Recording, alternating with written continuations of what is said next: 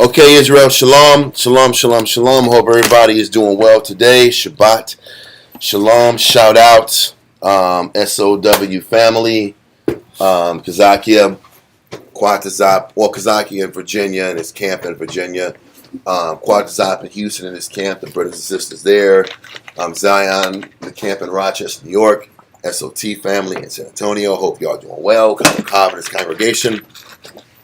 I'm from Guatemala, and the brothers and sisters that they teach from Cali all the way to the East Coast. Hope y'all doing well also. Amiyatazai in England. Shalom, Ak. Hope you're doing well. Keep fighting the good fight. We're going to send our prayers to the Most High and give His honor, and then get ready for the Sabbath class.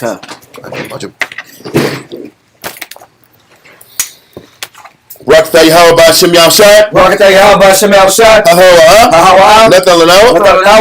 Award. Zayawam. Aman. Aman. Bless you, Yahweh, in the name of Yahweh Shad that gives to us light this day. Thank you, so be it. Rakata Yahweh Ba'Shem Yahshad. Rakata Yahweh Ba'Shem Yahshad. Hahawa. Nathan Lanawa. Rayak. Nayakaka. The water. Aman. Bless you, Yahweh, in the name of Yahweh Shad that gives to us sweet savor. Thank you, so be it.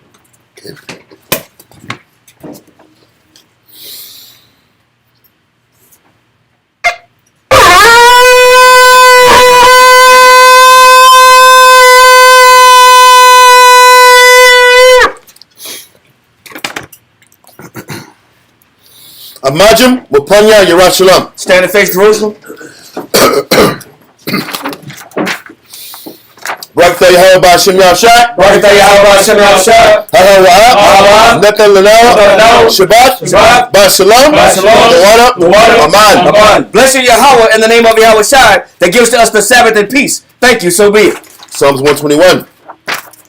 Anasha, Ayanyamya, Ahoya, Ma'aya, Yabu'a, Isaiah, Yabu'a, Ma, Yahweh, Shaisha, Shemayim, Wa'aratiza, La'a, Yanathan, Lamuwat, Regalia, Yala'a, Nawam, Shashamaya, Hana, Yala'a, Nawam, Wala'a, Yishan, Shashimar, Yashrola, Yahweh, Shemaya, Yahweh, Tizalia, Ayo, Yanyamya, Yad, Hashimash, Yala'a, Akaya, Bayawam, Wala'a, Halabana, Balayila, Yahweh, Yashimaya, Makol, Rai, Yashimar, Napasha, Yahweh, Yashimar, Hawalakia, Wabu'aya, Ma'ita, Walam, Aman. Psalms 121 and 8. I will lift up mine eyes unto the hills, from which cometh my help. My help cometh from Yahweh, which made heaven and earth. He will not suffer thy foot to be moved. He that keepeth thee will not slumber. Behold, he that keepeth Yasha'Allah shall neither slumber nor sleep. Yahweh is thy keeper. Yahweh is thy shade upon thy right hand. The sun shall not smite thee by day, nor the moon by night. Yahweh shall preserve thee from all evil. He shall preserve thy soul. Yahweh shall preserve thy going out and thy coming in from this time forth, and even forevermore. Amen. Amen. Israelite credo. Shema Yasharala. Yahweh. Elohim Nawa. Yahweh. Achad. Shema Yasharala. Yahweh. Elohim Nawa. Achad. I'm sorry. Yahweh. Achad. Shema Yasharala. Yahweh. Elohim Nawa. Yahweh. Achad. Deuteronomy chapter 6 verse 4. Hear, O Israel, the Lord our power is one Lord. Lord's Prayer.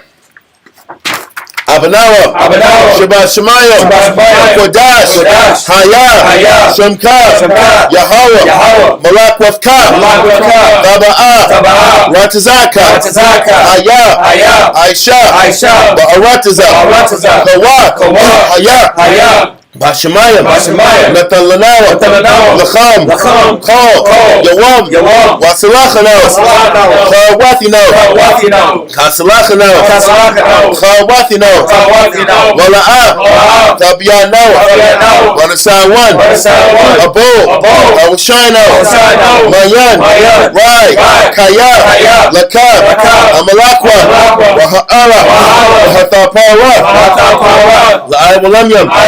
Amen. Lord's Prayer in English.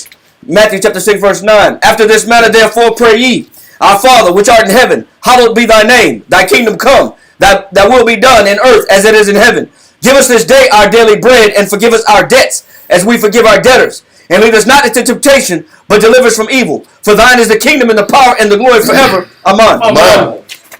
Ten Commandments. La'ah, Yahaya, Lakah, Alahaya, Achoyim, Ayo, Hanya. Thou shalt have no other gods before me. 2. La'ah, Ta'ina, Lakah, Pasor, Wala'ah, Ta'ibadu. Thou shalt not make unto thee any graven image, nor serve them. Number 3. La'ah, Talach Sham, Yahweh, Bashua. Thou shalt not take the name of the Lord thy power in vain. Number 4. Zakar, Hayawam, Hashabat, La Kodashua. Remember the Sabbath day to keep it holy. Number 5. Kabad, Abaka, Ya'amaka. Honor thy father and thy mother. Number 6. La'ah, Tharatizah. Thou shalt not kill, murder. Number 7. La'ah, Tana'ah. Thou shalt not commit adultery. Number 8. La'ah, Taganah. Thou shalt not steal. Number 9. La'ah, Ta'ina, Shakur. Thou shalt not bear false witness against thy neighbor. Number 10. La'ah, Tachamad, Kol, Asherah, Ra'aika. Thou shalt not covet anything which is thy neighbor's.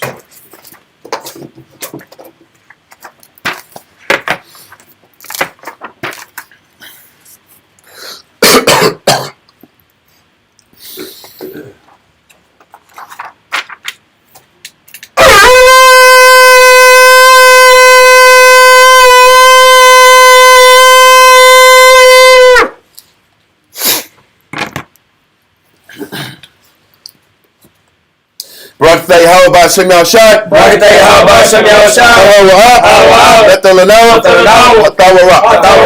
Blessed are you, Yahweh, in the name of Yahweh Shai that gives to us the law. Okay, Israel, Yishabim. Israel seated. Okay, so last week we went over the death of Judas Maccabees. We went over how his entire sacrifice and his commitment, the Most High honored him. And there was a verse we wanted to. I forgot the exact verse. It was in I think it was in Hebrews 12. Right? I just want to real quick and just pull it. Before we go further in the topic. It said about having a better resurrection. Yeah. Where was that verse? If somebody can help me find it. Better resurrection. There it goes. So Hebrews 11:35. Not Hebrews 12. Because somebody cry. Read that for me real quick. Let's salute you in. So I can. Majum.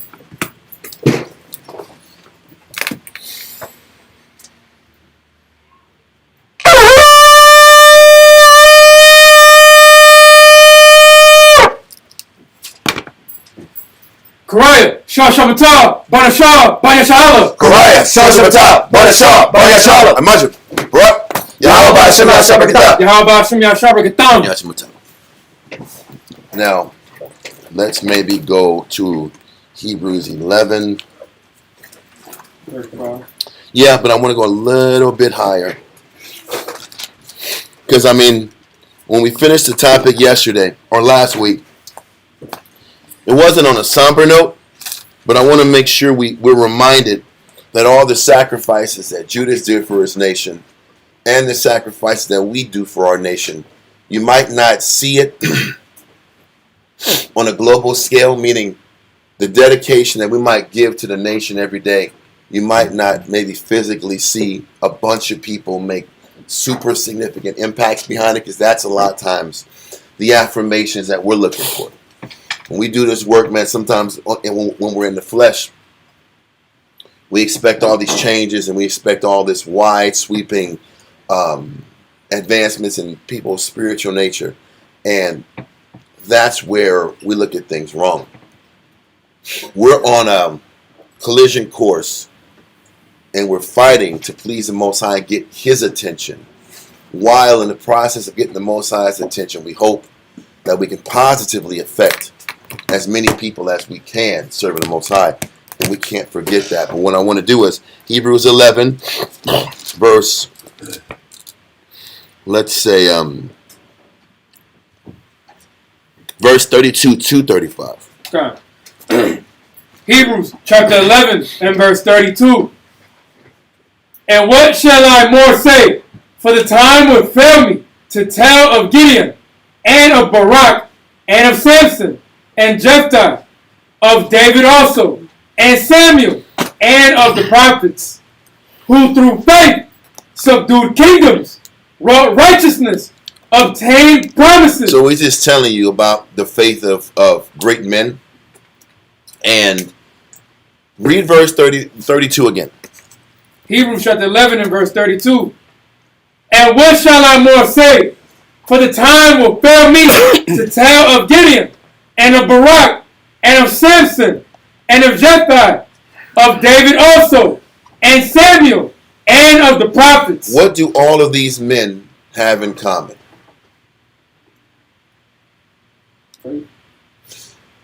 They stepped up when nobody else did. Especially you're talking about your judges and your prophets. They did a job. They did a responsibility that nobody else really wanted to do. That people were mostly afraid, fearful, and they second guessed that responsibility. Because it was a job. It was almost like this. When these guys did that job, they were hated and weren't backed until the very end. That's the difference. What was you going to say, Karai? Are you saying that they manufactured that themselves, momentum to to overcome that doubt or fear in their mind? They were to manufacture them themselves. Well, I don't want to make it about they were just the coldest guys on earth. They were just so cold. I just want to kind of paint the picture of certain people stepping up when others didn't. And I guess what was manufactured was enough faith to fight and take risk and take a loss. Because listen, whether it's Jephthah and Barak and Gideon and Samson, all these guys fought for their nation. And when you're fighting for your nation, don't forget, every single time these guys stepped up, the majority of the people were in fear and hiding. Gideon, remember Gideon? These guys had to thresh their wheat in hidden places. I'll never forget that in Judges when you couldn't even really thresh your wheat in public because if somebody caught you and saw you, they'd take your stuff. Yeah, debo your food. They would debo your food. So people were sitting back here and threshing their wheat in hidden places. That lets you know the nation was in underground and hiding and in fear. So if the entire nation was in fear, what is that letting you know about the spirit of the nation? You weren't going to have anybody backing you. This is no different than stories about Judas or his father Mattathias. Only a handful of people stood up when everybody else just didn't want to rock the boat, didn't want to change the status quo out of fear of loss and out of fear of death. Prophets did it every day. Prophets had to literally go in the faces of kings and tell them that their power was going to be in jeopardy. They were going to lose their position in the world. That's the greatest death sentence anybody could be tasked with. I got to go to the king and say, man, you're going to die in front of all the people, or your king's going to fall, or your children aren't going to come to fruition and be in power. What do you think? Not in the back of your mind, in the front of your mind, you're facing. You're facing certain death. This is what these great men had to face on a constant basis. David sitting back here and being the best man he could be was almost a death sentence. Because what is he saying? It's almost like you can't even outshine the king. Because if you outshine the king, that's a death sentence. If you outwork the leadership, it's a death sentence. So that's what all these men have in common. The real reality that if you do the right thing the best way you can, you'll be hated. You'll be public enemy number one. You'll have a big target on your back, amongst many other things. Does that make sense? Major risk. So it is major risk, and it doesn't look like you're going to get a terrestrial reward for it, meaning an earthly world for it. Just like what we do for the Most High every day. It's a thankless job, and all we're doing, all the sacrifice and the choices we make are all about building treasures where? In heaven. And this is why Christ explained it that way when he came down. Why was that message so powerful back then? Because the idea of you making decisions that affected your afterlife wasn't considered at that time. Which brings us back to the Greek way of philosophy versus Christ clarifying the spiritual way of looking at things.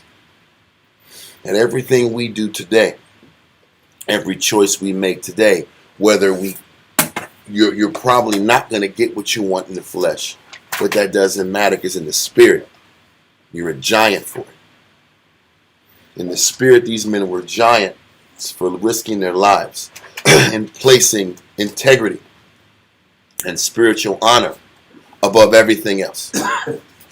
So, let's continue. Hebrews chapter 11 and verse 33. Who through faith subdued kingdoms, wrought righteousness, obtained promises, stopped the mouths of lions. So, and this is just only a handful of men. Stopping the mouths of lions, we know was Daniel. But he couldn't sit back and use all the names of heroic men back in those days. So he only, relegated it to Gideon and Barak and certain men who did such great acts that defied logic and defied how it could be done. But subdued kingdoms through faith, not by power of hand and power of might. Because we're going to sit back and read about the next man up after Judas dies.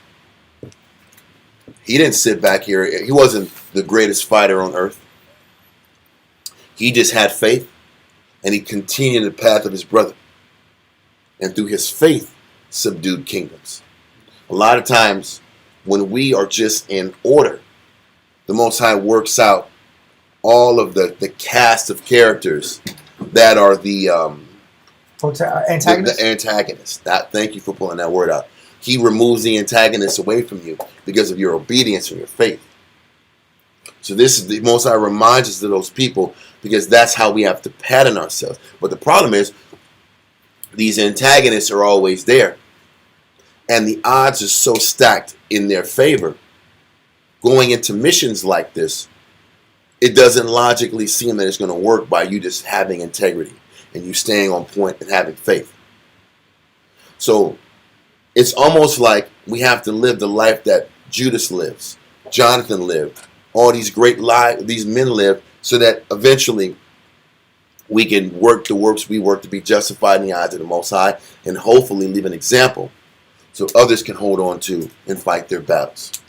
And that's it. So he says these certain men were given promises, wrought righteousness. Read verse 34. Hebrews 11 and verse 34. Quench the violence of fire. That was Shadrach, Meshach, and Abednego. Quenched the violence of fire. There was a cool breeze that covered them in the midst of them being executed. Read on. Escape the edge of the sword.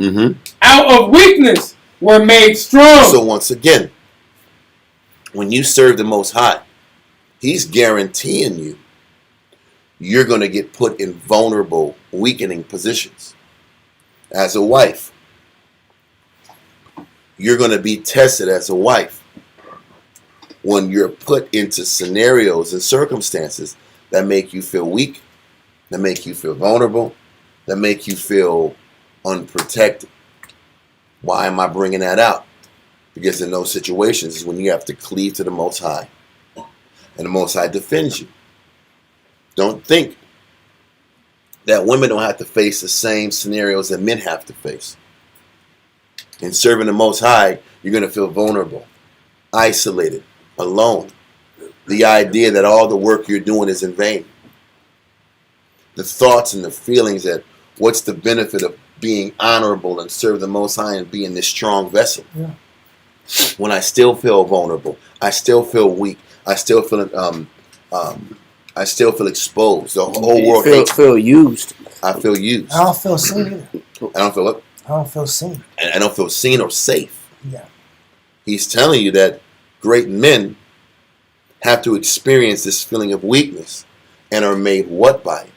We're made strong by it. Paul says it later on in chapters, where I am weak, I am what?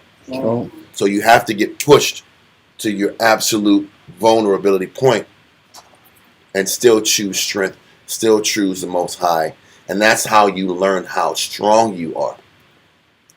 People don't know how strong they are in the spirit unless they are pushed to the brink of weakness, to the brink of quitting. And that's why he says, if thou faint in the day of adversity, thy strength is small. Because the day of adversity was created to reveal your weakness and then created to reveal your strength. Well, they go hand in hand. They go together. And that feeling and that dynamic, a lot of times, is not easy to digest, but it's the truth. This is why when you read in the Maccabees, it's really a sad story. It's like year after year you're fighting. Year after year you're on the run. Year after year you're on rations. Year after year you're sleeping in the woods on the floor. Your numbers are Intense. dwindling. Year after year you have to keep everybody's hopes up. Year after year morale is low. Year after year it's a pull on you to keep everybody wanting to fight. Then year after year it's a fight. That psychologically wears down on anyone. But that process of having to manufacture positivity, the fight every day to manufacture happiness and joy, is a virtue the Most High is trying to teach us. Because when you're abounding in joy, you're only abounding in joy when you learn how to manufacture joy when there's sadness and despair all around you. Everything's broken. And you have to visually see the good in the broken. See the good in the despair. See the good in the battle. If we can psychologically wrap our mind around this, we can truly be powerful in the Most High Christ.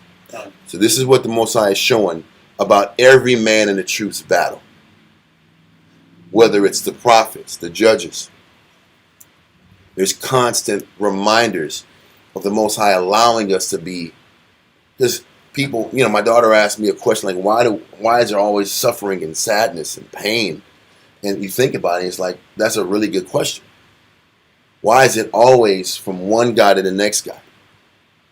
There's always this antagonist that's trying to get what they want. Tear down the good that's being built. And it's demoralizing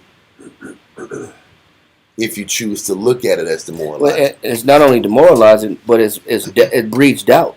Because a person may say, well, if God is real, well, why is everybody suffering? Why does he allow people to suffer?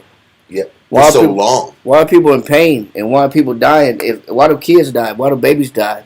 If God is real, then how does he let these cruel things happen?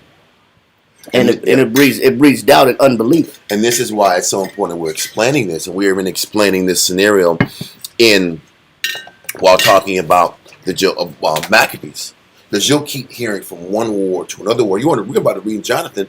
It's like when you're reading chapter 9 about Jonathan, it's almost like we're reading 1 Maccabees chapter 2 again.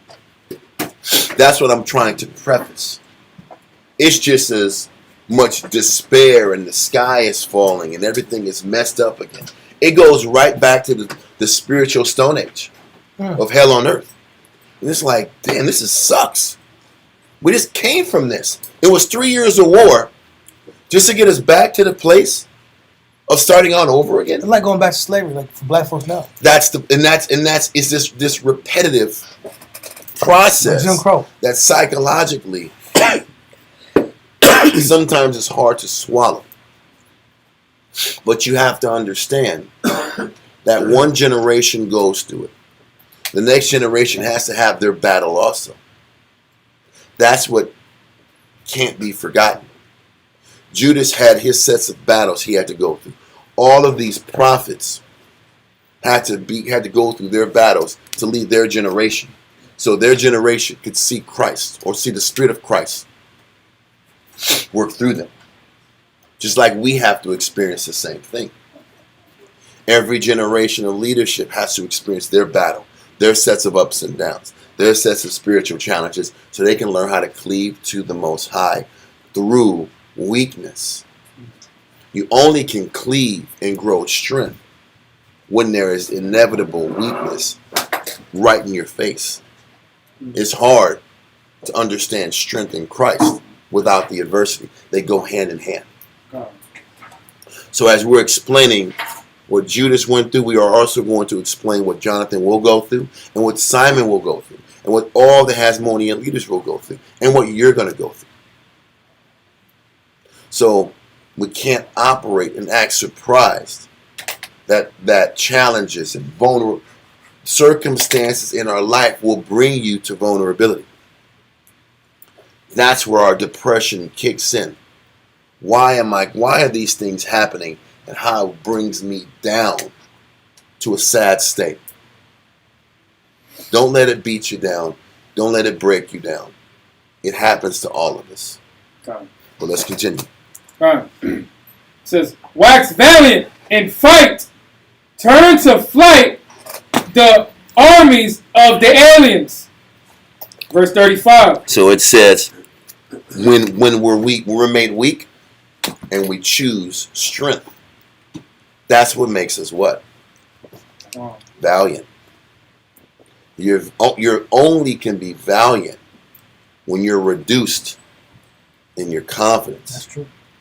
And you're reduced to your lowest common denominator, and you choose to fight anyway.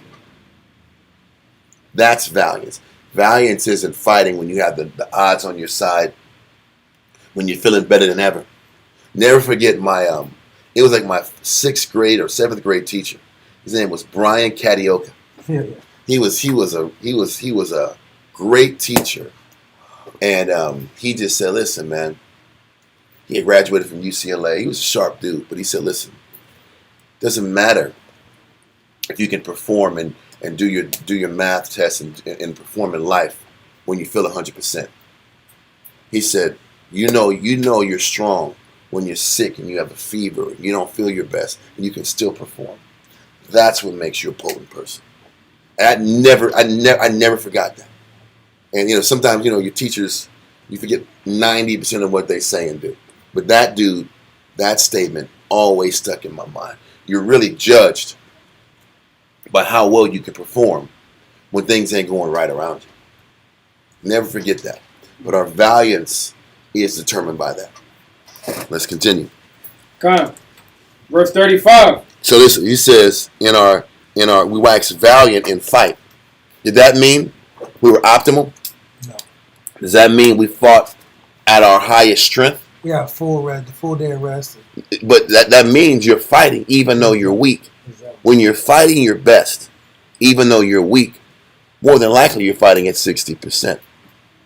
Yeah.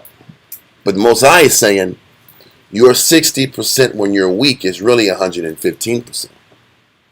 So then the Most High intercedes and allows circumstances on the battlefield to sit back and push away the adversaries. Because every single time you see in the fight, some luck happens. The Spirit of the Most High has these guys want to fight you, and then you sit back and do a kill shot against the head guy, and everybody runs off. Or some rats eat the soldier's damn leather without you knowing. But the Most High knew you was going to fight. Scares them off. There's always some type of scenario in the battle where the Most High works on the other side to your favor. All you got to do is fight what's inside of you and be the best you can be that day. The things written aforetime are what? Read for our learning. That's how we should operate and think in our life. Be the best you can be that day, and the Most High will work your opposition to your favor anyway. This is always about you being valiant when weakness is right in front of your face. Do you choose to be strong? This is what Judas did. This is what made him great. This is what Jonathan chooses to do, and that makes him great. And all these other men that were prophets and judges, that's what made them great. Read on. Verse 35. Women received their dead, raised to life again. Elijah did that. But read on. And others were tortured. Listen. Then, also ways we show the Most High our fortitude is facing torture. Read on. Not accepting deliverance. Now listen. Whether torture is perpetual warfare and saying not accepting deliverance when we're getting tortured, whether that's talking about the 7 sons of that woman, Yeah. they chose torture versus to accept the Greek way of life. This is what this movement is talking about in First Maccabees and Second Maccabees. They chose torture. They chose torture versus than to taste swine's flesh. Yeah. We've eaten swine's flesh for less in the world. Yep. Yeah. Of course, out of ignorance, but Sometimes they know better than they do. I hope not. And I just, what kind of beans is them? Yeah, Most I gonna bless it. that's crazy. It's the It's truth. the oil. I can't control it. I can't control that. They always put that in there. I never eat this. Man, it's crazy. You can taste it. You have this weird old flavor. It's like this It's old, a weird an old aftertaste. time, It's a weird like aftertaste when you grandma's know house. it's a weird aftertaste when you know somebody Oh. sabotaged it. You get sick. Yeah. How about when you know it and you take another bite after? I say you Nah. Yeah. That's what I'm saying. That's what I'm That saying. happens in Jew life every day. But keep going. I'm keep going. Jews do sometimes. You know, I know you go order a burger, and you know you ordered a beef burger, but they give it to you with bacon on it. They throw the bacon off. You're like, man, damn, they can't just stop tripping. But then you bite it when you threw the bacon off, and you have this little taste. Like, what's that taste? Yeah. Oh, Or how about you get potato neck tacos and they got some rim, they got some meaty remnant in there. yeah, like Yeah, some what is ham, this? Like- ham left over in the Or egg. it's hamon, or it's like bacon. some bacon out. Bacon out. It's in there. It's a little bite in there. It's just a little. You gotta spit it out like, Yeah. oh, this is crap, man. Yeah. And you told them, they said, there's no pork. What is it? Manteca. Manteca's pork. Oh, I didn't know. No say. Oh, you knew that. I didn't man. know. You want to get a sale out. Go ahead, slap it. They always do that. They tell you it's not But pork. what's the point? What's the point of what we're saying? Bringing it back to the funny realm. The mind is this: that whether are we prepared to choose a tortured life rather than accepting deliverance? Because that's what the Maccabees chose. I'd rather just live in the woods. We're going to read in John about Jonathan. Judas was in the mountains. Jonathan's in the marshlands. Marshlands is like in the damn where all the hornets and bugs and mosquitoes are at. Marshlands are actually worse. You ever seen those Naked and Afraid shows when you're in the marshlands? Or Survivor Man? He's badass. And they're in the marshlands. You really can't sleep on the ground. You have to create cots in the trees. Because you got gators in the marshlands. You're walking in that water and you don't know what the hell is in there because the water is black. It's dead water. There's no really good water in that land. And marshlands drain your energy. God. Walking through knee deep mud all day, it's fatiguing. Yes, Yeah. it's It's muggy, draining. it's sticky, and it's uncomfortable. That is a torturous life to live in marshlands, just because you're about these laws. Think about that. You don't want to sit back here and give into a Greek way of living, so you choose living in the mountains or the marshlands and swamplands, just for the Most High. Even, I think historically speaking, in America, Reuben did that. Seminole Reubens, like, At least they were good for something. yeah, Reuben held it down. And They went to war, and they had to be in them swamps. I know that was your life. That was your home, and that's the point where it says others were tortured, either literally being cut or just living an uncomfortable life, not accepting deliverance. So whether it's the short-term torture or the long-term torture, so that what? That they may. Read verse 35 again. Okay, come on. Women received their dead, raised to life again, and others were tortured, not accepting deliverance, that they might obtain a better resurrection. And that's the whole point. This is why we suffer. This is why we lose. This is why Judas suffered. And that movement for 3 years was so impactful. It was 3 years of torture. Why was it torture? Who likes to be at war? Damn near all the time. Who likes that? Who likes a life where you're living on the edge and you're stressed out and this every day could be your last day? It's almost like that 3 years is like a number the Most High has for us. He'll allow us to be under this type of duress for 3 years. Then you got to come home. Christ was under duress for 3 years. Judas was under duress for 3 years.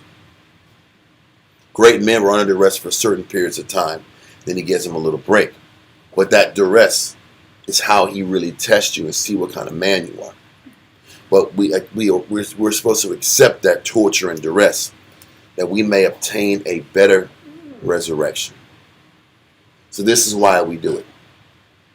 And all of the torturous situations and the discomfort were designed to bring out your weakness, to give us an opportunity to have a greater ending and a greater legacy.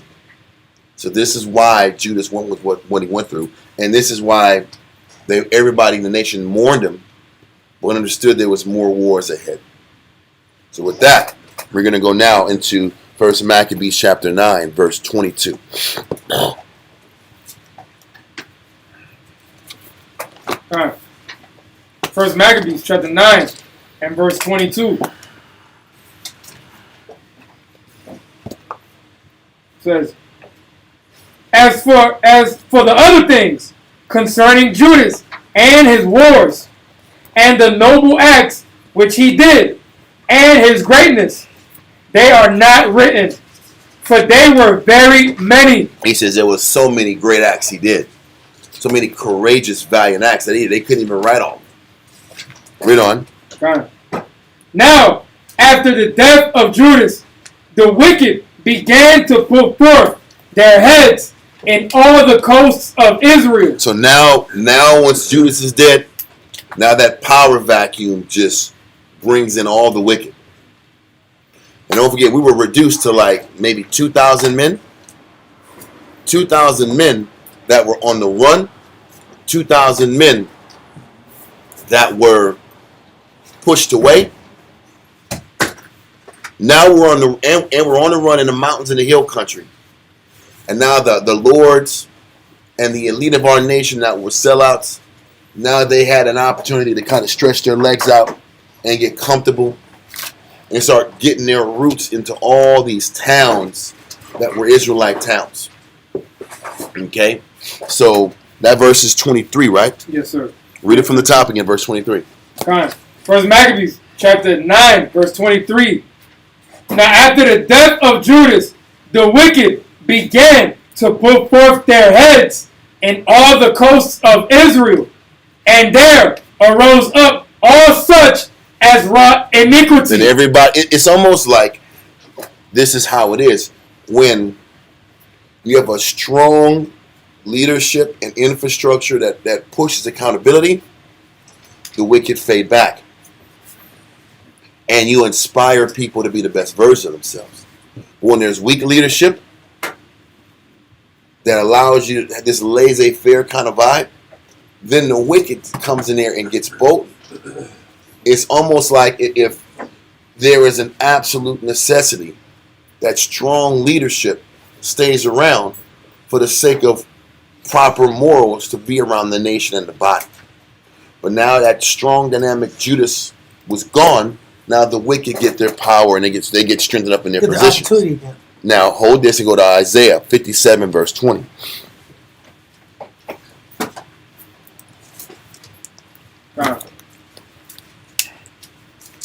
Isaiah chapter 57 and verse 20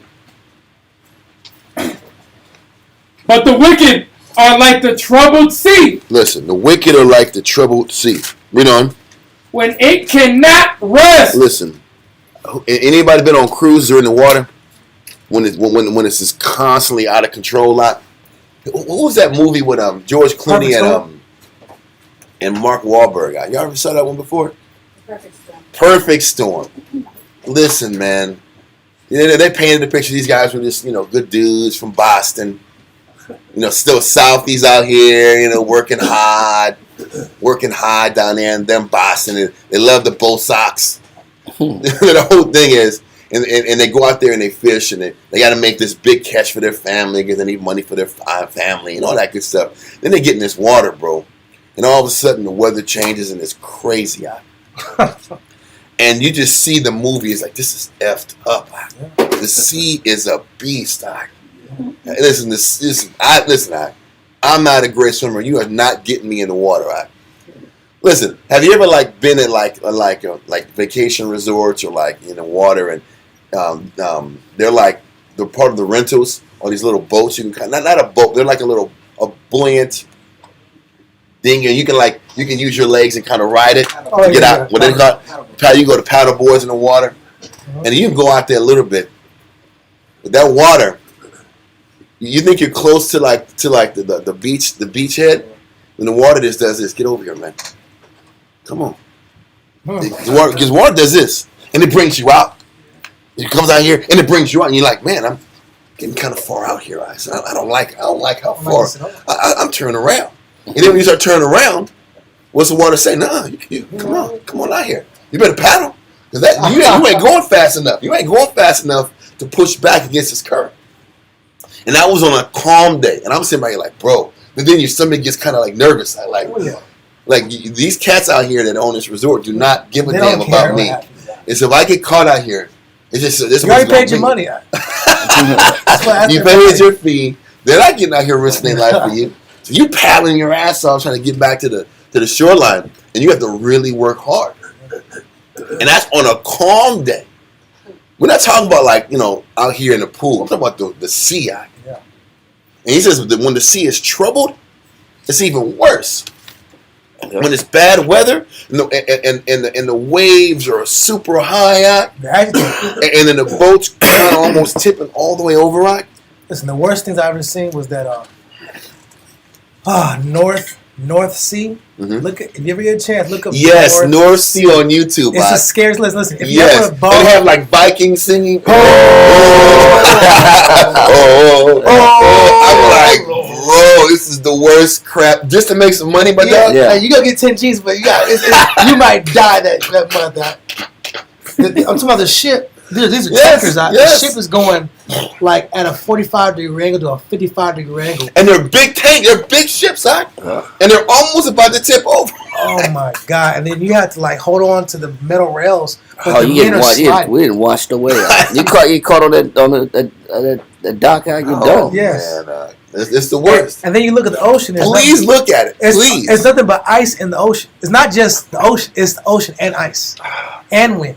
It's called North Sea. Look up North Sea. And then there's always a little script that says things that men must do to make money. It's always like you want that money? Yeah. I don't know if I want it that bad. I read the plasma. I ain't even doing that. You can have some plasma. I am not going out there that North Sea and risking my life. Golly, bro. It's the worst. But that was an example. Like you said, that was a perfect example of a troubled sea that can't rest. He's like, that's how the wicked is. They can't rest until they gain claim over territories and they squash the righteous. So read verse 20 from the top. North Sea was a perfect example. Isaiah chapter 57 and verse 20. But the wicked are like the troubled sea, when it cannot rest, whose waters cast up mire and dirt. Because when that water gets on shore, everything gets muddy and dirty and nasty. Think about that storm that was in Jamaica. Mm-hmm. After the after effect of the waters and the storm and the flooding, what is happening with the ground? It's dirty, it's torn up, trees are destroyed, property is destroyed. Like this how the wicked roll.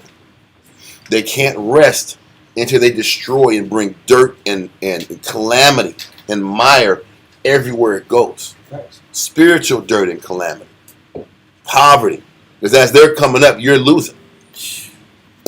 That's how the wicked operates. And now that Judas is dead, now there is this influx of evil and destruction and policies that bring about the mire and dirt in the nation. And because everybody's about making their money. Or the wicked of our people are now about making their money with this power vacuum. The closest to it. Mm-hmm. Read on. Verse 21. There is no peace, saith my power, to the wicked. There's no peace. Why? Because there's always an opportunity to make what? Money. To gain. But there is a trade-off to that. If it's always about making money, somebody gotta damn lose. Yep. Somebody has to be subjugated.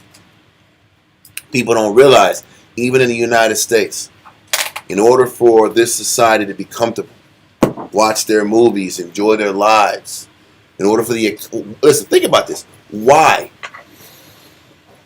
is the economy in the United States about to collapse? Can somebody, in a very short answer, provide why? Why is the United States economy on the verge of collapse? Why has any country's economy gotten to the point where it has to collapse? Going back to Britain and France and all these countries in Spain, yes, sir. Because we got too powerful and out of God, the Most High's will. Mm-mm. That is the overall reason. Yes, but that's a spiritual reason, but there is financial reasons. They've stretched themselves to death, trying to conquer, trying to take. Not necessarily. That's part of it. In order, yes, ma'am?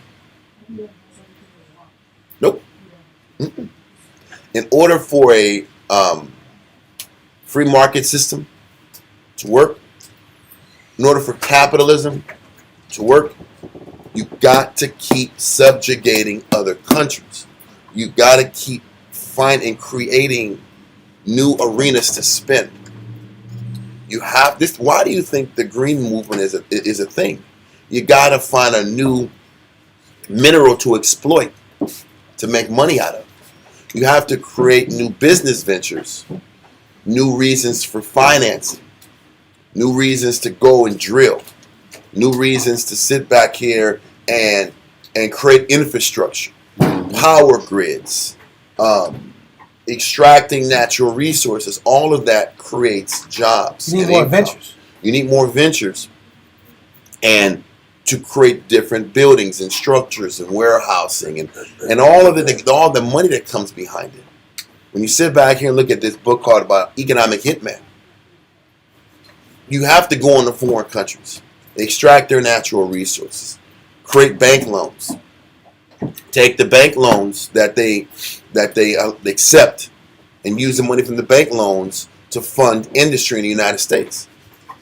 Once the industry in the United States gets money, then they can send men down to build infrastructure. So now the United States makes money off building, makes money off of expanding empire. If you're not expanding empire, that is how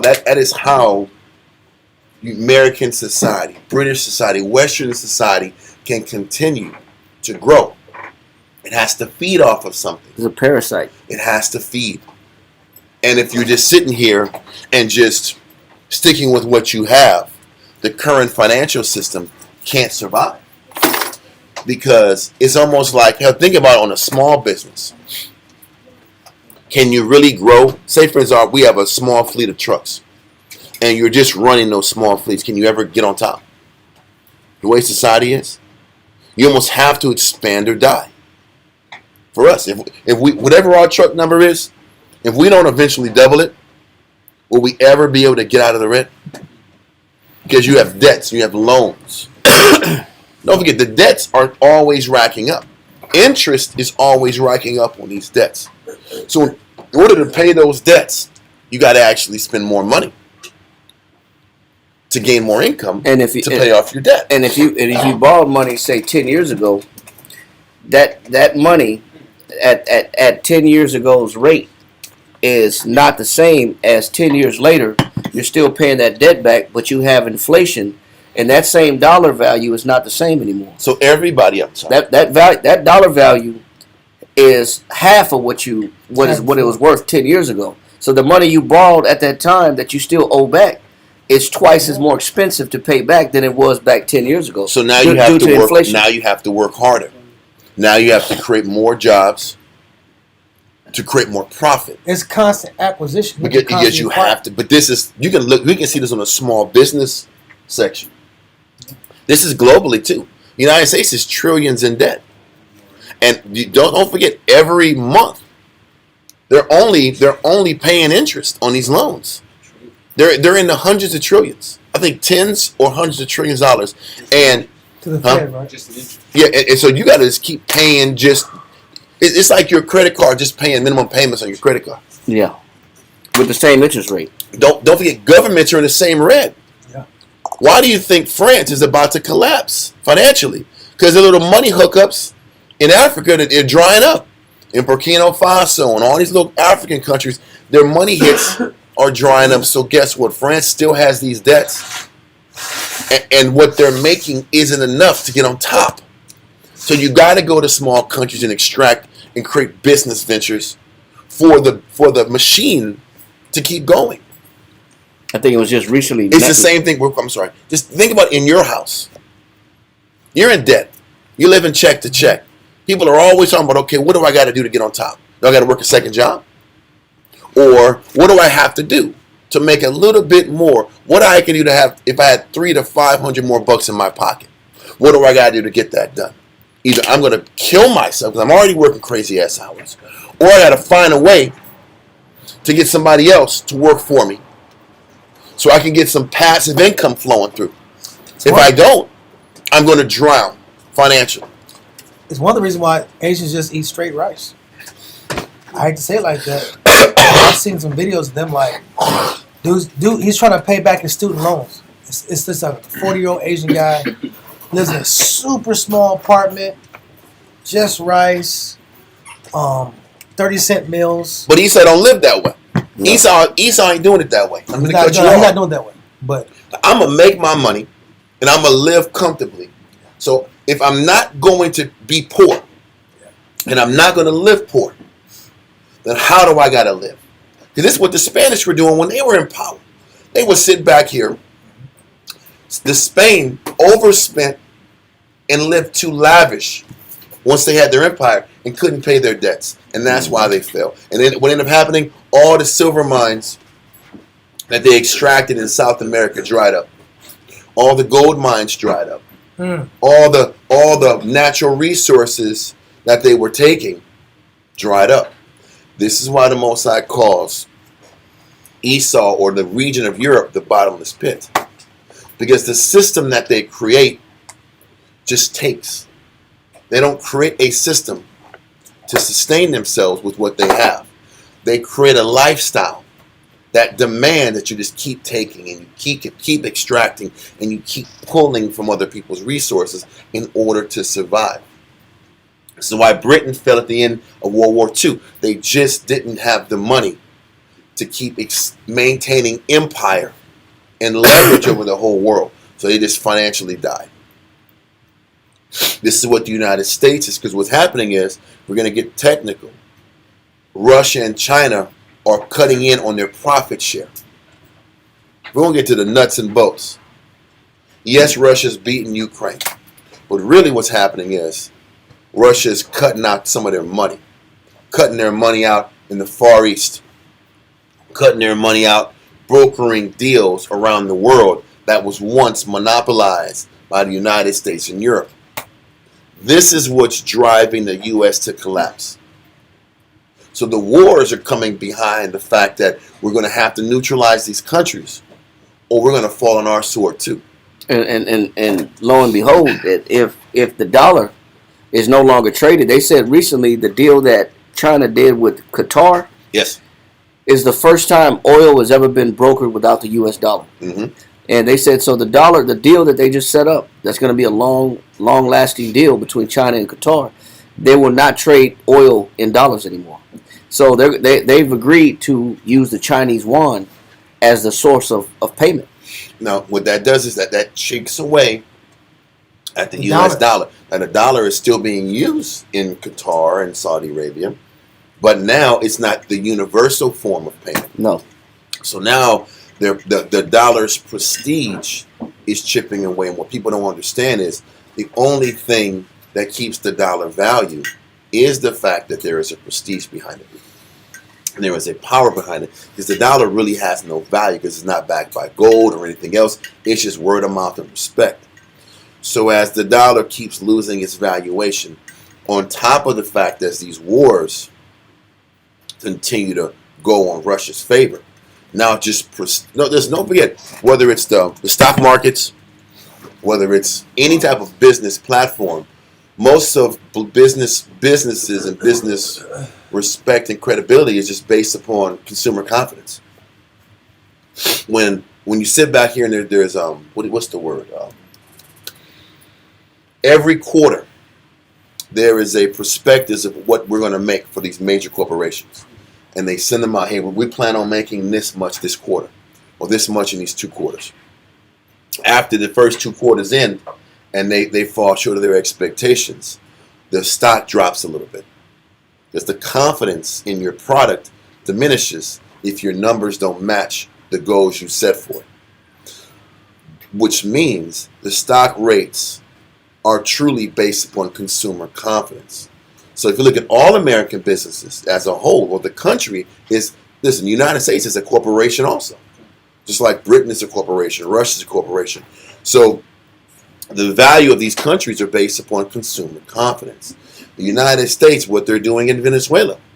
Why all of a sudden they got certain gunboats there, but how come they haven't gone to war? It's almost like they're second guessing going all the way in. Or they're second guessing doing this overtly. Because they should be there by now. They should be ready to go. There's certain ships that aren't even coming down there. There was a warship that was in the Mediterranean that was scheduled to come down to Venezuela. It hasn't done it. Like, what are you guys waiting for? It's almost like you're tough. You're talking this tough talk, and all of a sudden, Russia sends military weaponry out of Venezuela. China does too. And now there's hesitance. It should be. Because the thing is this. Because now if you go in there, you might get bogged down for 10 years. Do you want to get bogged down for 10 years and lose more credibility? That's what they're really having to count the cost now. They thought they can just flex on Maduro and he'd break and concede, and the rest of the nations will fall back. But they're not. So now the United States has to really say, okay, do we really want to go here and just get extended out here in Venezuela for nothing? And Maduro was just saying recently that Colombia is with Venezuela, and we're with Colombia, and we're with Brazil, and Brazil's with us. And so Latin America is starting to unite.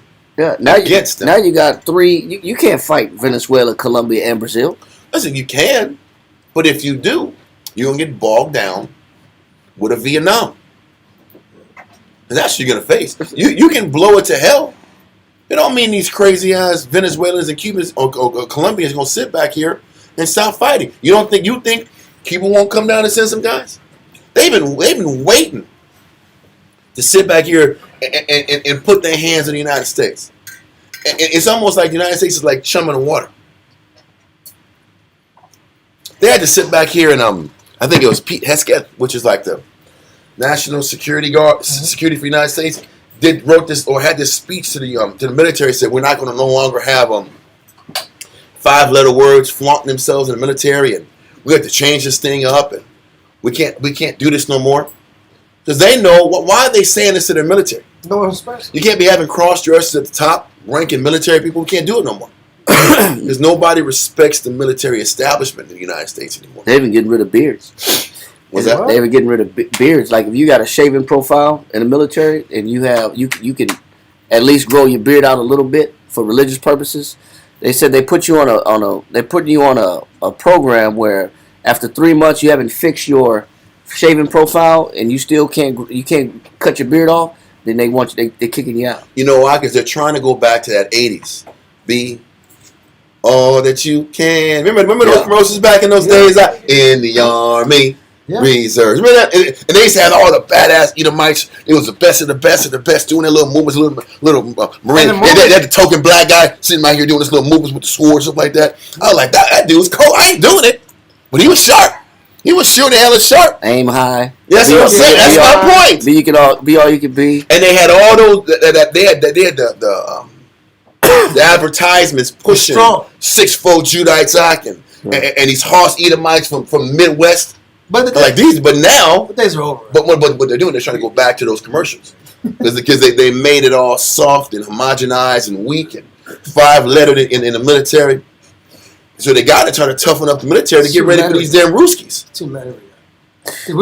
They're even considering altering the military uniform to make a unisex uniform.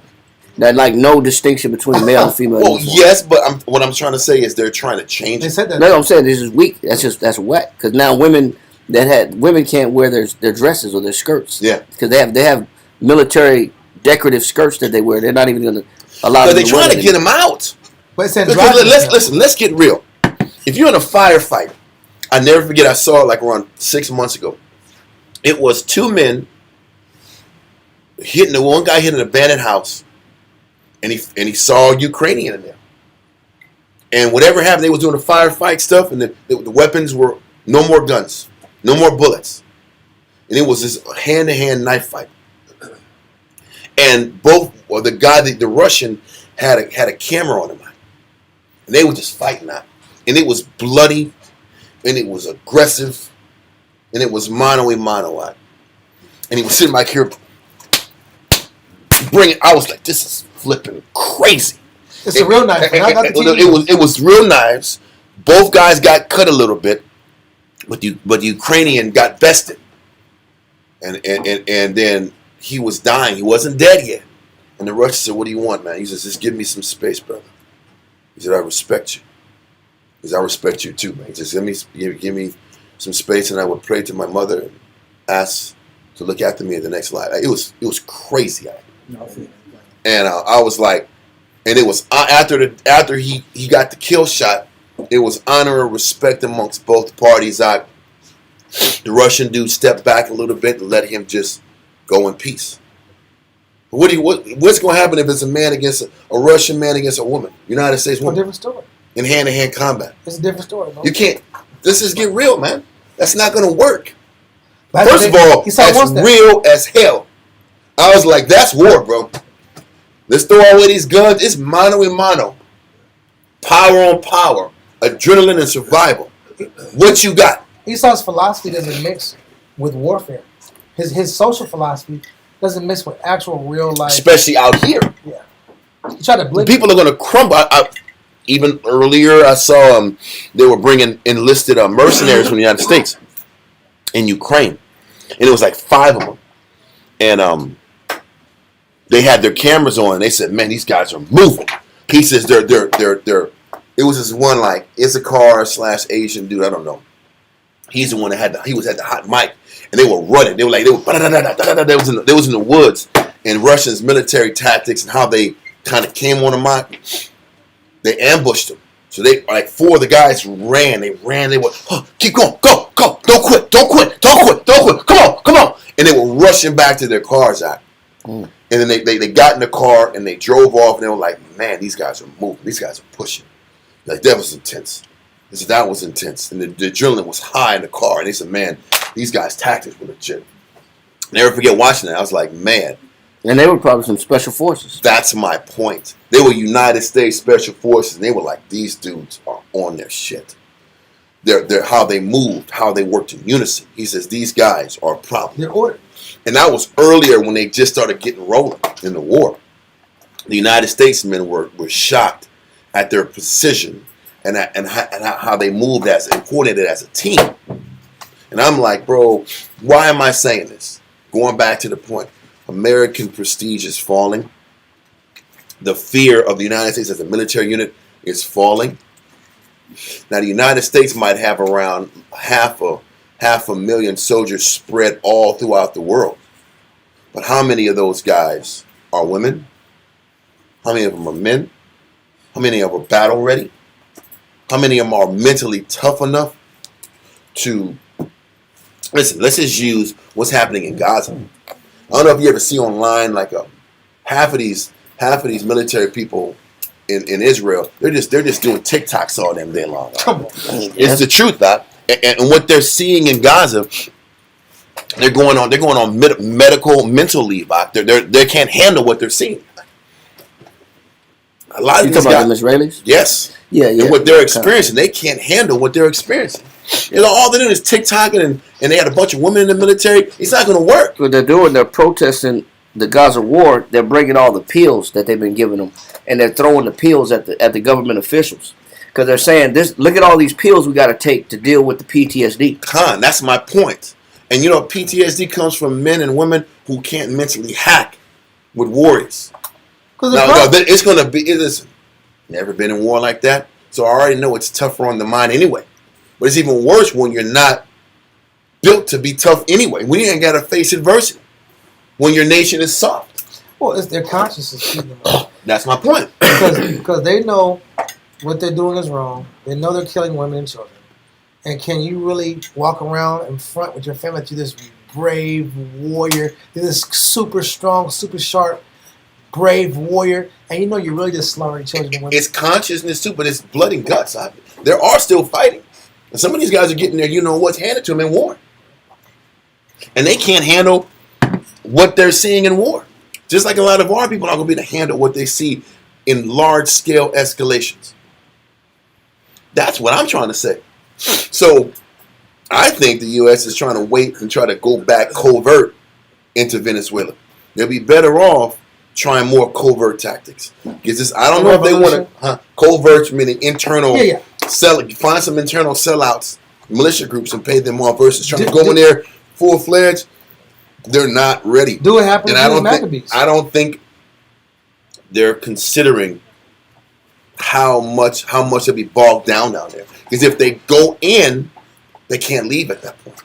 They've already been having a bunch of wars that don't work. They left millions of dollars of property in Afghanistan. Even right now, there's a region called Pokrovsk in Ukraine. That was the last built-up stronghold in Ukraine. The last one. There was like 5 of them, 6 of them that were built in a process of 15 years. Was built up major strongholds in Ukraine. This is the last one. It's called Pokrovsk. I know I butchered the word, but in that area, they just lost it. And Zelensky was trying to not let it go because there's over $500 million worth of supplies that are NATO supplies in that city, and they just lost it. So Russia got $500 million worth of NATO supplies, weaponry, gear, everything is gone on. So they're like, bro, we're just taking L's left and right. That tax dollars, huh? That's our money. Yeah. That's our money. That Russia just going to sit back here and take it back to Russia. Food stamp money. And that's the point. That's where the food stamp money went to. But all I'm saying is I don't think the U.S. can take another L like this. Getting bogged down in Venezuela. Will they destroy the country? Yeah, they can just bomb it all crazy.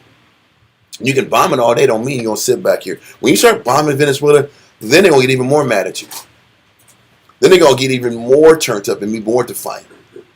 That's where they are. So they got to be very careful. You want to go boots on the ground, okay. That don't mean Maduro, listen, all Maduro got to do is just take a flight to Russia. You ain't taking them out yet. Now you're just going to war.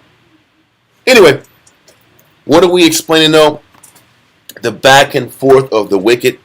And the wicked can't rest because the wicked needs to keep taking to stay on top and live their lifestyle. It's been happening all throughout history. In order for the wicked to stay on top and live lavish, you have to keep getting more loans. This is the debt trap that Amalek got the whole world under. And that's Amalek's banking business system. You have all the nations in debt to the banks. So when all the nations are in debt to the banks, you got to keep getting more loans and more money to keep paying the debt you already got. But you need, as a bank, you make money off the interest rates that you charge people from lending. So if you don't lend money, you don't make money. And that's the point. But then, You have to force these loans on these countries. And if I'm not making money, though, if I'm not making new business ventures, I can't pay off the old debts. It's the debt trap. You got to spend money to what? That's the point. And you got to get loans to spend the money. Some people can just manufacture pure cash. Because the truth is this: who has all the gold? The elites. You think Fort Knox got gold in it? No way. I remember Trump said, "Yeah, we're gonna go check out Fort Knox and just inspect the gold." And he said that one time, then said no more, because he knows damn well where the gold is in Fort Knox. It's somewhere in some English castle lot. It ain't in the United States. So now everybody's fighting over paper money to keep pushing their countries. But the ideology goes back to this verse in Isaiah chapter 57 and 20. Read it, thou now, please. Isaiah chapter 57 and verse 20. But the wicked are like the troubled sea, when it cannot rest, whose waters cast up mire and dirt. Listen, all the waters or just the work or the work of the wicked just brings about more destruction, more pain, more sorrow. Continue. There is no peace, saith my power, to the wicked. Because the wicked has to keep accumulating to survive.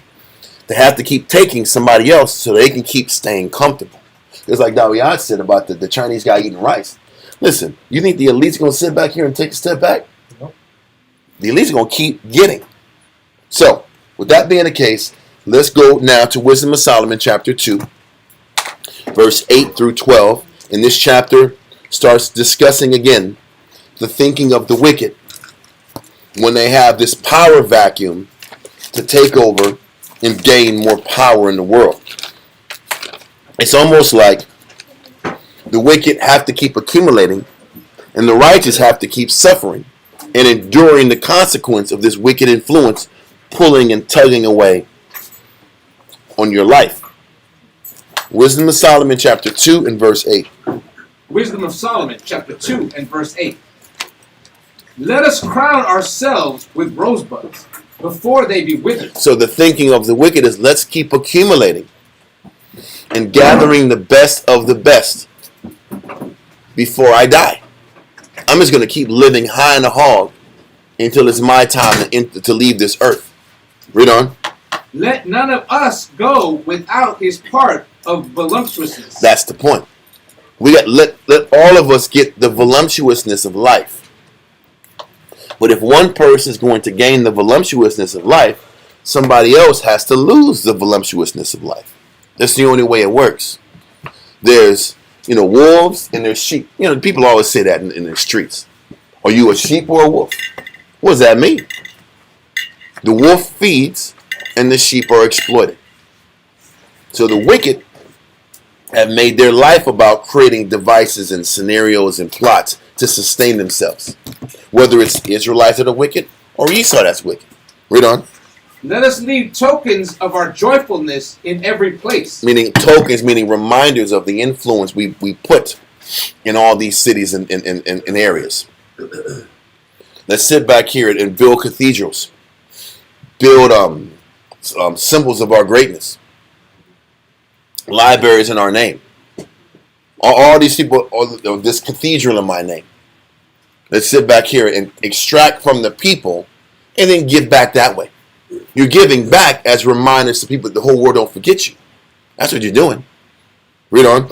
For this is our portion, and our lot is this.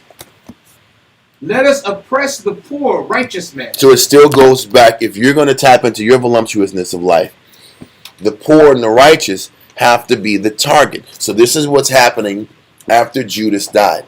The righteous are now the target. The poor and the righteous are the target. Because now, they understand in order for them to keep their position, the poor and righteous man that stands up for what's right has to be the target. He's not talking about the poor guy that's not standing up for what's right. I guess that's the difference. Maybe you're poor and righteous when you stand up for what's right and not let the oppressor just run over you. So we got to create policies to stifle completely the movement that's anti our devices. Read on. And I want to bring this I'm up sorry. too, because that mentality, it shows you what are the wicked driven by. Like in Philo talk about this in page 176. He says it's Philo page 176 line 23. Give me 1 second. Follow. Yeah. 176. Line 23. Okay. He says, moreover, the general crowd of men traveling over the different climates of the earth and penetrating to its furthest boundaries and traversing the seas and investigating the things that lie hidden in the recesses of the ocean and leaving no single part of the whole universe unexplored is continually providing from every quarter the means by which it can increase pleasure. So he's saying that this mentality of the wicked is pleasure driven.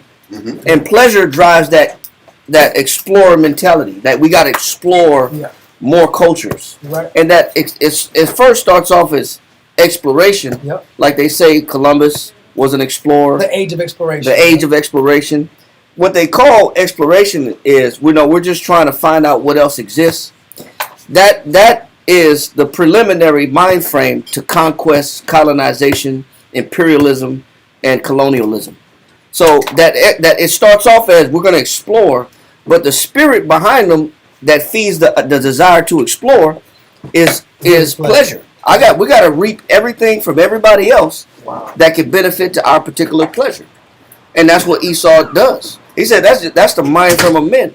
We're going to extort everybody we come across because you may have something that could benefit us, whether it be your food, whether it be your gold, whether it be your minerals, whether it be your science, your knowledge, whether it be your fabric, whether it be your industry, whether it be your culture, whether it be your music. We're going to rob you from everything that you have that can benefit our pleasure. And that's the mentality of Esau. Yeah. That's his mentality.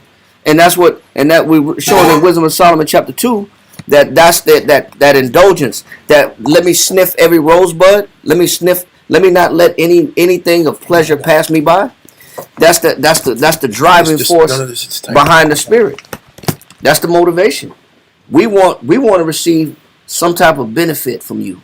We're gonna take some benefits from you. Mm-hmm. And that's the same spirit we're really reading right now in Wisdom of Solomon. God, that's how the wicked survive. So let's continue. Wisdom of Solomon chapter 2 and verse 10. Let us oppress the poor righteous man. Let us not spare the widow, nor reverence the ancient gray hairs of the age. Because you can't really make money and be concerned with the well-being of the people. Like, you sit back here and think about the American Medical Association, and they sit back here and they create these experimental medications, knowing that the side effects are brutal. And their thinking is, okay, say for instance we make 20 billion from this medicine, and we end up on the back end getting sued for 20 plus or maybe 500 million. Is it worth it? Yeah, if you make Yes, 20 it billion, is. you make 20 billion. That's the point. That's the point. And that's how, if you look at the history of medical advances, a lot of the medical medications that have come out, so many of them have come out and then they've been shelved maybe 10, 15 years down the line for adverse effects with the people. When you read the history of like medical, just medications in general, there's been so many medications that they make money, and then 15 years later, oh man, there's the side effects are crazy. Then people start bringing them out. Then they shelve them. Yeah, or they'll rebrand them. Remember there was they were rebranded or they'll change it, or what they'll do. They'll push them in the United States for 15, 20 years, maximize their money. Then it comes up that there's problems with it. Then they'll send them to the third world countries. Yep. They literally send those medications that they know are destructive to third world countries after the United States bans them. They do the same thing with food. There's foods that are banned in Europe that are not banned in the United States. Why in the hell were they banned in the United States? in Europe and not banned out here because not enough people argue and fight about it. So they'll just sit back, keep extracting and taking and destroying you, not caring about the gray hair, the widow, the young child, the poor, so they can keep making money. But we're going over scenarios about now in present day history. This has been going on from the beginning. You can't make money and have a conscience. Yep. Not make no real money. You can't make real money and have a conscience. It's just not going to happen. You ever seen the TV show on Fall of the House of Usher on Netflix? Great show. Great stinking show. Fall of the House of Usher just goes into how there was a family called. It's a rewrite from a previous book, but it's this family that made money in the medical industry, and they would make these drugs that they knew would destroy people, and they were making millions upon millions of dollars, and they were just this elite family, and all these strange things started happening to them as curses for all the wicked they were doing to the regular people in the United States. It's just a reminder at this point, but you can't get on top with a conscience. You can't do it. You have to be amoral. I mean that you don't care about. You have no moral compass. You have no moral perspective. It's about just the end justifies the means. Yeah. You want a certain outcome. You want a certain benefit at the loss and suffering of innocent people. And you have a conceived excuse why you deserve it. I deserve it because I need this, I have needs, I have this, I have that. That's just your personal excuse to take advantage of people. Yep. But God's gonna curse you. God's gonna curse you for operating that amoral position. Yep. You can't. There's certain people you can't take advantage of without a consequence. I know you hit licks, you hit hustles before. You saw his lick, he hits hustles. There's certain people you can't do that with. Most High defends his sheep. Yep. We gotta be conscious that you can't do everything to everybody. Yeah. In general. So, with that being I got a question. There's been like 2 countries that I know of that were like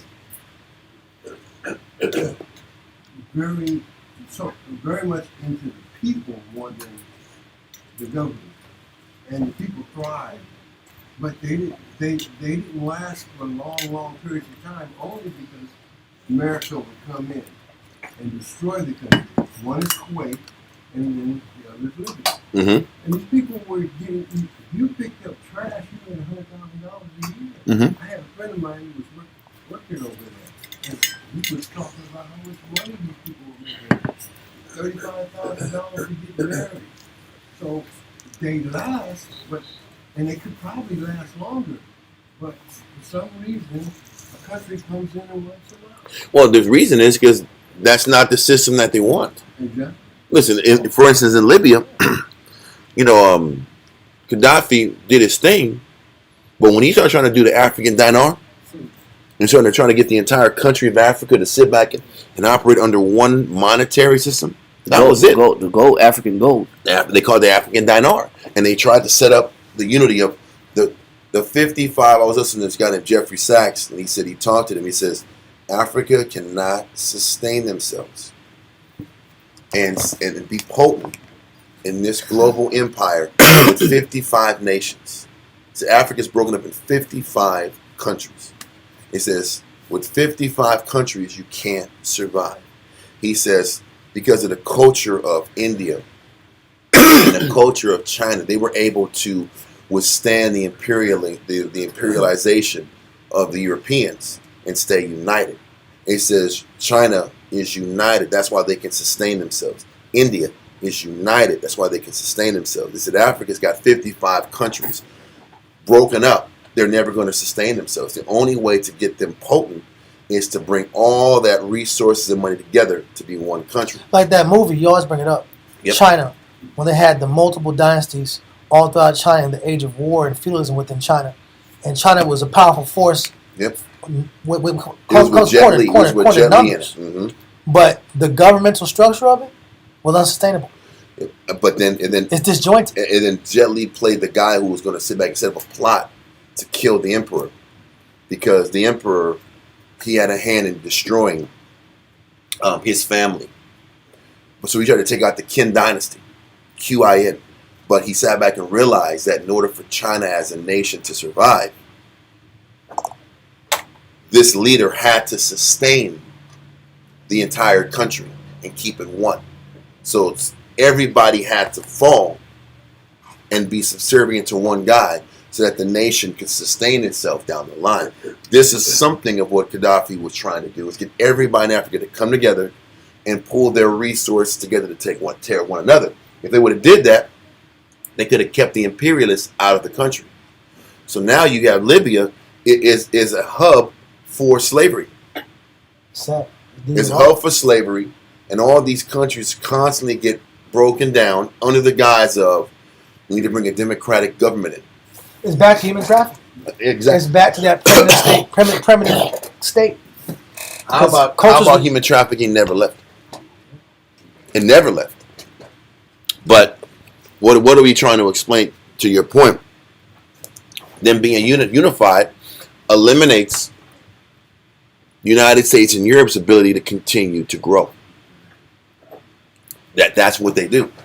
If Africa and all their natural resources gets strong and sustainable, then all of a sudden it cuts into the United States and Europe's profit share. Why is Europe flailing right now? Why is France falling? Because all their holdings in Africa, they're starting to get kicked out of these countries. Now their money's funny. Have you realized that in France they have kicked out the last 3 prime ministers? They've had like 3 prime ministers in like a year and a half.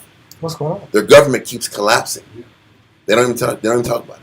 Their government keeps collapsing. They don't talk about it because they're trying to bring guys in that fit the global agenda, and they're being what they do. Just so you know, a lot of times when you see on TV riots and protests, they put it on TV because they want you to see that protest because they have their guy they want to bring in to take over that country. When they don't publicize rebellions, it's because they don't want to publicize it because it's a legitimate uprising.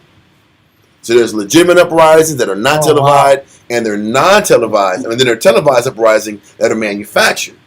That's the game.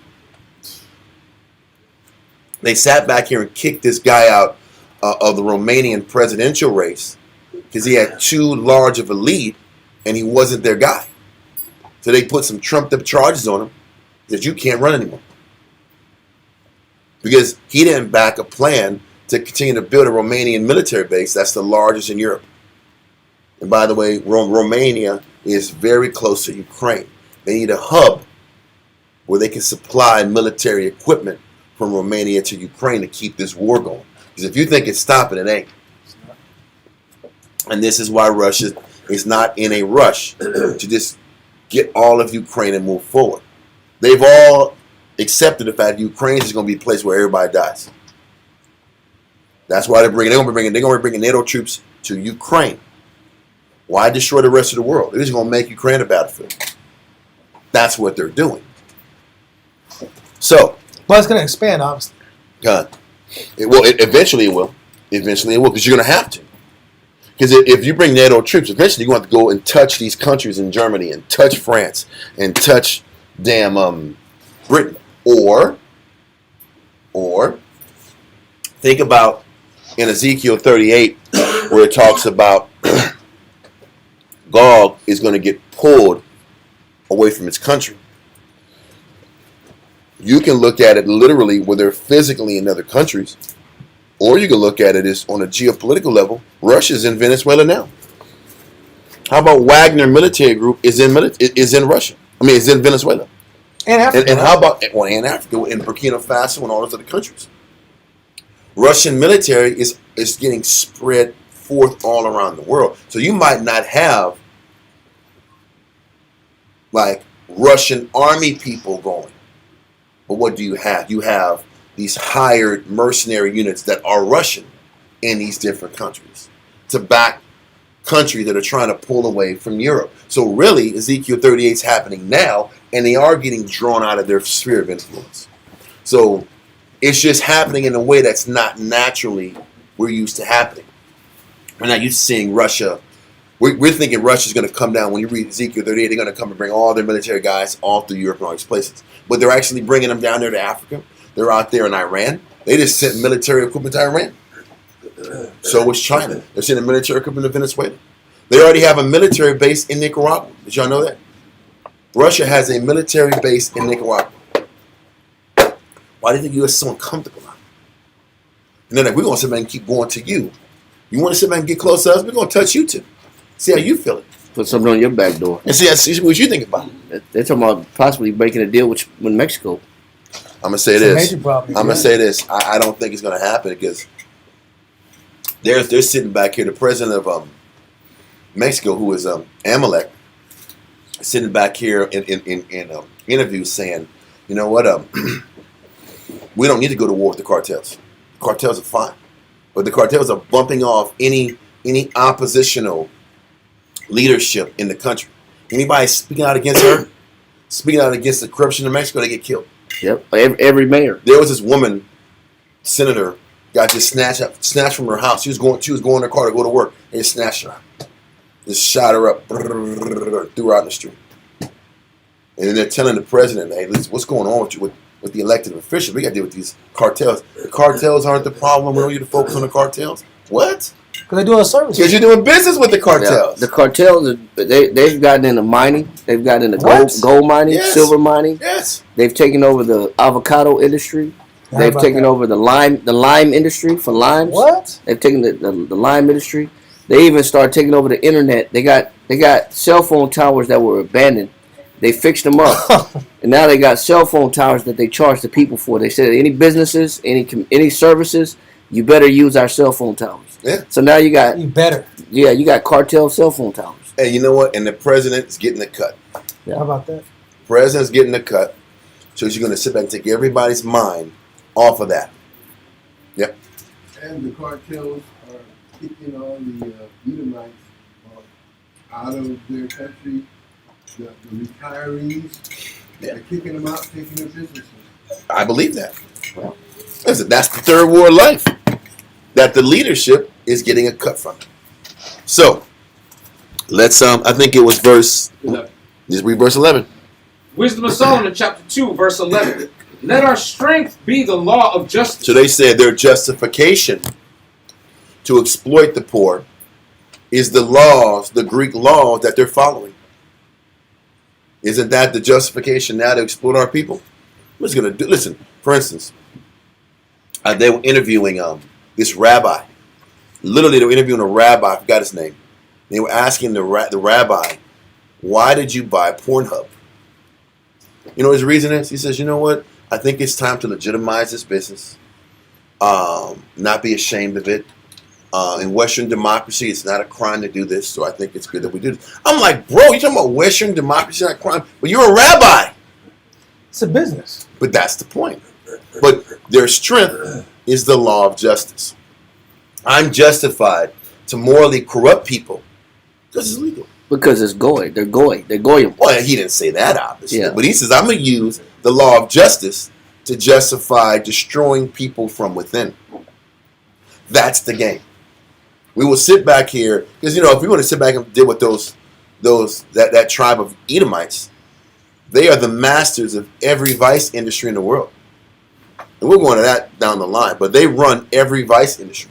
Every vice industry, including music, is a vice industry. It's run by that tribe of people for a purpose, to corrupt and make money. But let's continue. I'm just bringing that out to explain that the law of justice is the justification to corrupt and exploit. We do it, but don't forget, Esau does it better, but we did it first. How about that? Read on. Negative. Read on. For that which is feeble is found to be nothing worth. Exactly, that's the point. This is how our people looked at the classism in our nation. The people that are feeble, we don't see the value in them, so we can exploit them. That's how this group, this Israelite group, once Judas died, came in with that mindset. The feeble people, there's no value. So, but besides exploitation, and let's use the letter of the law to justify our exploitation. Read on. Therefore, let us lie in wait for the righteous, because he is not for our turn, and he is clean contrary to our doings. And read that part again. God. Therefore, let us lie in wait for the righteous. So now they're setting up these businesses, setting up their economic position in Israel again after Judas' death, and they're laying in wait for any righteous man to kill him and get him out of the way, because you got to squash the rebellion as much as possible. Read on. Because he is not for our turn, and he is clean contrary to our doings. So, and this is why all the policies against Judas, his brother Jonathan and Simon, and all the men that are with him, they had to set up policies to highlight them and destroy them. And as we've been reading throughout history in the scriptures, most of our people didn't have the courage to stand up, so we just hid. We hid in plain sight, or we hid in general. A lot of our people were just kind of blending in, knowing right from wrong, and just blending in to save their hides. And you had Jonathan, who stood up for what was right, and they were the target of aggression. Read on. He upbraideth us without offending the law. So he says, he embarrasses us. When the righteous stands up for what's right, the righteous embarrasses the wicked. Because, the thing is, when you're living right and you're pushing for a higher standard than the next man, it makes the guy that's corrupt real uncomfortable. And that's all you can do, is live the right way and make the right moral choices. And by making the right moral choices, embarrass and shame the people who aren't. People think that yelling and cussing and being rude and being in your face is the solution. That's not the solution.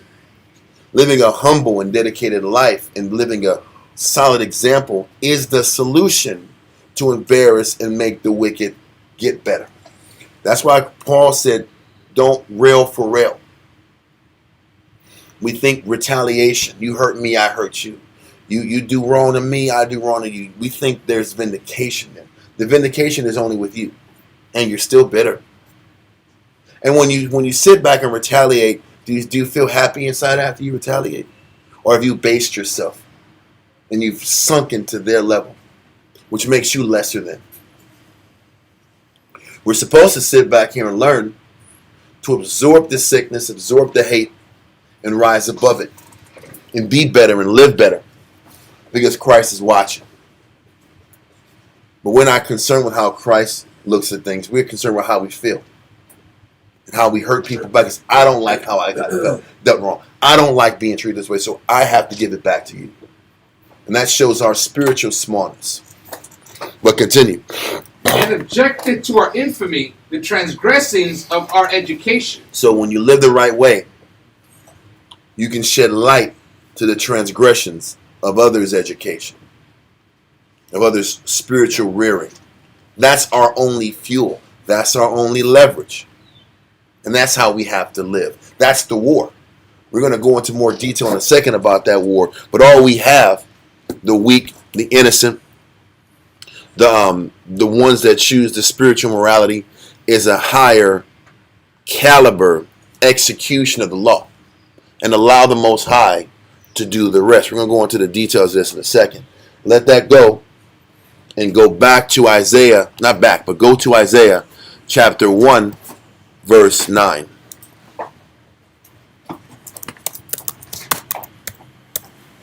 Isaiah chapter 1, verse 9. Isaiah chapter 1 in verse 9. So once again, what the wicked are doing, they're planning on squashing out this small amount of numbers that's still there. Listen, after Judas dies, do you think that number of 2,000 men stayed at 2,000? No. That number got even lower of active fighting participants. It got lower than 1,000. I'm going to say it got lower than 2. I can't give them percentages like that. Yeah, I give them 1.8. Well, it's like it had to be like a 50% drop. I can't say that. I can't say that. 125. I can't say what the percentage. I can't say what the percentage is. It was sub 2,000. They left. So now the rebellion is even smaller. Read this verse in Isaiah. Isaiah chapter 1 and verse 9. Except the Most High of hosts had left unto us a very small remnant. Unless the Most High and the angels allowed us a handful of men that was okay with torturing their lives, like we read in Hebrews 11 and 35, unless the Most High gave us a handful of people who wanted to put their lives on the line and live in this perpetual discomfort. Read on. We should have been as Sodom, and we should have been like unto Gomorrah. Because that's the cost of living a righteous life when everybody around you isn't. The cost of living a righteous life is a torturous existence, is an uncomfortable existence. Whether it's nowadays or the extremes of living in marshlands on the run like Jonathan and his men. You're gonna sit back here and maintain your integrity and live in the marshes of the mountains, or submit that, give that up, and live comfortably and be looked upon like you're Sodom and Gomorrah. Well, Think about that comment. Think about that. You're going to exchange your spiritual fortitude and your spiritual character for comfort. But that means he's going to look at you as a nation of Sodom and Gomorrah. What are you going to say? I was going to say, when you look at Luke chapter 4, verse 13, he says that the devil leave for a season. Yeah. That means that the devil, when he departs, he doesn't depart permanently. He leaves just for a moment, for a season. And in that season, you look at the death after the death of Judas. Of course, demons are going to come back up. If the devil only leaves for a season, then his soldiers only leave for a season. His lieutenants only leave for a season. Sure. So it's only a matter of time when the righteous, like Judas, was dead, killed. Then of course that you can read that Taiwan, that the unrighteous are going to blossom and they're going to flourish. Read that. Luke chapter 4 and verse 17. 13. Verse 13. Luke chapter 4 and verse 13. And Yahushua answering said unto him, It is said, Thou shalt not tempt the Lord thy power. And when the devil had ended all the temptation, he departed from him for a season. How long? For a season. So when after all the fighting that Judas did to quench unrighteousness and wickedness, does unrighteousness and wickedness leave forever? No. Or is it only gone for? Or you can only quench it for so long. You even the devil he gonna try to make a comeback, and that's what we're reading about is how the wicked, when they see opportunity, they're gonna try to make a comeback. So it just somebody has to be on guard, watching for this comeback, preventing this comeback of wickedness. Yep. This uprising of wickedness. Done. Because that's their motivation, is to not stay gone forever. Done. But it's only a small remnant. There's only a small. It's not a large number. It's never going to be a large number, and it's always going to feel like this small number is not enough. And this is why this movement is so important. This movement is important that we live, because somebody has to show it can be done. Yeah. Somebody has to show unity works. Somebody has to show that sticking together works. Somebody has to show that sacrificing for one another really works. Because there's so many examples of people not sticking together. Somebody has to do this. Somebody has to be a living sacrifice to give others hope. This is what the torture is. The torture and the suffering has to happen so that people who have no faith in it can see it. Whether they choose to do it or not is on them. Well, they're going to do it because their excuse is, well, everybody else is doing it. That's the point. Everybody else is selling out. Everybody else is going this way. Yep. I don't see what's wrong with it. Why is everybody else is falling to the Greek way, Greek manner, Greek way of life? Yep. Everybody's adapting. Everybody else is eating pork. Yep. I don't know why it's so important that I got to be the strong one. So the Most High going to destroy all of us? Yeah. Knowing all the hell we're under? Everybody got to throw away their life? Because listen, that's the joke. Everybody got to throw away their life for Christ? Because that's the righteous thing to do? Yeah. That's the question everybody got to ask themselves. Do you really got to throw your life away like these guys do? Is it necessary? Is it necessary? Can I not just live a little more moderately and be okay? I guess the answer is somebody has to live and be tortured for righteousness' sake, with the hopes of obtaining a better resurrection. Like Hebrews 11:35 talks about. We were talking about that a couple months ago in Kings, when the priest didn't want to. They didn't want to preach. I mean, it was not the kings during the time of Antiochus or Seleucid. Okay. Antiochus Epiphanes. How the king, the priest didn't want to preach no more. They didn't want to do their job no more. I know. They didn't want to, because don't want to go to the gym. It was like nobody's gonna show up anyway. I might as well work on my biceps. Why even sacrifice to the altar? That's the crazy thing. And for a priest whose birthright job given by the Most High is to make sacrifices, And you were trained from your youth until you're 30 to do that job. to do that job, when you don't even want to do what you were born for, Yeah. that's a problem. Yeah. And we went to a class about that on Monday, about when you don't do what you were called to do, that's idolatry. We went into that on Monday. When you don't do what you were called to do. Remember we read in Wisdom of Solomon chapter 14, and how the Most High explained that the idolatrous nation, they didn't commit to it. They were the idolatrous nature or nation, which was somewhat us. We committed adultery. We changed our kind. That's actual physical sex change, gender operations. We did so many things that proved it. And what I explained in Wisdom 14 was that all the things that he explained that was idolatrous, all tied into the fact that we just didn't accept what we were called to do. We didn't accept the commitment that the Most High put us through with marriage. So we used justifications to end our marriages. We sat back here and Most High had us deal with people in life that we didn't like, which were obstacles in our life, and we killed them. He talked about murdering of men, the adultery of people. The adultery is when a woman just doesn't want to live and accept the fact that the Most High chose this man for her, and she got to deal with that man. So the adultery was based on the idea that I want another life for myself. I don't want to accept the life the Most High has for me. No different than when a man changes his kind. Why does he change his kind and his gender? Because he didn't like the notion that the Most High made him a man. So now I got to take matters in my own hands to be what I want to be. That's just like the wife. I don't want to accept that she was married to her husband. So I got to take matters in my own hands to get the man I want. Yep. So like the man that kills the other man, well, has to remove him because I don't like this obstacle in my way. It's that entire spirit is of adultery. Just not accepting who and what they were called to do and be. Yeah.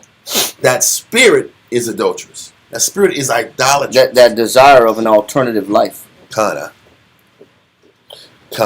So this is what we're fighting for as a nation back then and now. It's the battle of what you want to be versus what you were called to be. That's everybody's battle in some form or fashion. And the crazy thing is, what we're reading now, only a handful have accepted the life they were chosen to be. And in accepting that, they're accepting a more uncomfortable life. A life that is harder to live because everybody else around them took the easy route. Okay? So, where are we at? We finished Isaiah chapter 1 and 9, right? Let's go to Acts 17 and 1 through 6. Acts chapter 17, verse 1 through 6. Acts chapter 17 and verse 1. Okay. Now when they had passed through Amphipolis... Hold on 1 second. Uh-oh. I think I did something.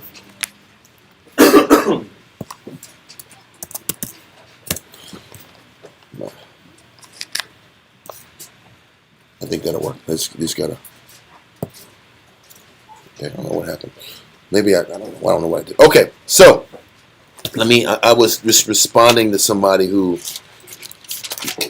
said a message. So we're at Acts 17, chapter 1 through 6. Read that, sir. Acts chapter 17 and verse 1.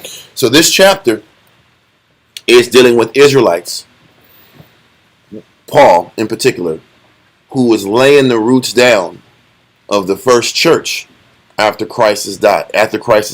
When I mean the first church, meaning the first church in opposition to the synagogues that were set up all around the world.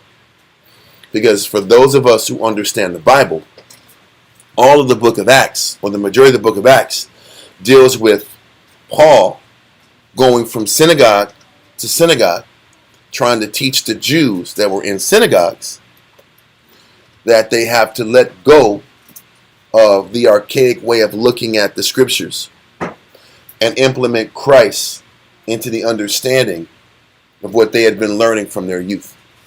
And all of the resistance that Paul was receiving in the midst of his educating of the Hebrews in these synagogues. Because what people don't understand is, over the many centuries of time and all the diasporas and all the slaveries and all the captivities, we had set up little synagogues all throughout the world, especially in around Turkey, present-day Turkey, parts of Europe, parts of Northern Africa, all the way down to Persian and Media Empire and Babylon. Okay? Continue. Acts chapter 17 and verse 1. Now when they had passed through Amphipolis and Apollonia, they came to Thessalonica, where was a synagogue of the Jews. So there were synagogues. There was a synagogue of the Jews in Thessalonica, the same place that the letter that was written to the Thessalonians was written to. So you have a synagogue in Thessalonica, and you eventually have a church that taught Christ in Thessalonica. Just so we understand that there were separations between the Hebrews that just kept the Hebrew way of looking at things, separations between the Jews that kept the Hebrew way of looking at things, and there was separation with them and the Hebrews that embraced Christ's teaching. This is when there became a severing of the two doctrines. Okay, so let's continue. Verse 2.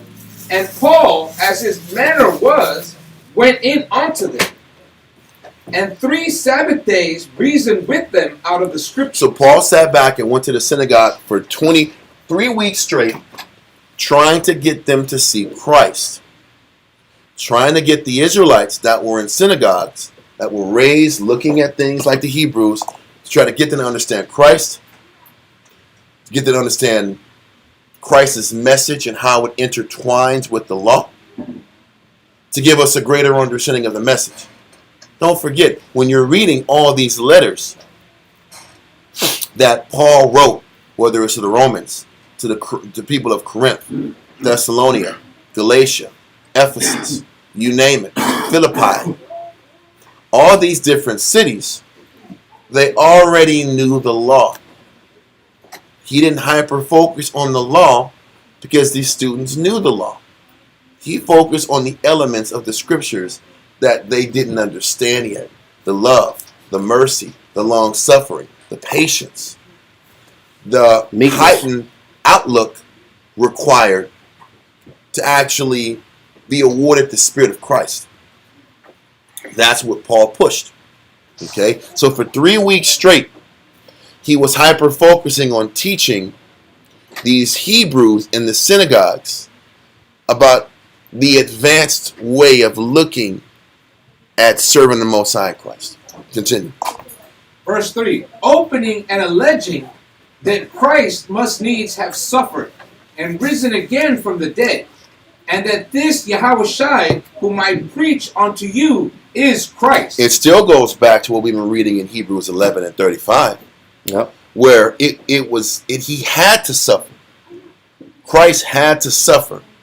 He had to experience that weakness, that vulnerability, and still choose the Most High. How he lived on earth and how he suffered literally patterns the life we live now, and it patterns the life of the individuals that were talked about in Hebrews 11 who had faith. Because to truly have faith, you have to suffer, endure pains, endure negative consequences for doing things the right way, to be awarded the greater blessing. And this is, once again, this was the teaching. Read verse 3 again. Verse 3. Opening and alleging that Christ must needs have suffered and risen again from the dead, and that this Yahushua, whom I preach unto you is Christ. So once again, what do you think he was contending with to these high priests and these men in these synagogues? The idea that you have to suffer for Christ's glory. Come. That you have to suffer for your brothers and sisters on this earth and put yourself last to be awarded the kingdom. Because that was a significant contention amongst our people back then. We talked about in other classes where I mentioned it about the Sadducees. The Sadducees didn't believe in an afterlife. There were certain sects that didn't believe in the level of commitment you have to make to your brother, thinking that there wasn't a reward on the other side for commitments like this. Right. That was the real thing among Sadducees and other Israelites in the community. But I'm sorry, Shamshon. Just want to bring. Just put it in the refrigerator, man. Just want to bring out this point in Matthew chapter 3 verse 9.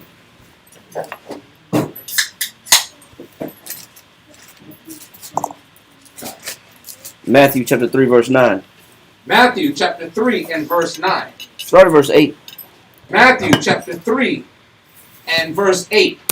Bring forth, therefore, fruits meet for repentance. He says, so what Christ was asking for is, he says, bring forth fruit meet for what? Repentance. And this is John the Baptist telling the people that you don't just think to yourself that you can just say, I believe, and that's enough. He says you have to put actions behind your belief. You have to put a performance behind your belief. Read on. And think not to say within yourself. Because a lot of people, and who is he talking to? Especially when he said this. When this is John the Baptist talking to the people. Who do you think and why did John the Baptist say this in particular? Read. We have Abraham to our father. Well, so who do you think is the people at the time that feels like, because I know I'm a child of Abraham, that's enough for me to be. I don't have to do or believe in anything else. He says, think not to say within yourselves that what? We have Abraham to our father. Go ahead. For I say unto you that the Most High is able of these stones to raise up children unto Abraham. Because a lot of our people believe that as long as I know I'm a child of Abraham, we know we got the laws of Moses, I know who I am, I'm an Israelite, that's good enough for me. That's as far as I'm going to go. Yep. But to incorporate the fact that Christ brought in a new way of living. When you look at, in a matter of fact, you said in Thessalonians, I believe it's in Thessalonians, because Paul was talking to the church of Thessalonica. It's in Thessalonica, the book of Thessalonians, he says, all those that live godly shall suffer. So if you want to live like Christ, or after pattern your life like Christ, there's some suffering that has to be behind it. Acts 14:22 said that. Through much suffering, you enter the kingdom of heaven. You have to suffer. It is a requirement that the Most High puts conditions in your life where you have to choose the principles that Christ teaches you over yourself in order to be awarded the kingdom. That's why Christ had to live on earth, to show us that literal example of us to follow. 1 Peter chapter 2 talks about that, following his example. What was his example? The suffering he went through for his nation, for his people. So like it's 2 Timothy 3 and 12, it says, yea, and all that will live godly in Christ Yahushua shall suffer persecution. So it's showing you that it's necessary to be in Christ to suffer for your people. Yes. If you're going to live classified a godly life. But obviously, as Paul is teaching this message to synagogue heads, they don't want to hear it. Nope. Because obviously the synagogue heads were more concerned with classism and position than suffering. Because this message, what it does, it diminishes how sexy the idea of being the head guy is. There's an appeal to being the boss with the fancy clothes on. I'm the boss. It's a boss. You got your ephod, you got your fake ephod on. Yeah. You have your cane, and you have all these colors on. Like I'm the head guy. I'm the figure. But when Paul is saying that Christ was about condescending and losing for your nation, wash my feet, then does it also really sit back and feel good to be at the top when you're subject to your people's needs? Nope. How about when you've been teaching all day and you got a council at 11 o'clock at night and you're dead dog tired? And you got to sit back tomorrow and live a life that's 85% give. Now I'm gonna use a percentage. Thank you. Thank you. It's time. 85% give. Because I know that. I live it. So it's 85% give and maybe 15% arguments. No, Yeah. 85% give, 15% slight take. That's the percentage. But the point is this, is that is a fair deal in exchange for a better resurrection. So this is what Paul is explaining to the leadership in Thessalonica. Read verse 4. I got to bring this up too. Jeremiah chapter 7, verse 3 and 4. Because what Paul's talking to is a mentality. Mm-hmm. He's talking to a people that want to be comfortable off just what they give. 3 and 4. Verse 3 and 4. No, he was saying that to me. He was saying that to me. Yeah, but you see, what he's dealing with is a mentality that I as long as I do this, I give enough, and that's enough for me. Read. Jeremiah chapter 7 and verse 3. Thus saith the Lord of hosts, the power of Israel, amend your ways. He said, amend your ways. Same thing that John was saying as far as bringing some action, do some change behind your belief. Amend was the key word in the Old Testament. Repent is the key word in the New. Same thing. Same thing. Mm-hmm. Read. Amend your ways and your doings. Go ahead. And I will cause you to dwell in this place. He said, and I'll cause you to dwell in this place. Read on. Trust ye not in lying words. What are the lying words that people trust in? What are the lying words that people trust in? Read on. Saying what? the temple. What is the temple? The temple is a synagogue. It's the sanctuary that the Jews go to sacrifice for the Most High. But a lot of people think that the fact that I show up to the temple is enough for me. The fact that I just came to the temple and I sacrificed, that is going to guarantee me righteousness and godliness. Yep. Because I showed up to the temple. That's why the scripture said Christ is not dwelling in temples made with hands. Right. Because that idea is a mentality that because I showed up to the spiritual place, then God is with me because I showed up to the spiritual place. It's not enough. Because I showed up where the sacrifices are made at and sacrifices are done at, that's sufficient for me, and God looks at that as an acceptable sacrifice. Mm-hmm. Read on. He said those are lying words that say what? Saying the temple of the Lord, the temple of the Lord. Why does he say it twice? Because they double down on that mindset. Because they double down on the mind frame of because I showed up to the temple, that's all that's necessary. Is that not us? Do we not sit back here and get charged up with going to the school and we're the same guy when we get back home? No. How hard is it to take the momentum Of class. from the environment of the school or the temple and bring that home? That's hard. It's hard. Because this is what Christ is saying that's necessary. Yeah. Can you take that enthusiasm? Can you take that cloud nine experience you have from getting the right scripture to touch your spirit and actually implement that philosophy home? Yep. This is what he's saying, that we lie. Because we soothe ourselves with the spiritual message or the environment of the temple. Yep. Let me go home and live the life we want to live at home. And then we just keep playing this game of getting a spiritual revival and then going back home and doing our thing. It's Esau's philosophy of No, separation church it's and something state. I'm looking for. You can tell me. I just want to make sure you're good. Yeah, I'm Esau's- gonna add something to that. Yeah. It's Esau's concept governmentally of separate church from state. Or separate church from your real life. Because what we're supposed to be doing is taking the information, taking the wisdom, taking the scriptures, and figuring out how to implement these spiritual strategies in our life Make them real. so we can make real changes and get closer to the Heavenly Father. Because the issue is we still have hatred in our heart once we leave the school. We still see the worst in our people after you get bombarded with verses about not seeing the worst in our people. Listen, all I can say is when we went over class, and I'm not making it about class on Monday, but when this class on Monday was saying, listen, that spirit of adultery is no different than having the spirit of wanting to change your genitalia. Think about that. The Most High sat back here and lumped adultery, the spirit of adultery, into changing your genitalia, into killing a man. He brought all that up in the same What was the commonality? breath. What was the commonality of those three things? I don't like the life I'm in. I don't like the situation I'm in. I don't like how being around this partner makes me feel. So I got to change my circumstance to feel better. When a person says that about their marriage, what difference is a person saying, I don't like my marriage, and the man the Most High gave me? How is that different than saying, the Most High made me a boy, but I'm not a boy? How is that not the same thing? It's just a different complaint. It's a different complaint and a different extreme to it. We can say, man, that's crazy, dog. You want to cut off the Franken beans? That don't make no sense. I gotta keep mine. I gotta feel. I'm keeping mine, man. I got to feel something. I ain't losing my Franken beans. Listen, you can say that and say that's crazy. But what's the difference between that and the person who wants out of their marriage? It's equally wicked in the eyes of It's heaven. killing me. It's killing me that I have to be this boy God. when I feel like I'm something It's else. killing me when Most I brought this man in my life that I want out. Because what they both represent circumstances. Idolatry. True, but I'm just saying.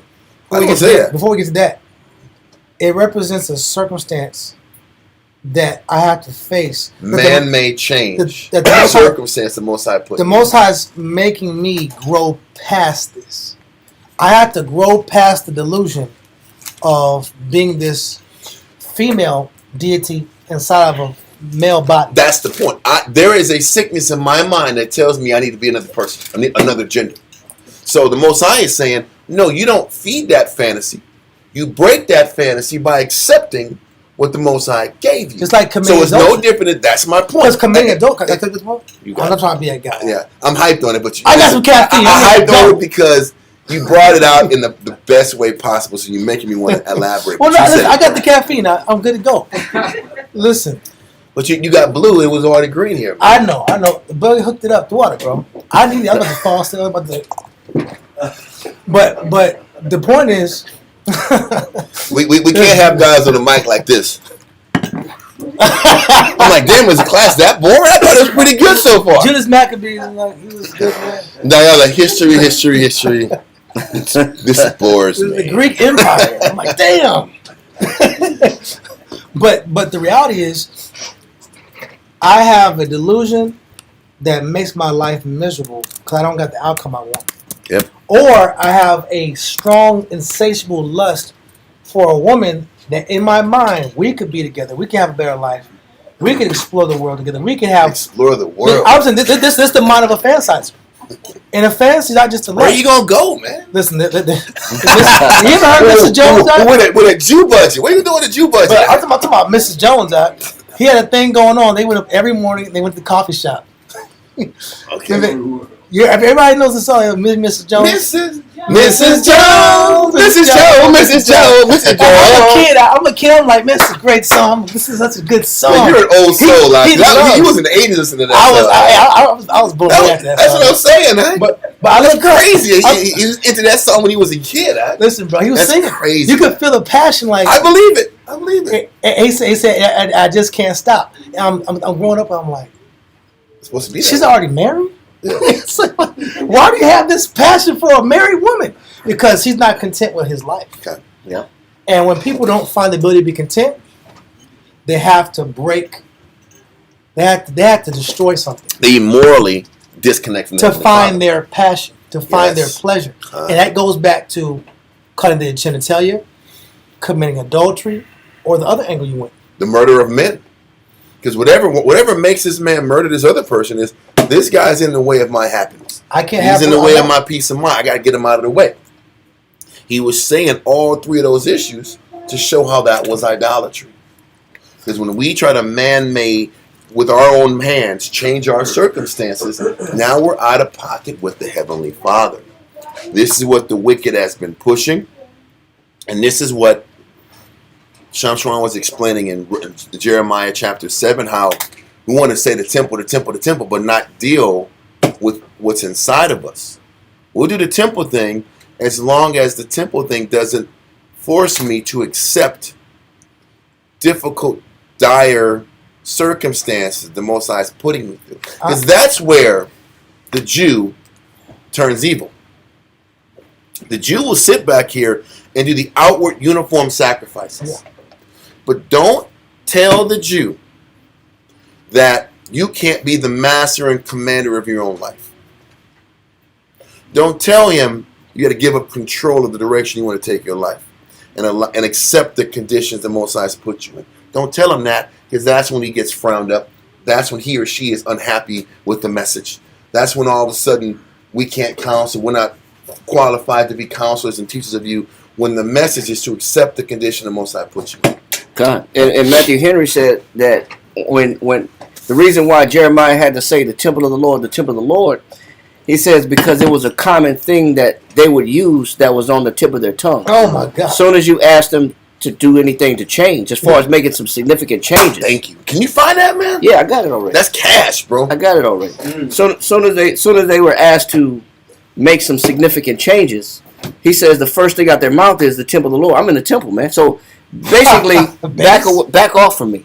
Like I'm in the temple. So I'm in the temple. I'm here. I'm here in the temple. What more do you want? My presence is charity. Yeah, he said, back off from me. That's how you back people away. He said, but he said I'm gonna just read it. It says, this they thought was security enough to them to keep the Most High and his favors from leaving them, the Most High and his judgments from breaking in upon them. When the prophets told them how sinful they were and how miserable they were likely to be, still they appealed to the temple. How can we be either so or so as long as we have that holy place among us? Meaning, I can't be too bad. I can't be too miserable of a person, because look, God gave us the temple. We have a place to go to serve him. So as long as I got a place to go to serve him, you can't judge me. You can't tell me I'm wicked. You can't tell me I got to change, because I'm in the place that the Most High wants me to be in. Where is that? I'm sorry. It was follow what? No. This is Matthew Henry. Okay, thanks. He says. Just give it to me after. I need that. It says, I need that. How can we be either so and so as long as we have that holy place among us? He says the prophets repeated because they repeated it upon all occasions. He says because the people would always say that would be their excuse. Well, the temple of the Lord. As soon as you try to cut them and say, hey man, the Most High requires more out of you. Man, the temple of the Lord is here. Man, I'm in the temple. What else you want me to do? It's no different when you teach the scriptures about accountability. Your Christian position is always, you know what, man, I'm saved by the blood of the Lamb. Yeah. I don't have to sit back here and do all these other changes. I'm already saved. It's the same concept. It's a way to whether push. it's the temple, Yeah, or they'll use the Christ card. Christ already suffered. I don't got to suffer. Or that's not what the Bible says. Or we have Abraham to our father. Abraham's our father. So we're okay. That's what the Jews said. But before that, or it was Abraham as our father, one. Then it was the Ark of the Covenant is at the battle. Yeah. So we have nothing to lose. I don't got to make sure my spirit's right. I could be the most idol worshiping person on earth. But as long as before we go to war, I see this Ark of the Covenant here, we're good. You see how all throughout history, whether it's Abraham, it's the literal Ark of the Covenant, Yep. It's the temple, whatever physical thing represents our protection, we use this item as protection to remove the fact that we have to be accountable for our own decisions, because that's our real protection. Right. All throughout history, the blood of the Lamb is why I can be a wicked dude and be halfway and be subpar in my conduct because Christ died for me. That's not enough. Christ died for me to give me some time. Can I put one scripture to help the point? Well, Promise. I want to finish this Yeah, one after point. It says, if they heard an awakening sermon, if any startling piece of news was brought to them, they lull themselves asleep again with this: we cannot but do well, for we have the temple of the Lord among us. So no matter what you say, it's not going to change the fact that I got the temple with me. I got to cross on that. As long as I got the temple is here, and as long as I'm in the temple, what really can you tell me that I need to change about myself? You know, and you know what the funny thing is, and that's why That's church. Right? the Most High always sat back here and had nations break down walls in the temple. He always had nations threaten to destroy the temple. He always had nations subjugate us and threaten to destroy the temple or threaten to destroy these physical buildings, because our entire faith was predicated on this physical building. It says the privileges of a form of godliness are often the pride and confidence of those that are strangers and enemies to the power of it. What does it mean? What he's saying is, people. I'll read it again. He says the privileges of a form of godliness are often the pride and confidence of those that are strangers and enemies to the power of it. Mm-hmm. What he's saying is the fact that people will hold on to an idea or a thought as a form of godliness. Well, I go to church. It's like the rich man that was praying next to the man that was a sinner. Yeah. I fast twice a week. He said, I give tithes to all that I possess. Yep. He says, I thank thee, Lord, that you made me not an extortioner. And like this publican right here, Right. it's the ideas. And remember, Christ had created that parable for those that thought they were self-righteous. Oh, that's So perfect. it's the idea of a self-righteous personality. Yeah. So that self-righteous personality, they use different ideas to strengthen that self-righteousness. And how about Facts. what you're saying, Shamshawan, and what Paul said in Acts 17, all ties into the same concept that following the law isn't enough. It's not enough. Because that's what Paul was saying in Because Acts 17. some people's strength is the law. Well, you see, that's my point. You can follow the law all damn day long. You still have to suffer. And this is what he was saying in Acts 17. No. You still have to suffer and lose, even though you follow the law. Because the suffering and the loss is the second phase of your experience after you get the basic law to clean yourself up. Once you get the law that cleans yourself up, now you have to suffer for your name, for Christ's name. So the Most High Christ can get a readout of what your real integrity is. He can't see you. What he's saying is the law alone does not reveal your integrity. Wow. The law alone. Some people though. First of all, the law is for who? The lawless. The lawless. Yep. The law is for the lawless, for the people who just can't even operate in society. It's the basic a person can do. Once you get past doing the bare minimum, this is why the Christian philosophy is off. And how most Jews operate is off. Because the Jew thinks all you got to do is follow the law. Both and you're good. The Christian thinks all you got to do is follow Christ. That's wrong. The truth is you got to follow both. But the law is just the schoolmaster. It's your elementary ABC through Z. The law is the basics you can learn. Once you learn your basics, then you have to understand what suffering looks like. Then you got to understand what losing for the nation looks like. So we're Then you both got wrong. to- So Yes. I'm saying this because this has been a hot debate for about 20 years I've seen online. The Jew premise, the strict versus the Christian premise. The strict Jew premise versus the Christian premise, and it's been this Cobra versus what's the G.I. Joe? Yeah, it's been G.I. Joe and Cobra for like 20 years online. Like somebody should have won by then. Yeah, no one ever won. Listen, it was going to be Cobra or G.I. Joe? Nobody ever won. Nobody knows. One time the Christians are winning because right now the Christians are making a strong comeback online. They're making a strong comeback because they took the Jews in the New Testament. Jews like I don't know about Paul. And you know why? Because for most people, what Paul teaches disarms the Jew stance, which goes back to Acts 17, where the fighting. Don't forget, people were trying to kill Paul after he was teaching in these synagogues. They were beating him down. Paul was getting beat at cities that were run by idols. He was getting beat in synagogues. They were trying to kill him. Because, you know why? Why would a man get put to the point of being murdered? Because Paul was saying, in a nutshell, that what you're doing is not enough for salvation. That angers any person. When you start dealing with people in the scriptures, and we tell men that following the law ain't enough, men start losing it. Even now. So I got to live like you to make it? I didn't say that. I said that. Yeah. But that's what's implied. I got to do exactly what you're doing to get into the kingdom. So I got to work tomorrow to make it to the kingdom? Nobody said that. My answer is this. No. But all I can tell you, that's a fact, is being a commandment keeper ain't enough. I know that for a fact. Because that's what the scriptures tell you. Yeah. Now, we can sit back here and debate about all the other stuff. Debate about how much more you got to give, in what arena you got to give it, how much dedication. All that is debatable because we're not the Father. But what I do know is just holding on to the law is not enough to make the kingdom. And that's why these Israelites that are in Acts, in these synagogues, wanted to murk Paul. And to prove it, Galatians chapter 2, verse 16. Because it says that also that's not enough. Knowing the law is not enough. Read that. Galatians. I don't like what you guys are saying. And then that's when people get upset. That's why I'm sick of hearing all this. I agree to disagree. Or I'll just cut it all of a sudden. All of a sudden, it'll be thumbs down. That's your opinion. Maybe. Yeah. Cool. Read that. Okay. Galatians chapter 2 and verse 16. Knowing that a man is not justified by the works of the law. And that's what that means. That's what that means. Because you can until you learn that you can follow the law to the T and still be hateful, that verse doesn't make sense. Because a Christian will sit back here and say, see, this is why you don't have to follow the law. Because we're saved by the blood of the Lamb. They'll pull that verse and say, see, we're not stuck under that archaic law. That's not what he's saying. Nope. Because people don't understand the position of the time of the Jew. The Jew was like, if I follow this law to a T, I'm good.